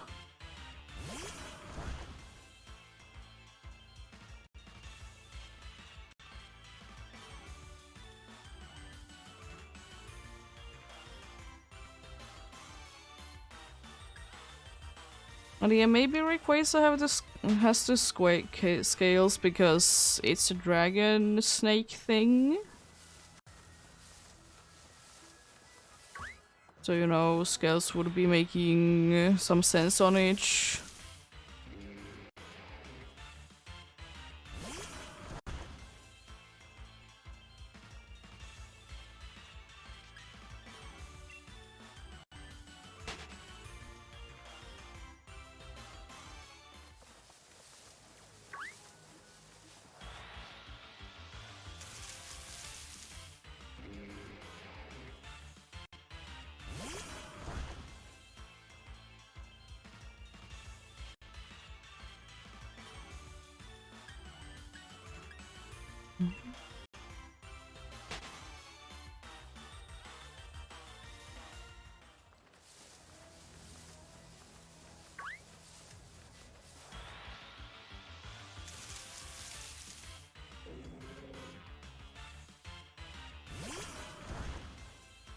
Yeah. But then again, each to their own. I will say that I mostly be like in textures. As I said, it just makes Some Pokemon feel more alive. And definitely like steel Pokemon or any Pokemon that has like metallic things, it looks a lot better with that. That like nice and shiny look. Does it make sometimes the Pokemon to be looking completely different what it used to be? Yeah, but that's probably always gonna be the case anyways. In every game, this, like, if you're like thinking about it, in every single game, the Pokemon is gonna be looking a little bit different.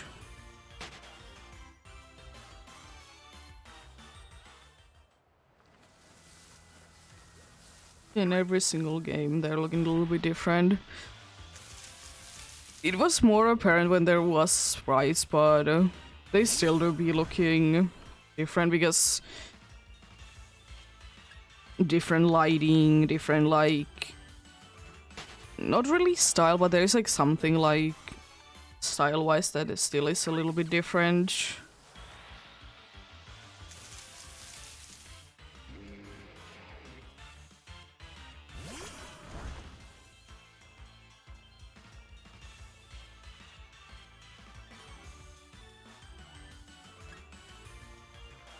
Yeah, I guess.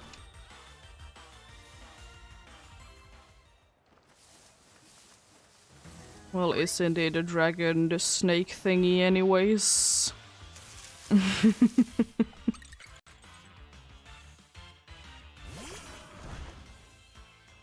I don't really know what Groudon could have been getting, but Kyogre, I guess, because, you know, you could have been getting like some sort of scales as well, like more of a like water creature scales. I don't really know what Groudon could have been gotten though.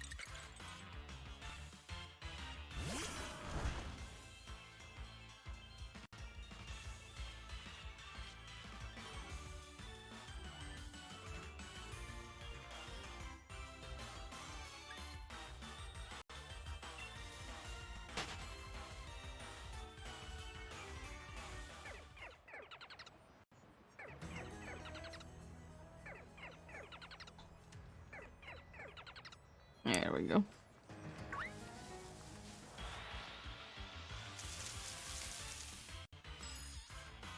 Snum. My dude.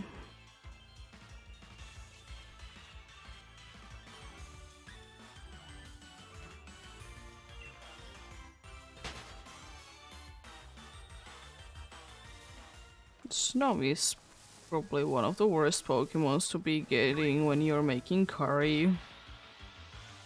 It's so slow. It takes like a good few minutes.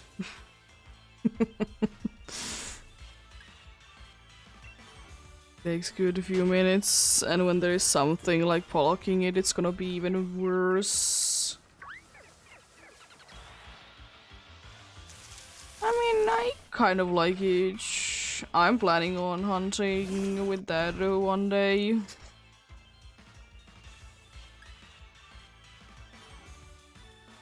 I don't know exactly where, but I really want to be doing a hunt like that. It's gonna be requiring quite some time to be doing it, and of course, as I said plenty of times, whenever I will be doing it, I'm not gonna be going for the perfect curry. I'm just gonna be fine with making the second best. Because I can't be bothered to be like getting so many of the rare things. Let's just do whatever.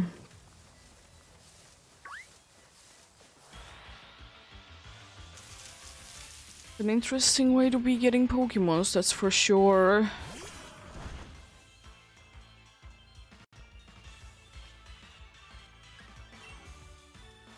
It would have been kind of cool if there would have been, like, even though you could be catching them somewhere else, it would have been kind of cool if there would have been, like, some Pokemons exclusive to Kariin routes. Or, like, some other places that you can be doing it in.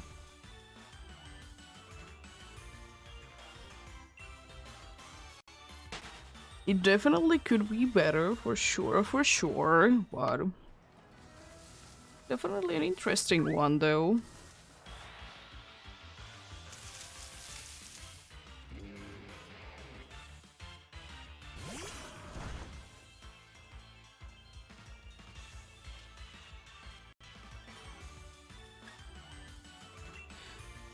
I don't think that there is a way to be checking how good of friends your Pokemon are with each other, right? Or is there? It's like that's like a weird thing that I don't really understand why the Pokemons needs to be like good friend with each other in order for like better chance for something to be appearing. It just doesn't make sense to me. Like, why is that a required thing? Like, I don't know, I guess to make it harder to be getting Pokemons with it. But still.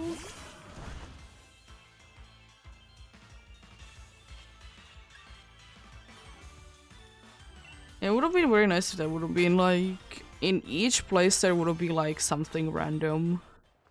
You know what would have been honestly quite cool? What if you could have been getting like certain version exclusives with that?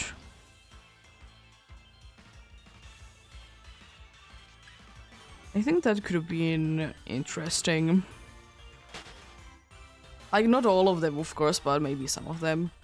Because that would be, of course, like a very obscure way to be getting like version exclusives.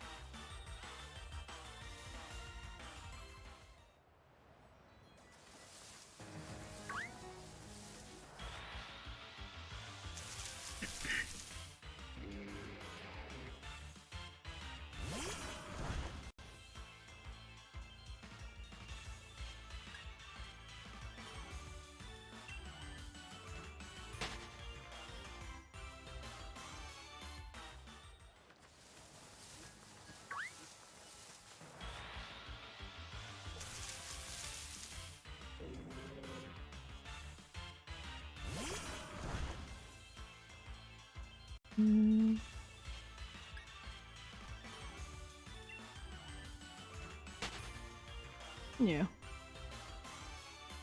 I mean, about the usual amount of time that the amount of encounters is the usual amount that I'll be having at this point. Just weird to think about because I usually don't stop at 50, but that's about it really. The reason why I did do it like that was that I would be guaranteeing myself to be hitting 10k. The next time that I will be hunting, which is now. 800-ish is really a possibility in 6 hours, which is pretty nice.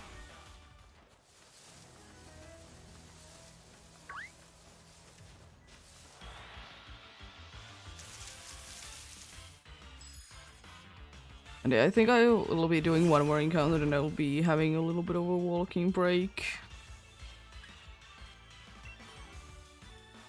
See, maybe even getting something to eat.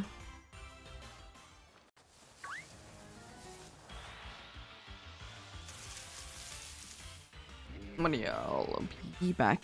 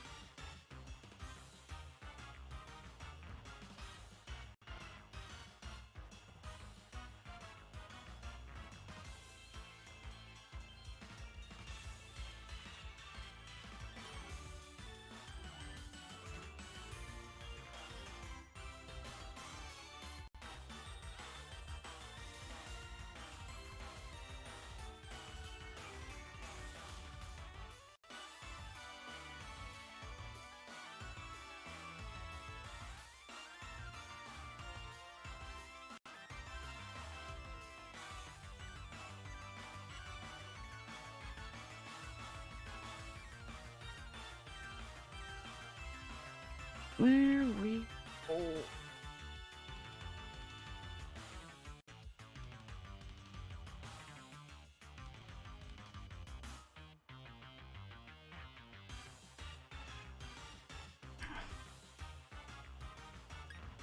Feels a lot nicer to be moving.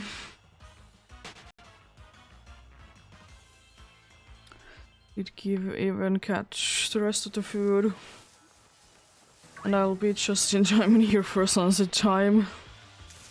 Nice.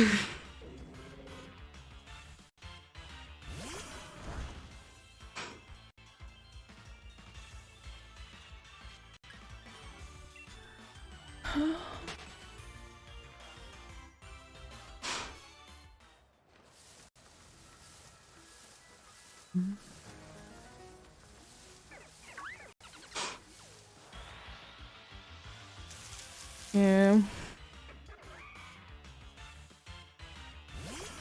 Still one Pokemon that I really want to be seeing in Pokemon games, even though I very much doubt that they will be doing it because, you know, kids game is to be seeing a scary spider. Scary spider Pokemon. Because none of the current, like, spider Pokemon really seem scary to me.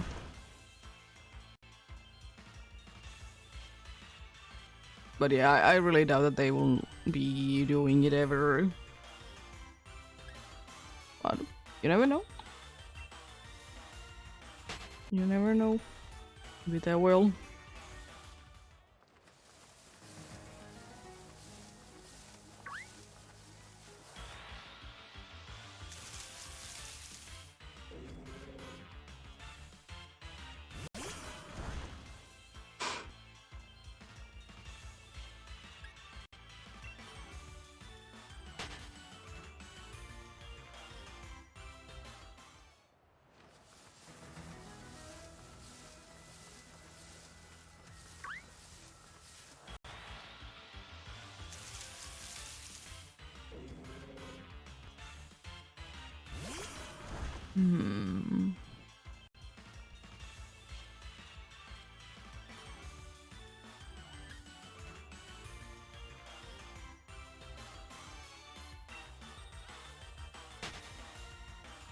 I will say one thing that will be quite interesting to see to me is that I don't think I ever said it. It's meaning to be saying is that how empty is the shelves going to be like in the last day of the month in stores? Because people already are starting to be hoarding things for, you know, the 2 days that the stores are gonna be closed. 2 days. And the thing is that even if they would like it to be longer, they can't be having it to be longer. Because, you know, it'd be breaking the law, so they can't be doing that. So yeah. How much do you think that you're eating in 2 days?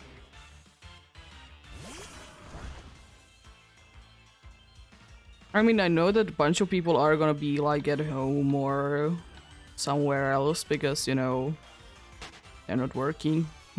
But still, like, if I would be in that kind of situation, that I would be off on those days and I would be, you know, working somewhere like that, I would probably just be sleeping and chilling. I would like to say that to myself, that what I would be doing.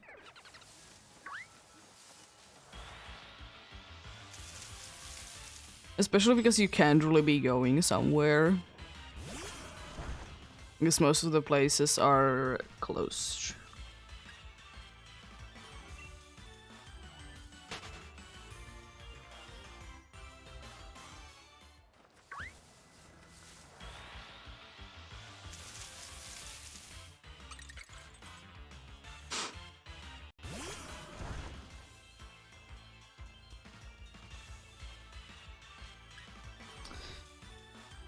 It's interesting to see though.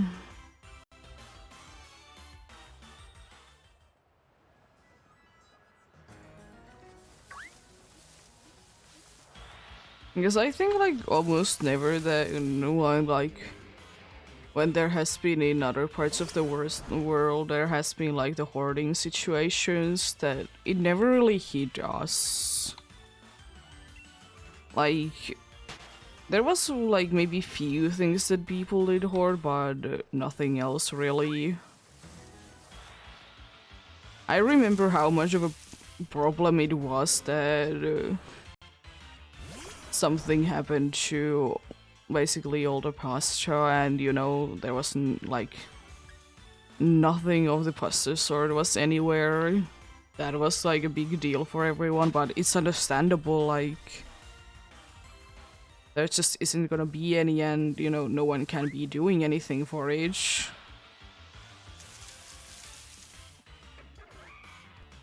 But yeah, that was probably like the worst one that I have been seeing. Like when like there was like pasta was starting to be on the shelves, everyone was hoarding each. You know what we did do in that situation? We even did buy like less than usual, because usually we buy like 2 package. Just because why not to be buying 2 straight away?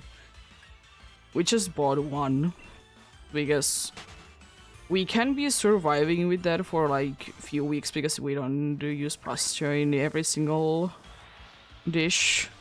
So, you know, we eat something else. So we don't really need it, but it's just more convenient to be buying 2 packages. Because what if I need, like, there is like, 1 is almost empty, and then I would need to be getting some more, so I would be having an extra package that I can be pulling it from. It's just convenient.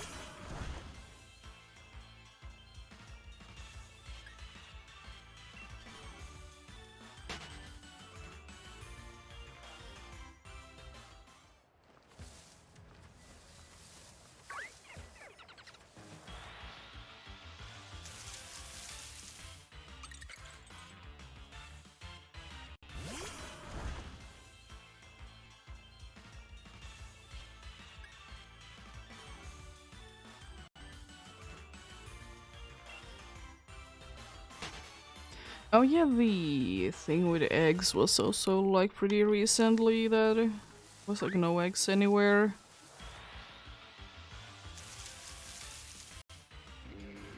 Again, one of those things that we don't eat too much, so it's not too much of an issue, but it is sort of one of those things that would be nice to be having. You know, you could be just getting something with your bread. Are you gonna be on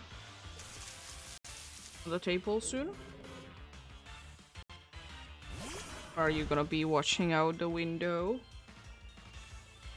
And I literally can't be seeing anything. So dark outside.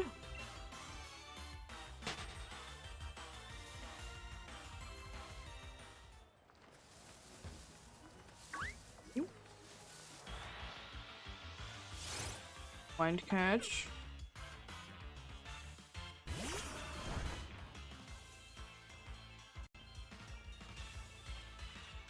I know he is still building the PC there. From like all the spare parts that we have been collecting over the years. From fixing like, or like upgrading someone's like things. We just keep them. Or like when we are upgrading our own stuff as well.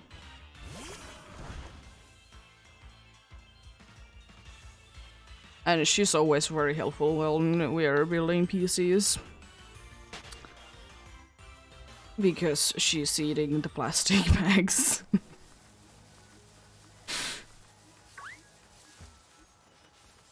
You know, very helpful.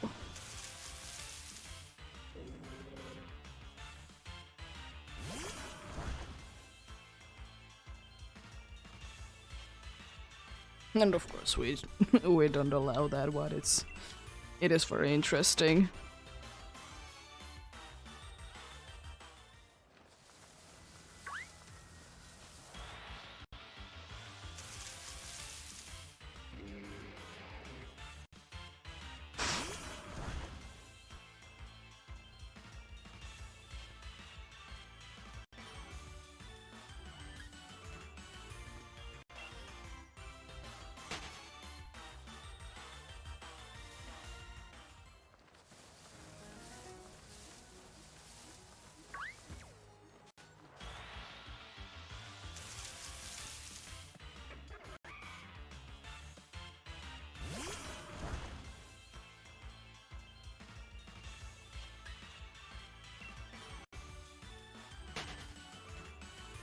Oh yeah, I don't know why, but I was again thinking about one thing that I would really wish to be on 3DS, 2DS, whatever my thing is to be having like a button that you could be taking like, you know, a 30-second like clip.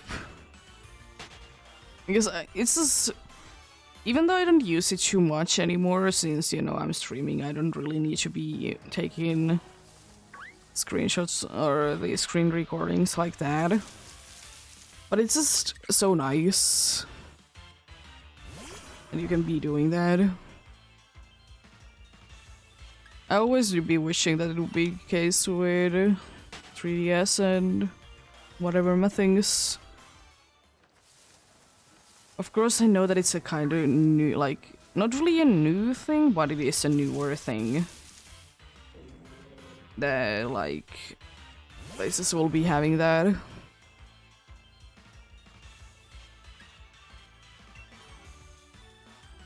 Because it's always nice to be taking like a screen recording of something that happened and then like after years be going back and watch and try to understand what was actually going on if it's not like obvious.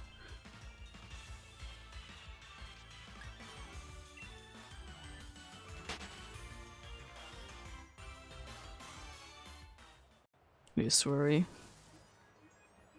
interesting.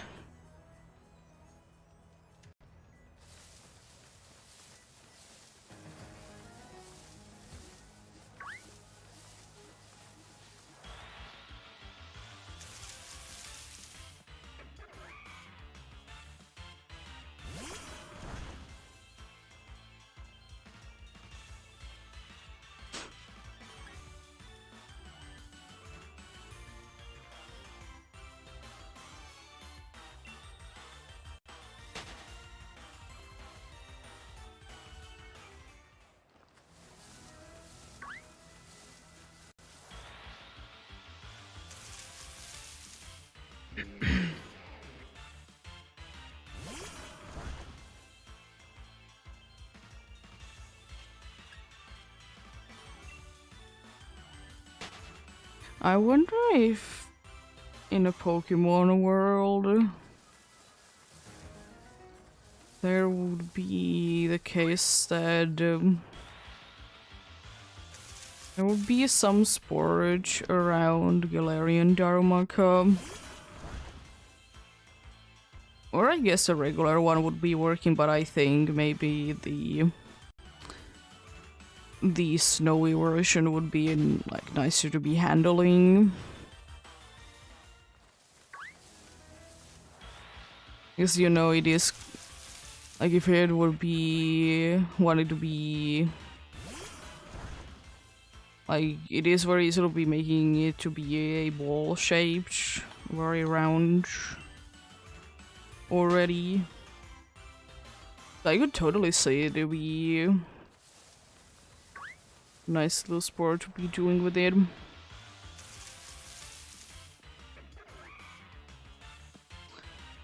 Interesting. There is honestly not too many like sport things in Pokemon games, which is kind of understandable. But I think it would be cool to be seeing. Not in the way that Pokelathon had it, or whatever it is in Heart Gold and Soul Silver. That, you know, that you're basically doing normal sports but with Pokemon. But like, actually like, based around Pokemons. To be having the... And to be having these... thing like that. I think that would be quite cool.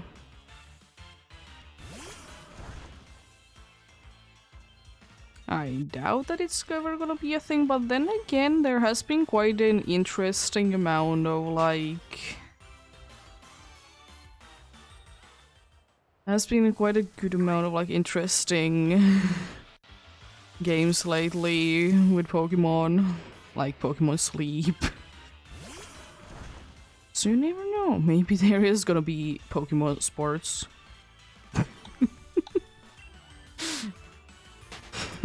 Always a possibility.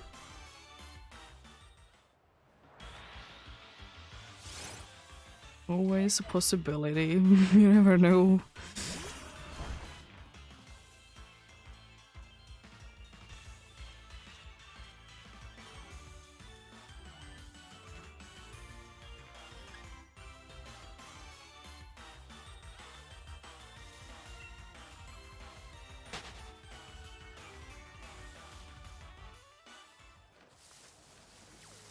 I like that lag.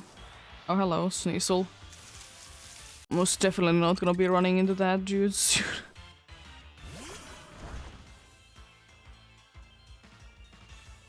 Pokemon Sports.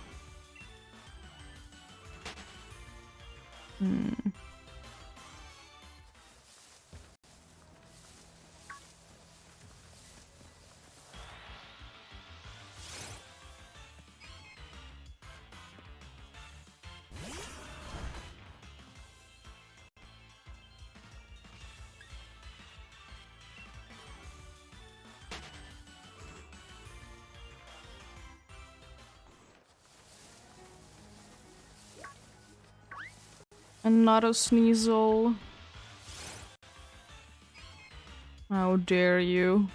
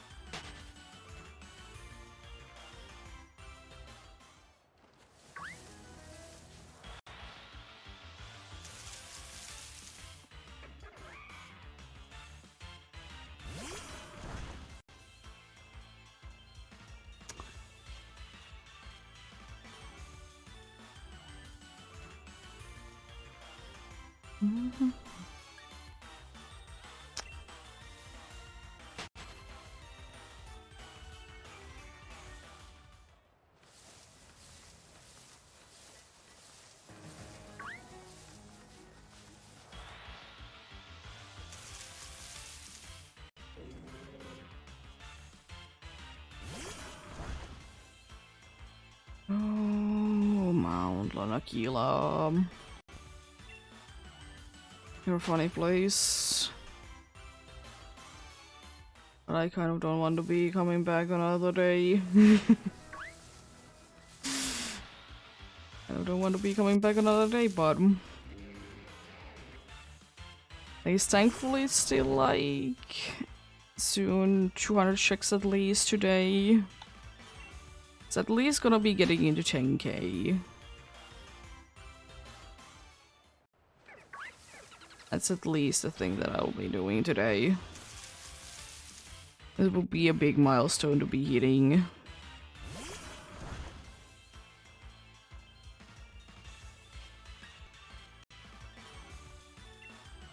As I said plenty of times, I don't think that at least now I will be doing any other hunts on the Ultra Moon. Because I'm just I'm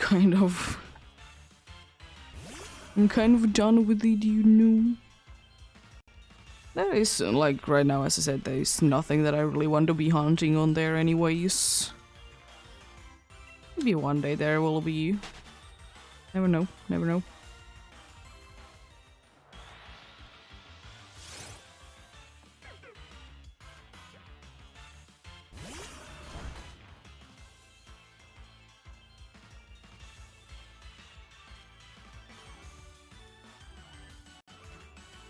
Because, yeah.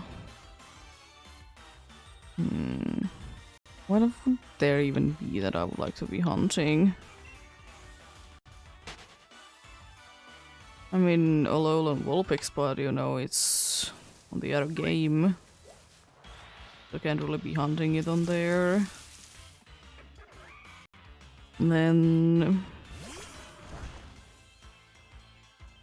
there is the... Yeah, because Poipole I already got. So, you know, I can't really be going for it. I'm not too interested right now to be doing any Ultra Beast things.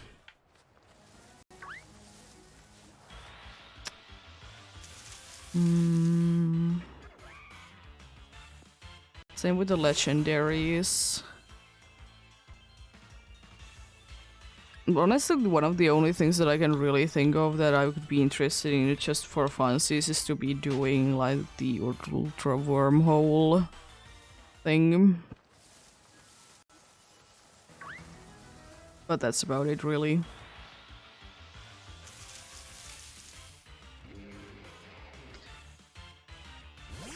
As for funsies...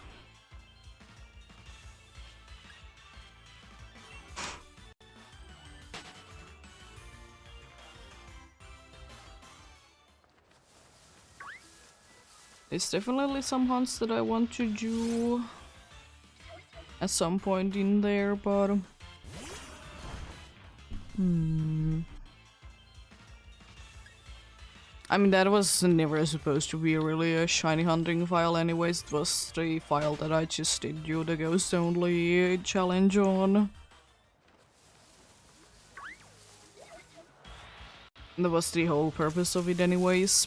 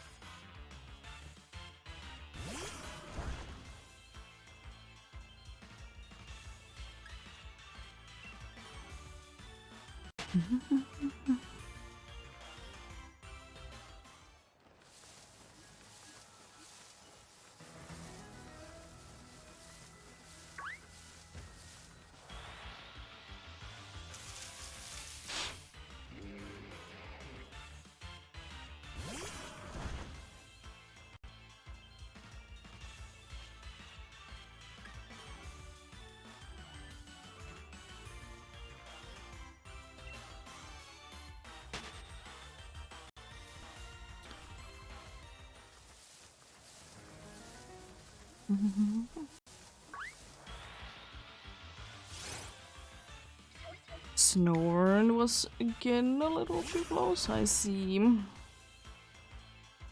See how it is.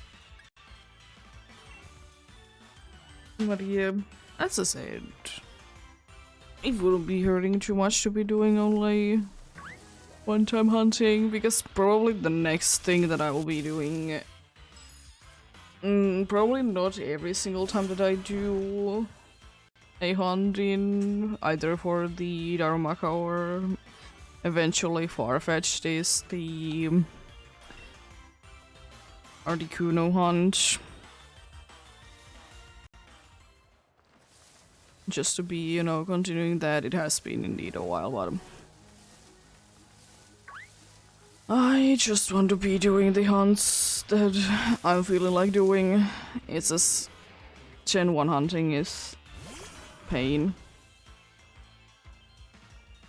It's not hard, it's just a pain. It is kind of hard though, if you think about it, because there's only very few options. And if you don't go for the guaranteed, like... guaranteed ones, you know, then it is gonna be a little bit of an issue.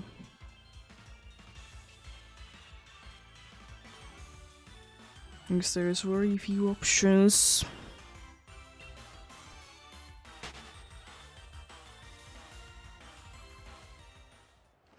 That is the reason why it's not done too much.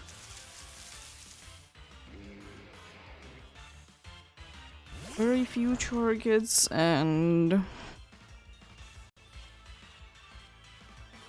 nothing that you can really be doing.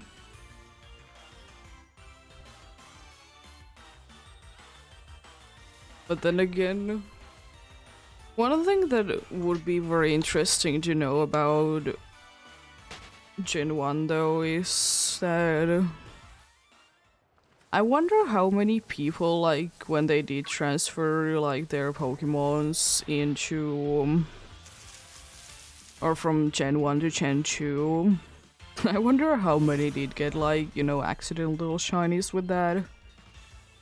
It is rare, but not impossible.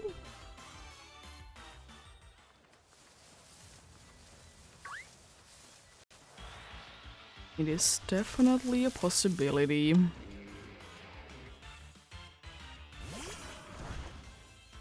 would just be like interesting to see. Like how many did like happen like that.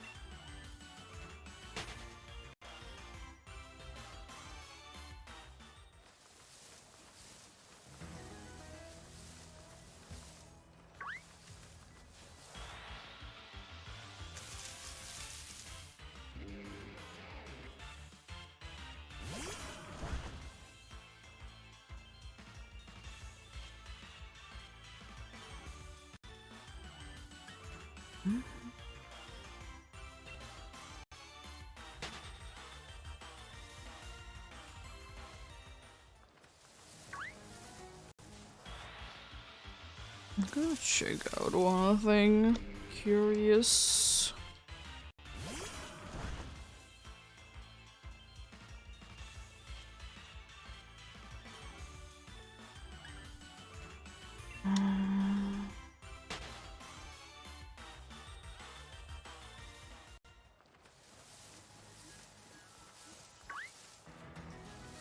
There we go.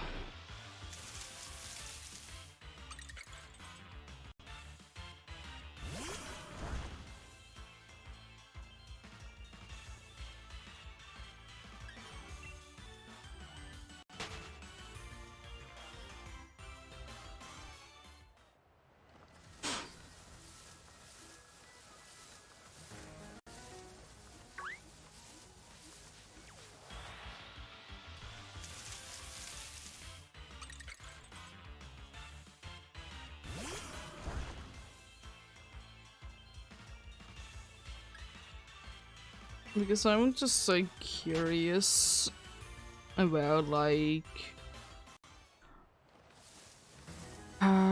in how many games, like especially recently, has the Snowver Online been? I just I kind of feel like they have been in quite a good amount of games. Because, you know, in the original games they were in. The Poke Transfer in the Unova games were available in Gen 60 X and Y games specifically.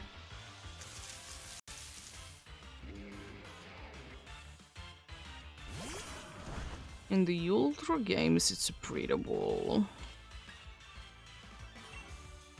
Great otherwise.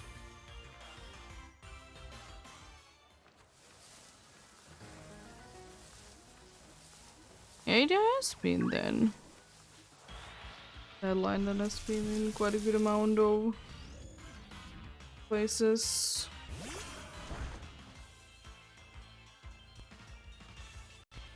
Especially like recently. There isn't too many games that they are missing out on after the introduction.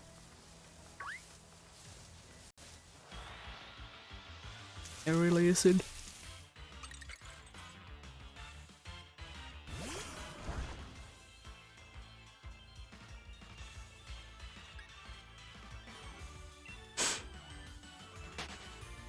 And yeah, I'm talking about that there's quite a good amount of Pokemons that have been like recently in quite a good amount of games.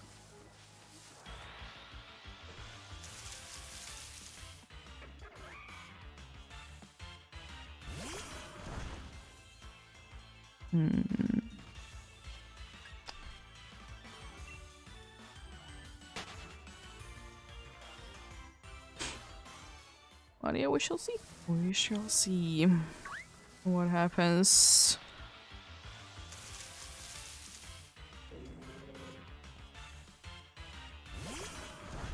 Maybe it's gonna be in every single game. There's surprisingly little amount of those Pokemons that have been in every game, and even if it would be just like in the case of like since their introduction, there's a decent amount of them though. Most of them are from Gen 1 though. Surprise, surprise. But the thing is that quite a good amount of them like drop out because of Legends Arceus.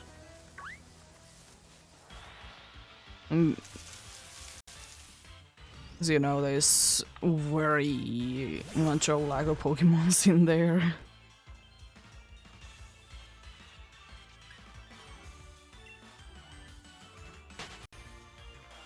Very much of a lack of Pokemon in there.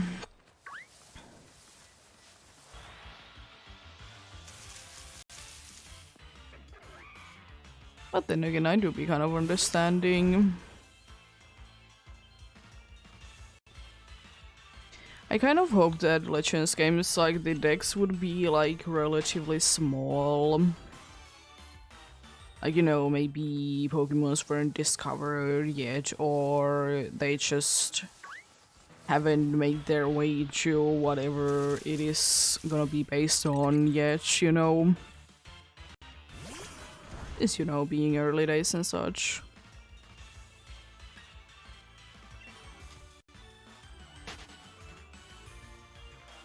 Would be making quite a good amount of sense indeed.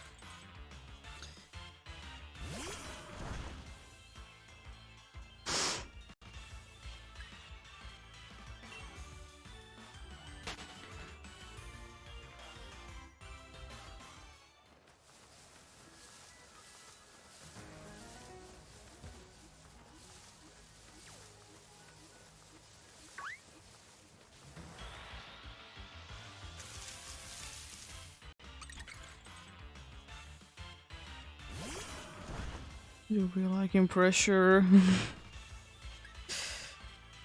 You'll be liking it indeed.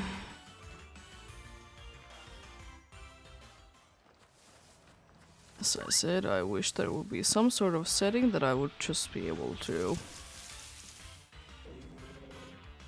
Even though I've been usually talking about an ability that would be not displaying any abilities, but I guess setting would be fine as well.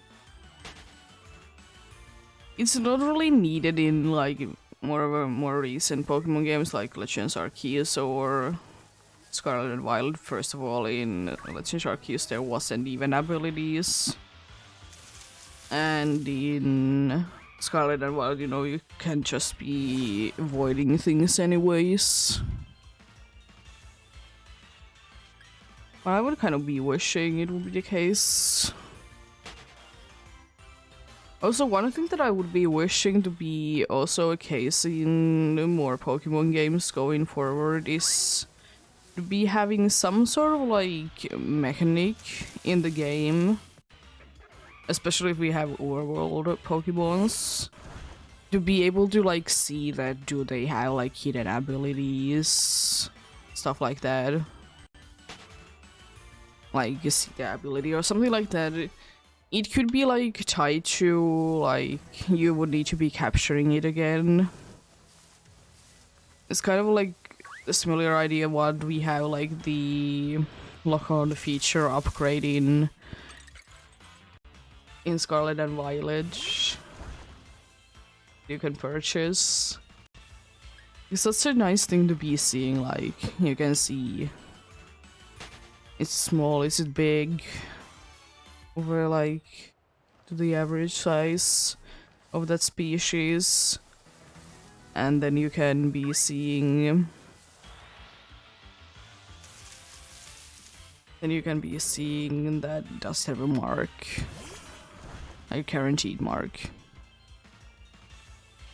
It's pretty cool, you know.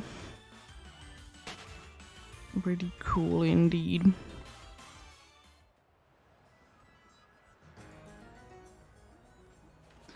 Because I would kind of wish that, even though it would be rare to be seeing it in the wild, but I would be wishing that you could be getting the hidden abilities in the wild as well.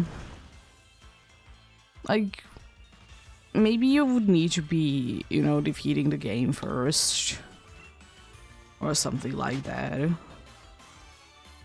It's kind of a shame that indeed Scarlet and Violet are kind of missing out a way to be getting them. I mean, I guess Sword and Shield has it as well. But yeah.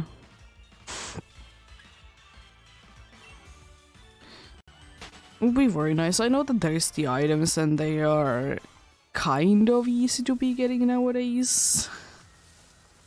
They are not the easiest for sure, because you know they are rare items. You know, stay still away.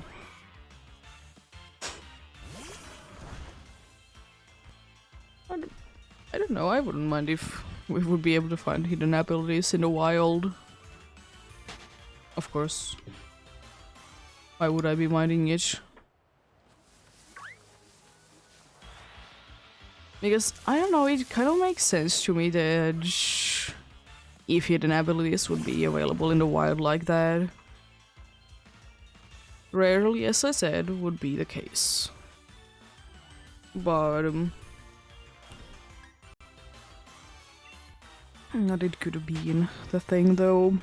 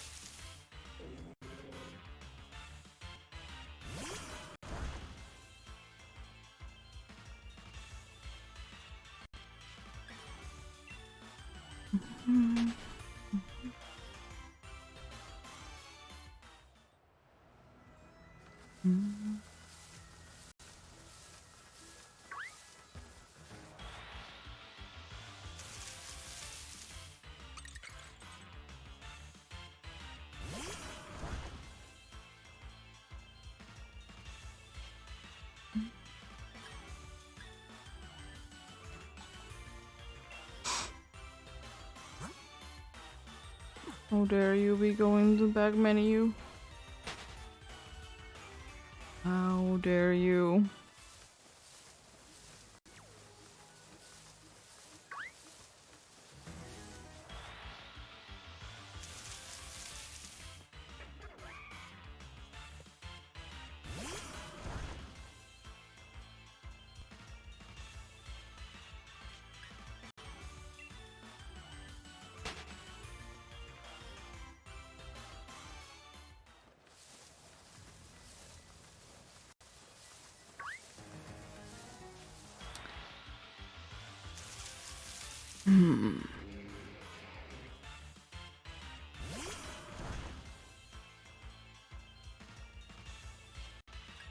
I think one kind of Pokemon would be kind of cool to see again.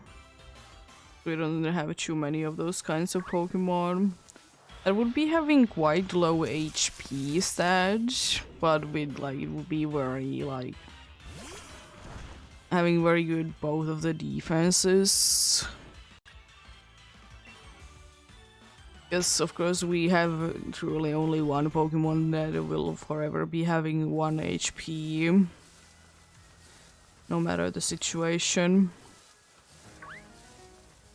It would be interesting to be seeing like low HP part of very like very good defenses.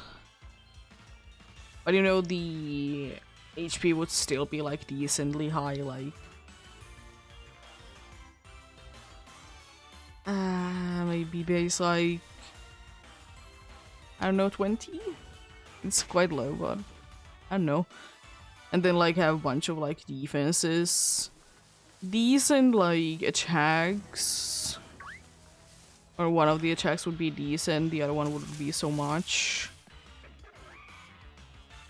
And then be somewhat on the slower side. Would definitely be an interesting like Pokemon.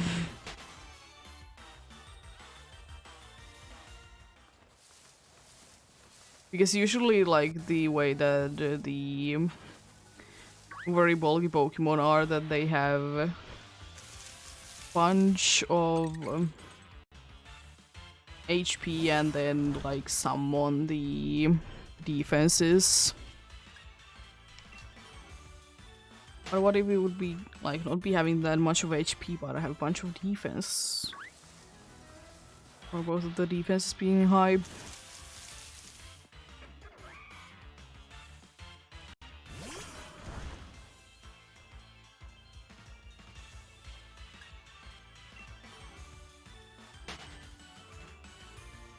Would be interesting.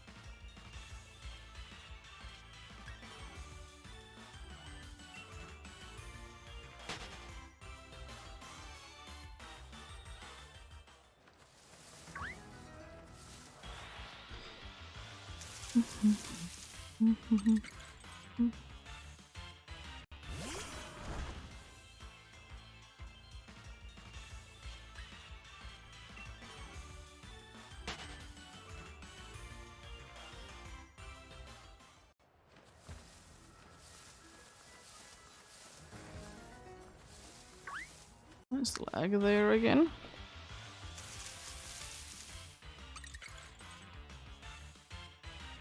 Moon is laggy today, I see.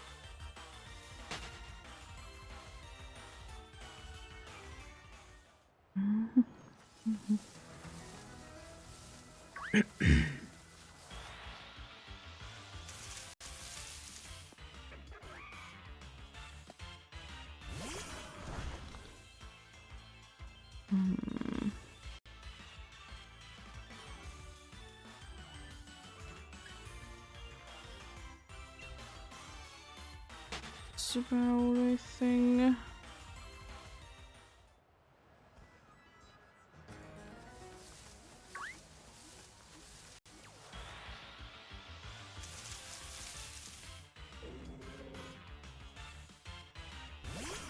Yeah, it was correct to think that away.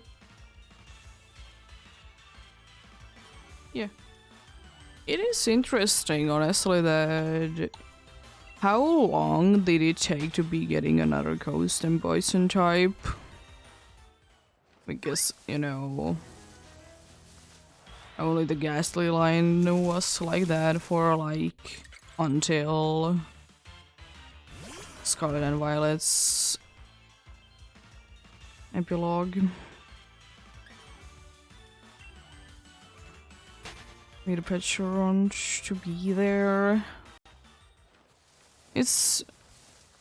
It kind of makes sense, but at the same time it's interesting. I don't know if there exactly has been anything that would be really fitting for it though, so it doesn't have to be there, but it is quite interesting though that it was for that long that, you know, there wasn't a ghost and poison type. Because I'm not counting different, you know, forms for Gengar. They are the same Pokemon still. It's still Gengar. I don't know. For me, it kind of makes sense that there would be more of Ghost and Poison Pokemon.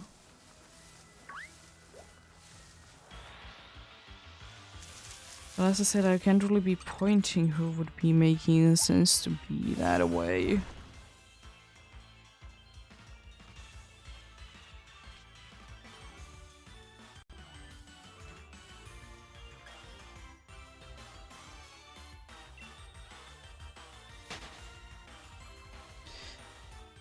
Now that I think about it, maybe Sinisty could have been?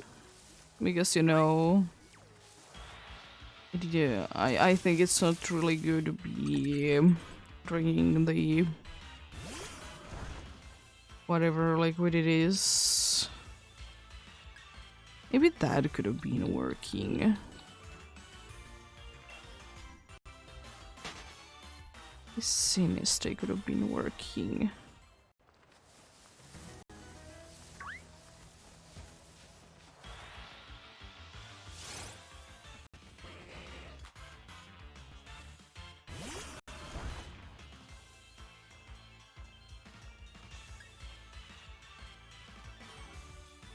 Hmm.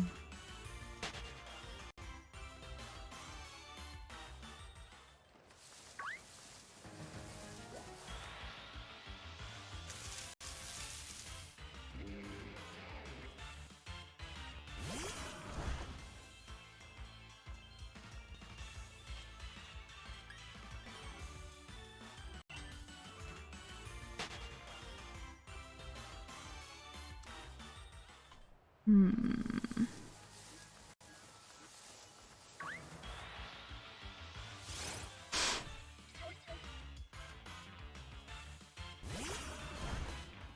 Yeah. I think like Sinister is honestly the only like ghost type that would be for me making sense that could be part poison as well. There really hasn't been like anything else that would have been really fitting the bill. Either being ghost poison or poison ghost, it doesn't honestly matter for me at least which way it is.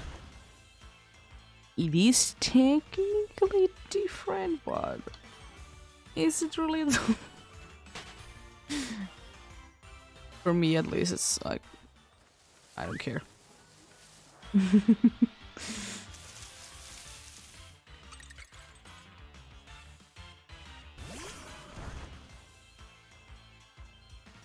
But I guess I didn't really want to be making too many ghost types that would be weak to psychic that, you know, they were supposed to be like, to start with, they were supposed to be like super effective against. They were also weak to it. I could kind of get behind that argument. I really could.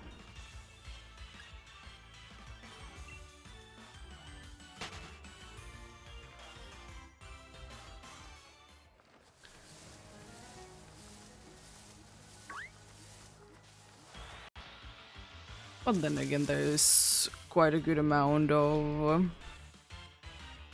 It's quite a good amount of like...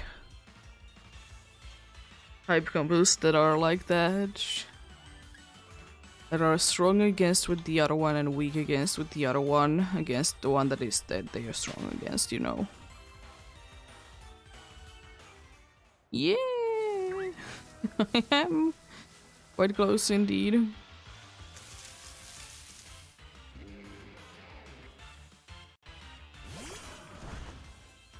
Soon 100 more to go.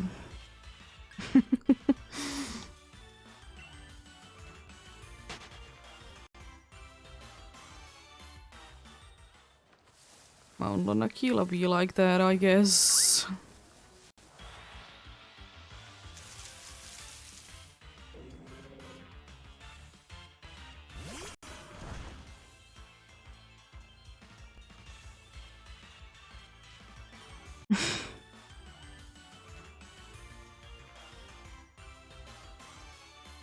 What do you mean that I locked the game?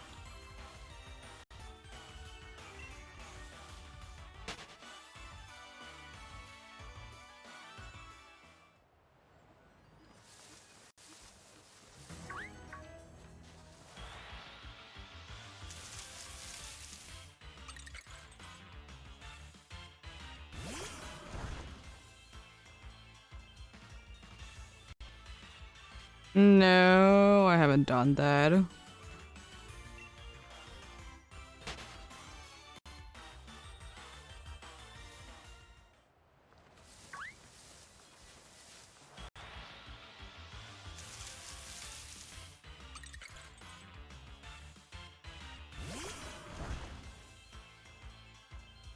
Yeah, Galarian Darmagate's not the greatest of shinies, but it's fine. I weirdly like it. Like, I don't know what it is about it, but the green kind of makes sense to me. As I said before, at least it's not yellow. It's... it's better not to be yellow.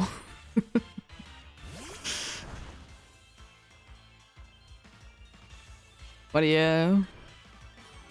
I kind of also like the original one better. It is definitely more on the ice type. It's definitely more on the ice type for sure. But I still say that I think that especially Galarian Darmanitan should have been Bard fighting type. It just makes sense to me that it would have been Bard fighting type. But nope.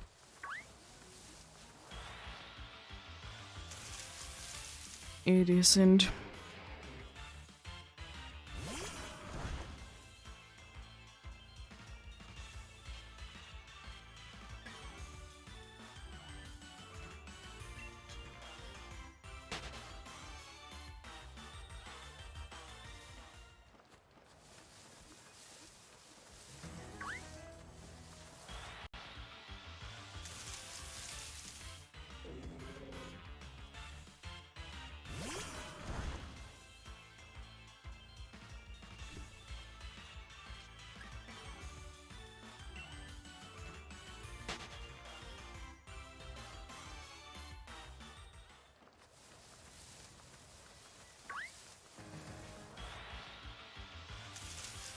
How are you doing today?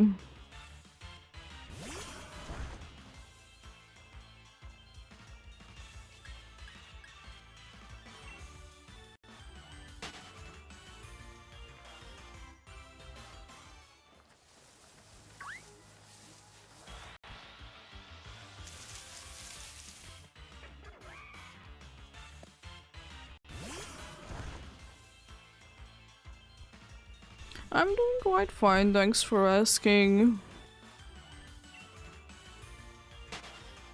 It seemed like in the beginning that my voice is gonna be going away, but apparently it has been getting a lot better. At least I did feel like my voice was a little bit down. Quite nice. Indeed.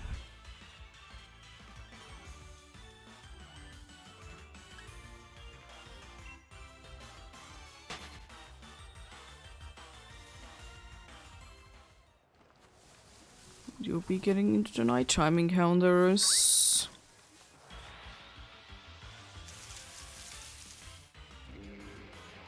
I guess it is indeed 8 PM.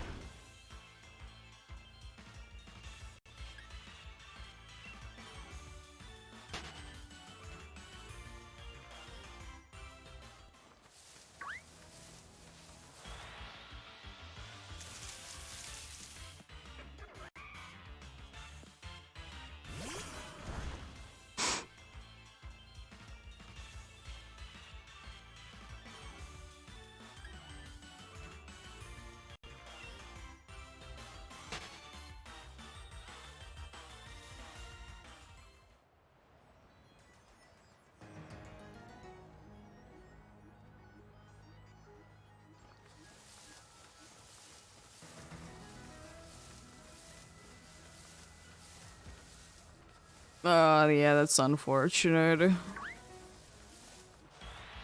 Thankfully, usually if I would be sick, it is usually for a few days. There has been very few times recently, I mean like the past 10 years, that I have been sick for like weeks. It is usually the case though that I might be having like a runny nose or voice is a bit down, but apart from that, usually nothing.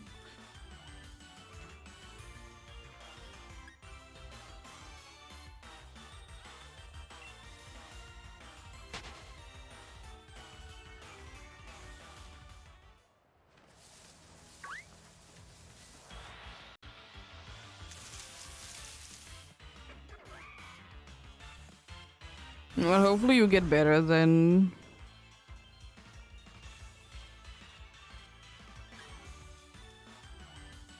And hopefully it's nothing too serious. But yeah, sounds rough.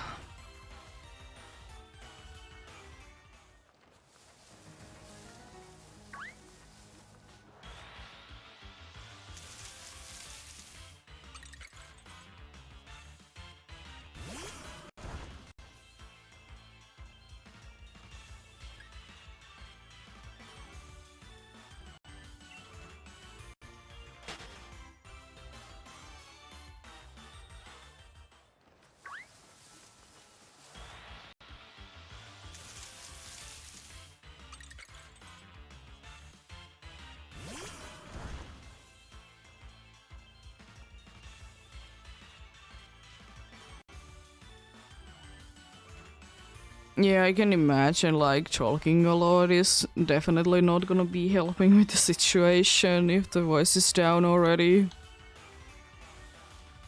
Is it too cold in there wherever you are? Could that be like making it even worse?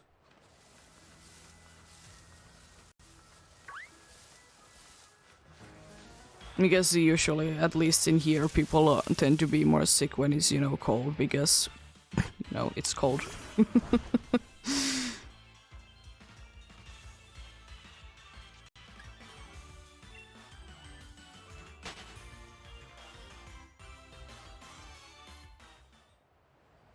Yeah. Nothing too bad then. You're at least on the plus side.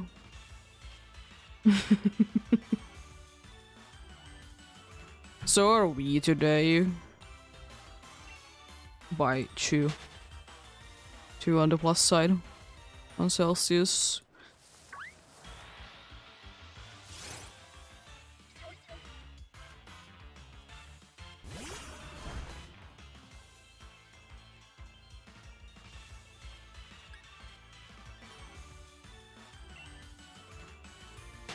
Not too long time ago, it was like -20. It's probably gonna be still be getting there at this point. Not at this point, but in this winter still. Yeah, just slightly.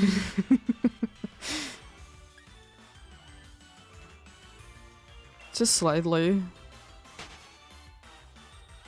It is always interesting though to be telling to people that, it isn't too cold in there. How when it's in the middle of the winter and the sun is shining, it's the coldest moment. Because, like, it doesn't make too much sense that it works like that.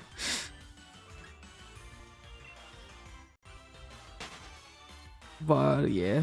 It is the case though.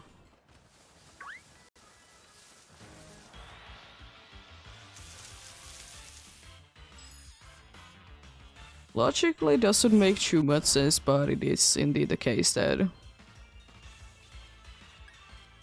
that's the thing. Because the coldest day that we did have like recently, like after like being like semi-warm, like maybe like -5 Celsius. Then we did get like -16 when it was like sun was shining the entire day basically. Or like the 7 hours that it's up.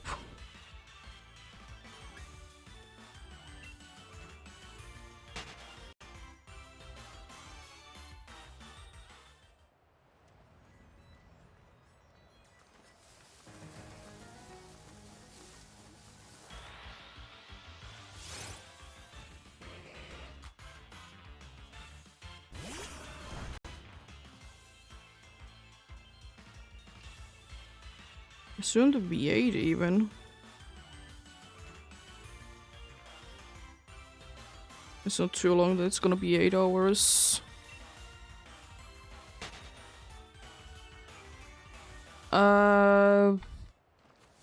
I mean, I only did get Combusken last week while I was doing the DA week. Combusken was the only one that I did find.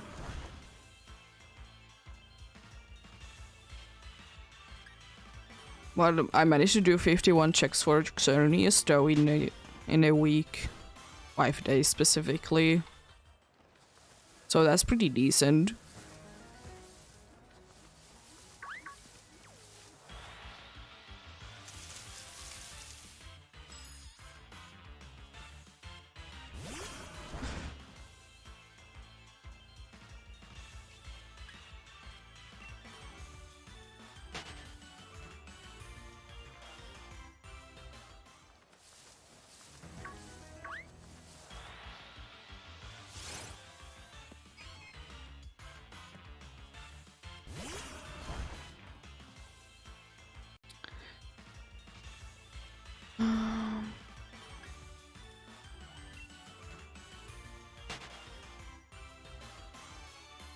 Is there a specific reason for Pokeball Plus? I'm gonna be encountering that Mr. Mime soon. It's the aura.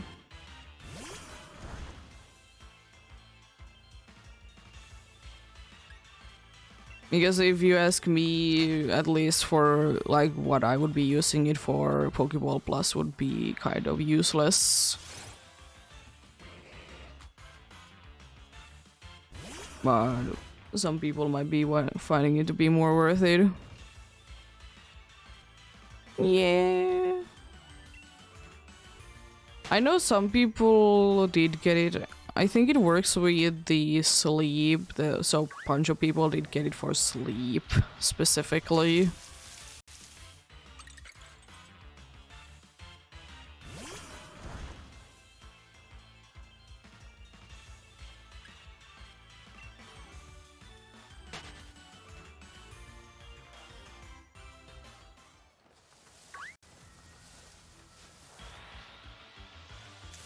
But yeah, it's an interesting little device.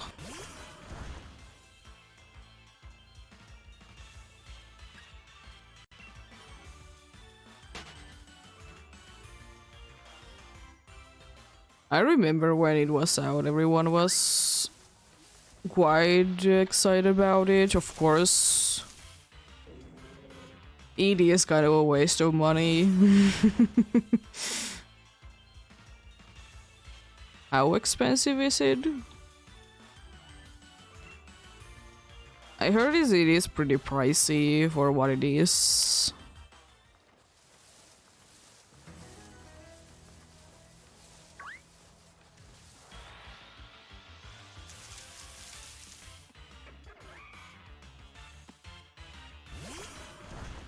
Yeah, it is quite pricey. I assume that that might be including even tax, right?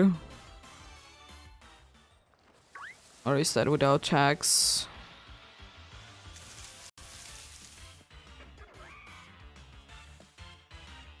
Yeah.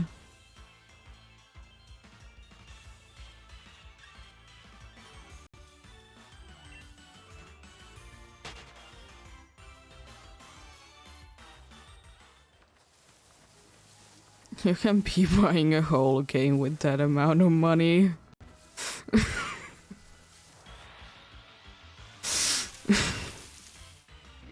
For a small little device. You can just be buying a whole game with that amount of money. I understand like the usage of it for sure, but I could consider myself to be buying it if it would be like maybe like max 30 euros. Like absolute max. But like more comfortable 15, 20 euros though.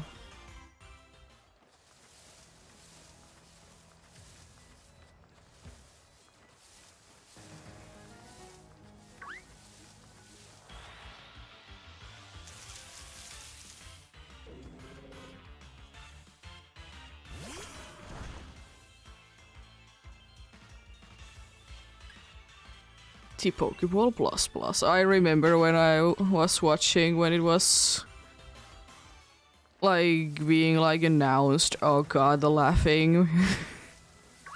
Because the name just Pokeball Plus Plus.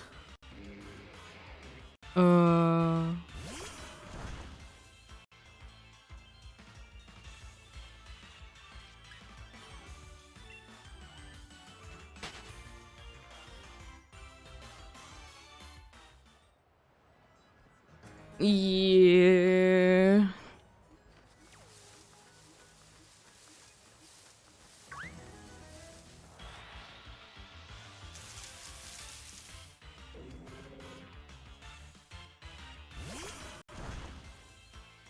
Yeah. As I said, if it wouldn't be so expensive, I could be considering myself to be buying each.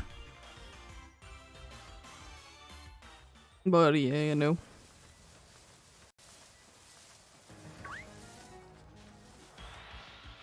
It is kind of in the similar situation as the Mew Pokeball for the Let's Go games that... Why?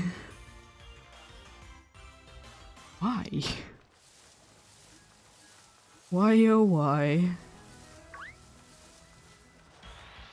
I mean, is it cool that you can be getting Mew like straight away? Yeah, but at the same time... Jeez. At least you get a Mew. It is hard to be getting. Even though if you would be playing Pokemon Go, you'll be at some point being guaranteed to be getting yourself a Mew. But anyways.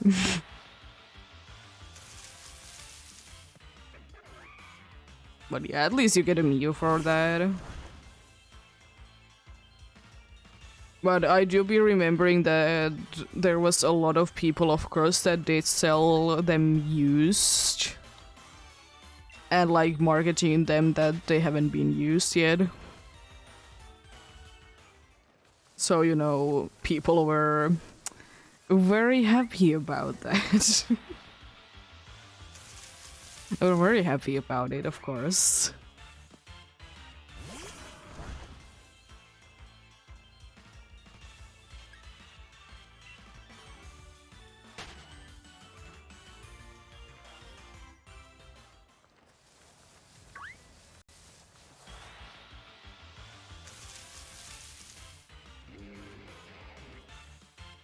Yeah. But then again, like, it is kind of understandable that, like, of course, if you want to buy it, it's like I don't think that I would be enjoying to be using it as a controller myself, even for Let's Go. But yeah, of course, if I would be buying one, I would be absolutely wanting to be getting the Mew from each. It's kind of the same deal why like some of the Ranger games are like ridiculously priced because they have the Manaphy egg still there. As you know, being more valuable because they have the Manaphy egg.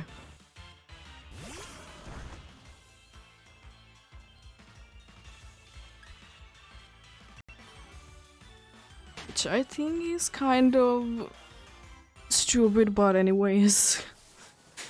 If people are willing to be spending money, it's gonna be sold as a high price. That's the thing.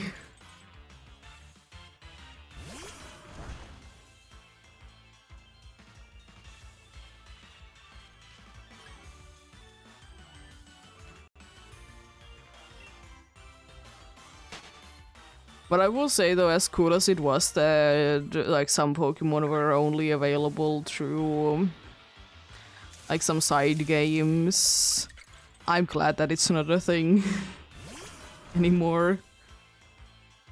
It kind of is if you count Pokemon Go, and you know, some are only available in Pokemon Go right now. But if you don't count that, then you know, at least the ones that are available in the game, you don't need to be playing a separate game to be getting them.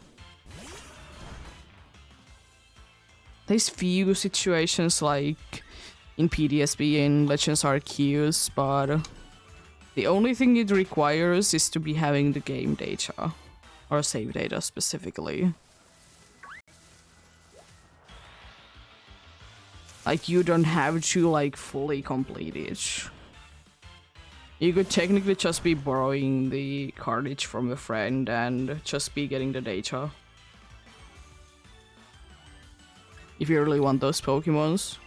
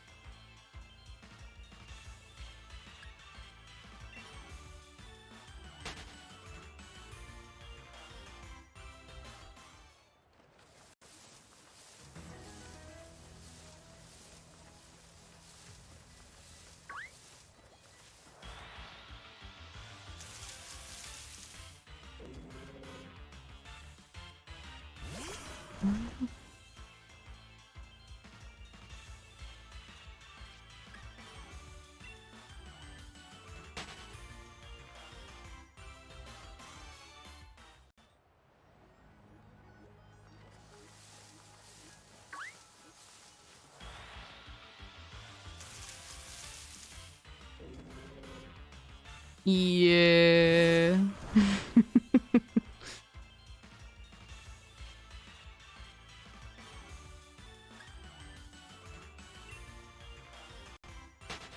Living Dex is one of those things that it is indeed gonna be taking a while to be doing. Even if you would have been like playing them like quite quickly when they were released, it is as much as the time goes forward, it is harder and harder to be getting Pokemons. It is kind of a shame that that is the case, and you know, quite a good amount of the Pokemons are only really available in Pokemon Go, but at least you can get them.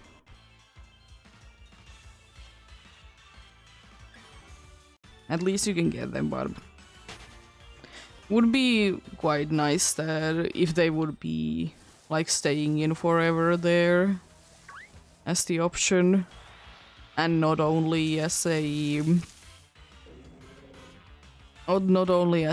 like few weeks of span of time to be getting the item, and then if you don't get the item, it's not available to you anymore ever.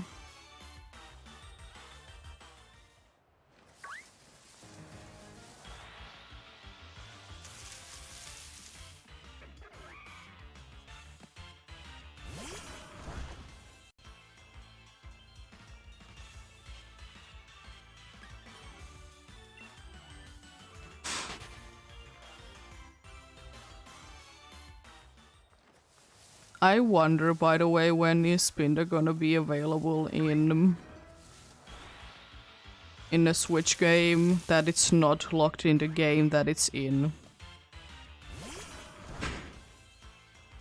Because it's a shame that it's locked in, you know, PTSP. If you catch it, Spinda, it's never ever gonna be leaving that game. Because I very doubt that it has been fixed.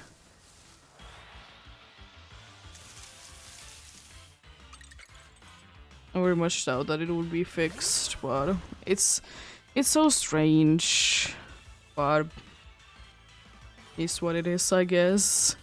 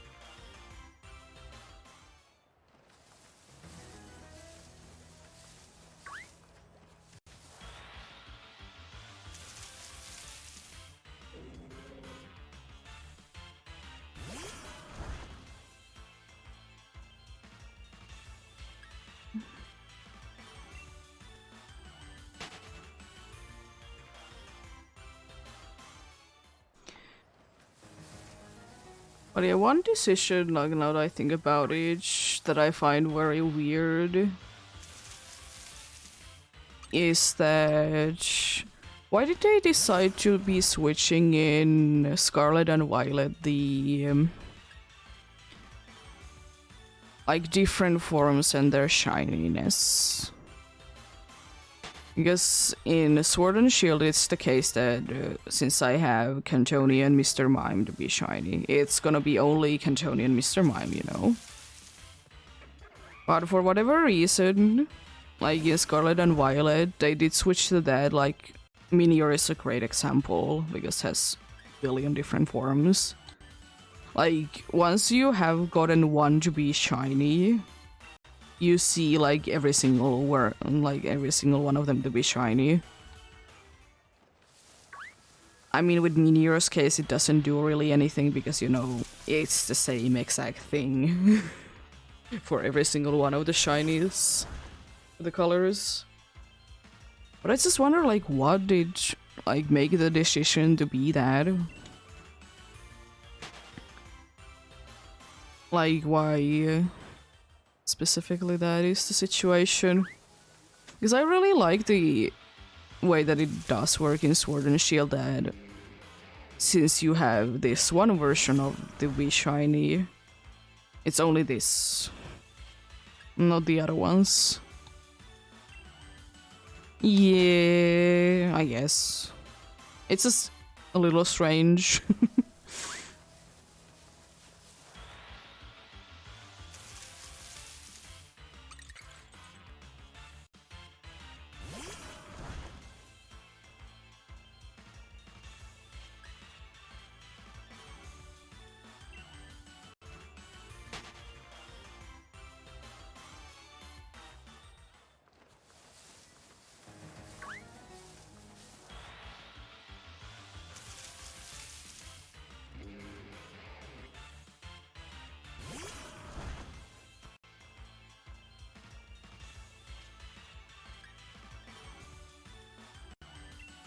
I kind of wish that Spinda would be a little bit of a better Pokemon. Of course, I understand all the stat things with it and like why it isn't the greatest thing ever.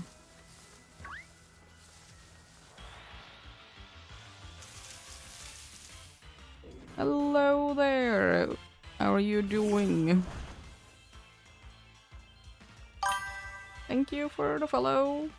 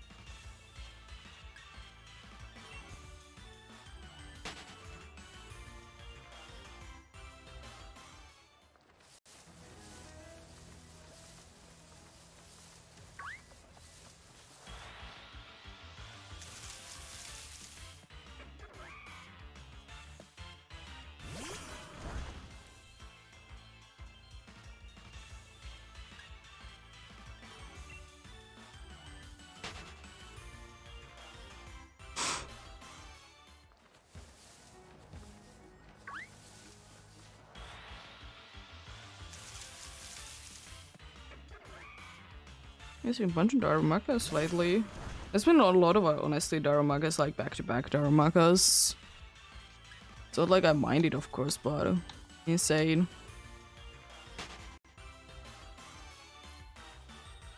I guess today the Pokédex recommended thing really is working then.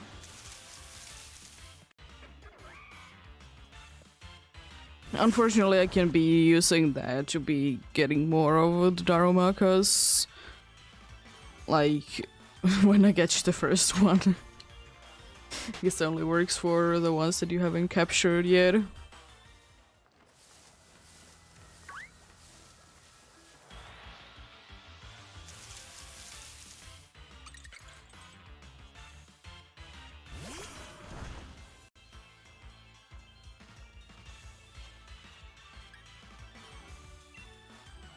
How close are you for the Scarlet and Violet shiny decks?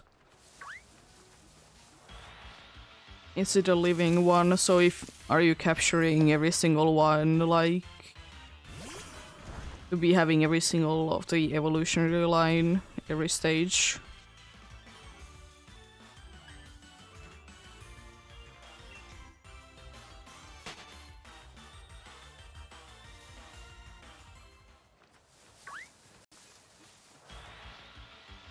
Nice. It's pretty decent progress.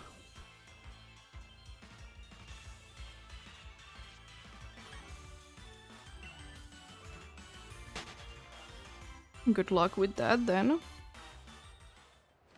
Hope it doesn't take too long.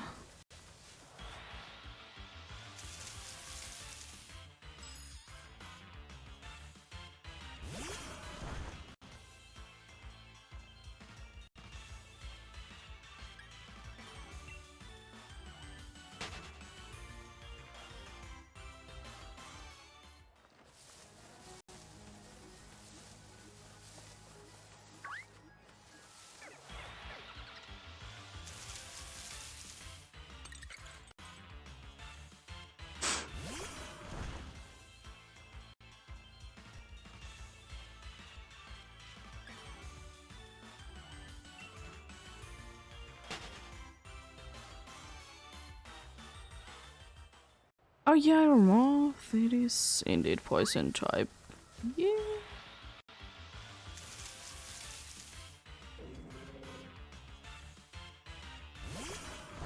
Iron Moth is definitely one of the harder ones to be noticing. It's not too bad, but it's definitely on the harder side.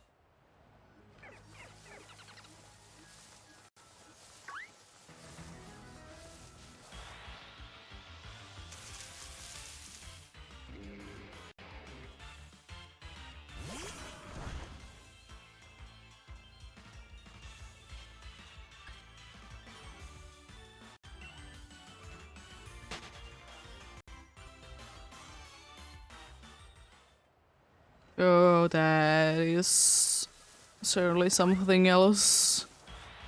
Two shinies at the same time.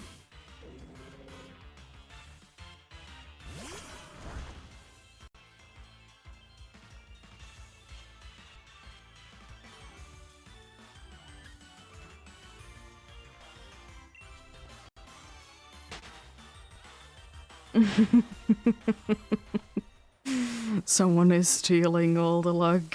How dare you? uh, like, well, thankfully, I guess I didn't do any hunting on Saturday then. Because I was doing some other things that day. Helping out, or trying to help out with things. Wasn't too much help because it was out of my hands.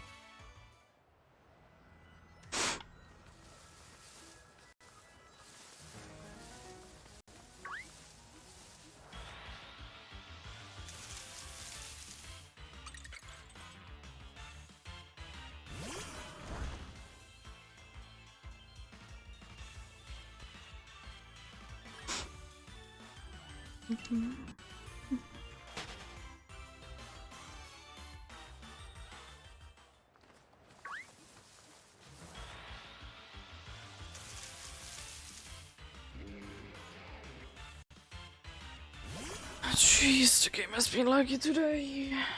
I understand why.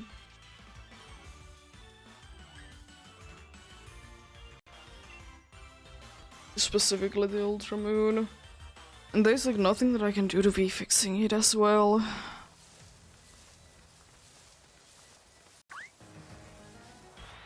For the Switch I can do some things, because I could just be reinstalling the app. Or I should be. Anyways. Would be helping with some of the lag. Thankfully it doesn't show too much. Like true, it usually is just a program that is laggy. I just need to be reinstalling it, and that's that easily fixed.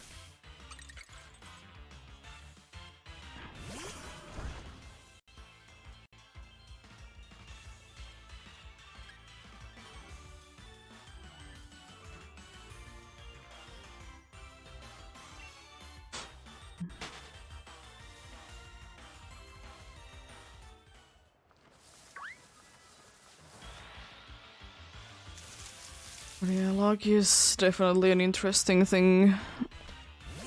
I have, of course, always a feeling whenever I will be doing the Alpha Gooder hunt that I will be relatively lucky then. Which is usually true. It is usually true, indeed. But then again, higher odds with the massive mass outbreaks and mass outbreaks. And with pretty much anything, honestly, because most of them are gonna be at research level 10 at least. There's very few Pokemon that I wouldn't be having there. And fun fact, I did get one of the only ones that would be actually full outs for me in that game. And it was a flying Magnezone. One of the coolest ones.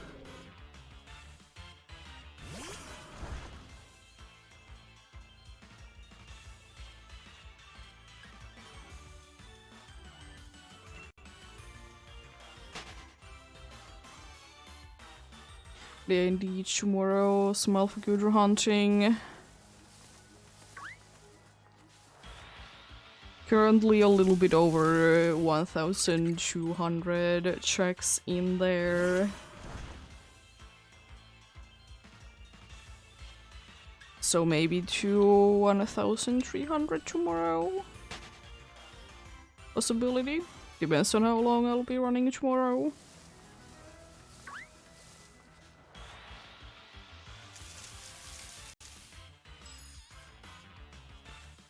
At least if nothing else, I'll be able to make some progress.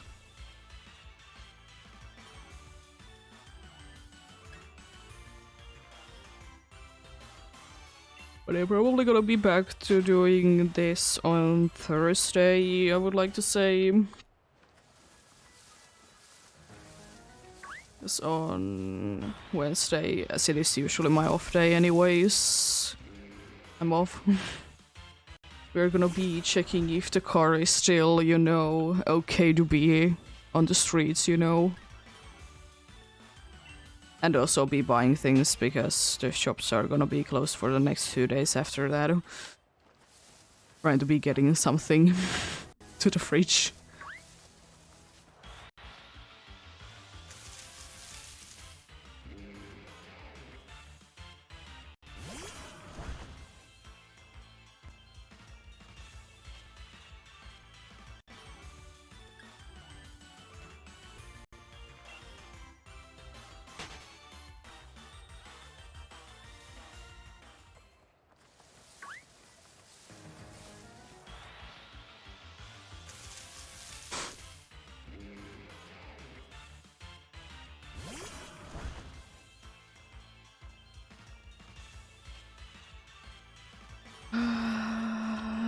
Oh, Mount Lanakila. How perfect it would be to be getting it at exactly 10k.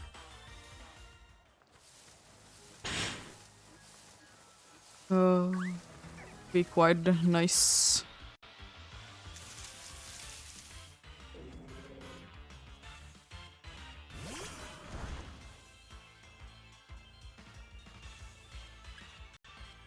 There has been only few times that I've been getting it at the last encounter anyways. In one of the Indeedis being one of them for Glimwood. Because weirdly enough, it is usually, like, more often than not, it's the case that I'll be lucky at the beginning.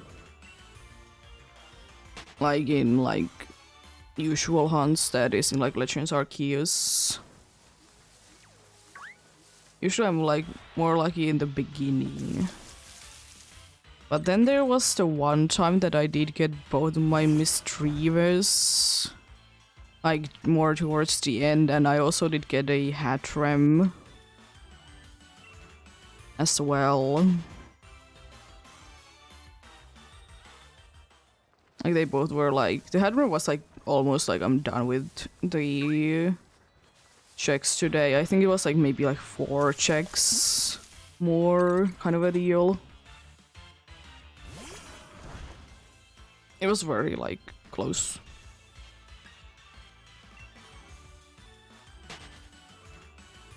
Can't be really predicting shinies though.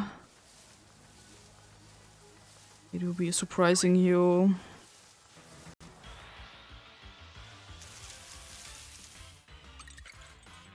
It would be surprising you whenever they would be appearing. Or will be, I guess, would be a more of a correct way to be saying it.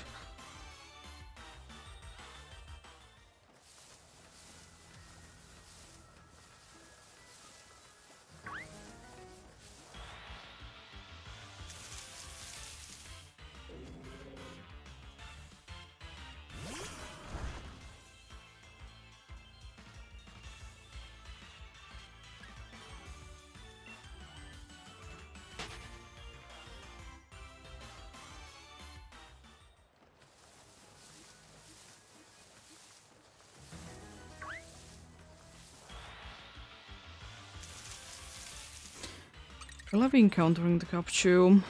I'm like almost touching it. It's like I was surprised it wasn't the Capchu. I was still far enough away from it apparently. Interesting. Interesting.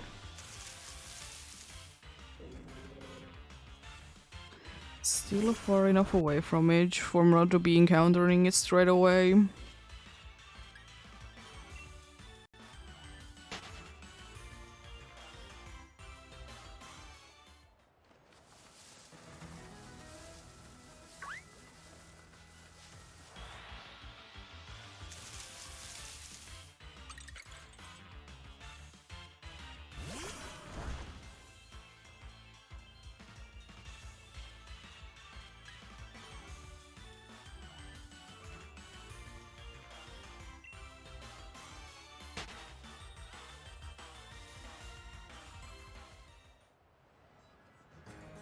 There we go.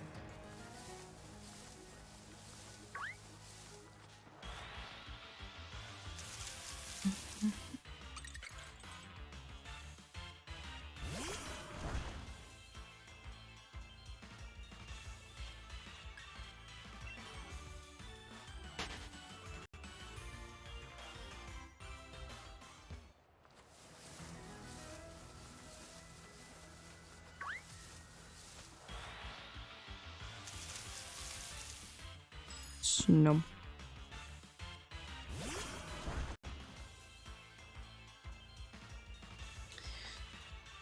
Imagine getting like 2 more stone journers though, with like 13 checks. 2% would be a little crazy for sure, but it wouldn't be too bad at all.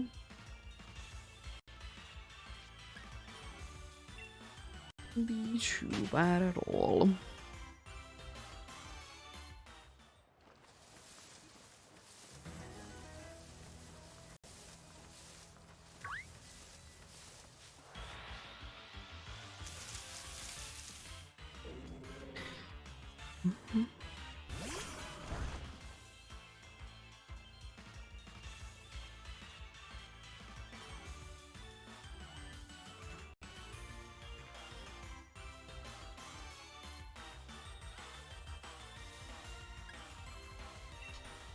We'll also be hitting soon, indeed, bunch of 9s. As I said, it's gonna be quite a while when we do be hitting the next 10. Bunch of the same number. Specifically on the in the Mount Lanakila hunt. Able to hit maybe a little bit sooner on the Darumaka hunt. Maybe just, you know, slightly.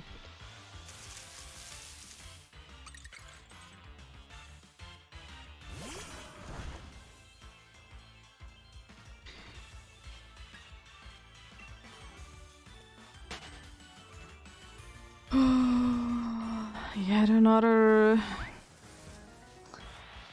1 in 4K hunt going to 1 in or to 10K.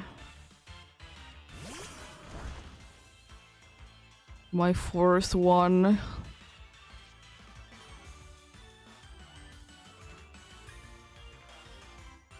My 4th one or something like that.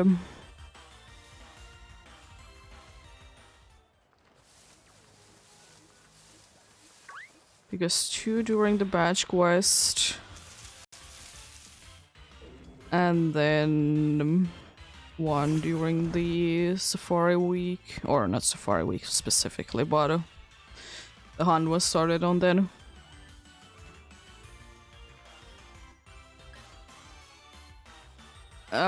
Yeah, shiny hunting Zygarde in something else than Dynamax Adventures.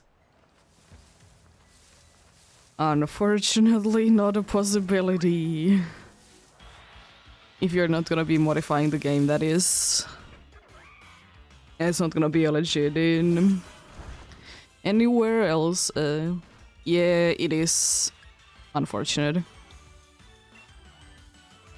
I don't know if you're choking or not, because it's a usual thing to be choking about. You know, on April Fools. I talked about it already today, that it's a usual April Fools kind of thing. That people are annoyed that they haven't found there. Yeah. But yeah, unfortunately, it's not a possibility in there. Yeah, exactly, just trade for a shiny Zygarde. Exactly, it's always gonna be a legit one.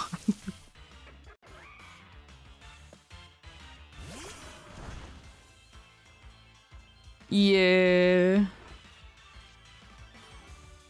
It is interesting that you do be getting it there. But yeah, unfortunately Zygarde is one of the ones that you have to be getting in Dynamax Adventures if you want it to be a legit.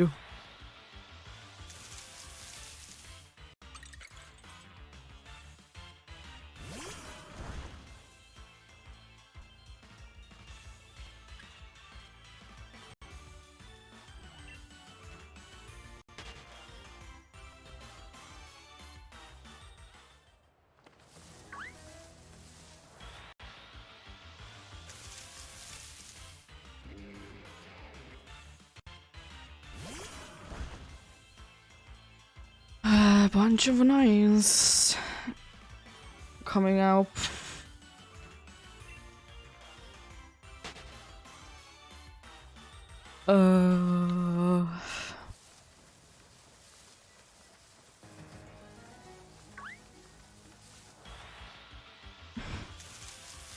And that didn't seem to be bringing the luck.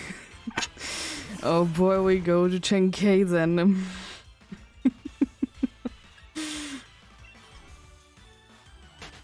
We go to 10K then. And 5,000 as well. It's a Glalie. And a Bearchick this time around will be ending it on. Oh boy. I guess we need to be going for another day then, Mount Lanakila. Whenever you decide to be done. Whenever indeed. Yep. It is indeed gonna be it for today. tomorrow indeed I'll be doing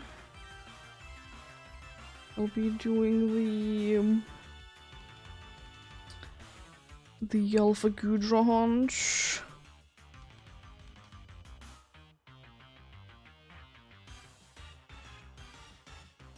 Oh, wait a second. There we go. Yeah, and just another 10k. Yeah, definitely. It's gonna be taking like quite some time.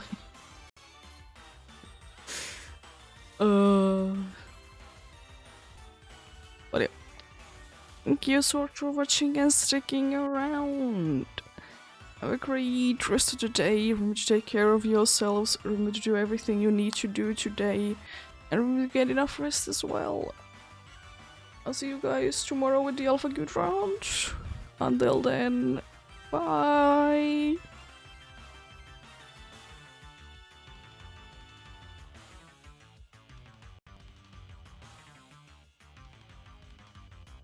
Oh, that's nice to hear. Also, I'll be raiding someone.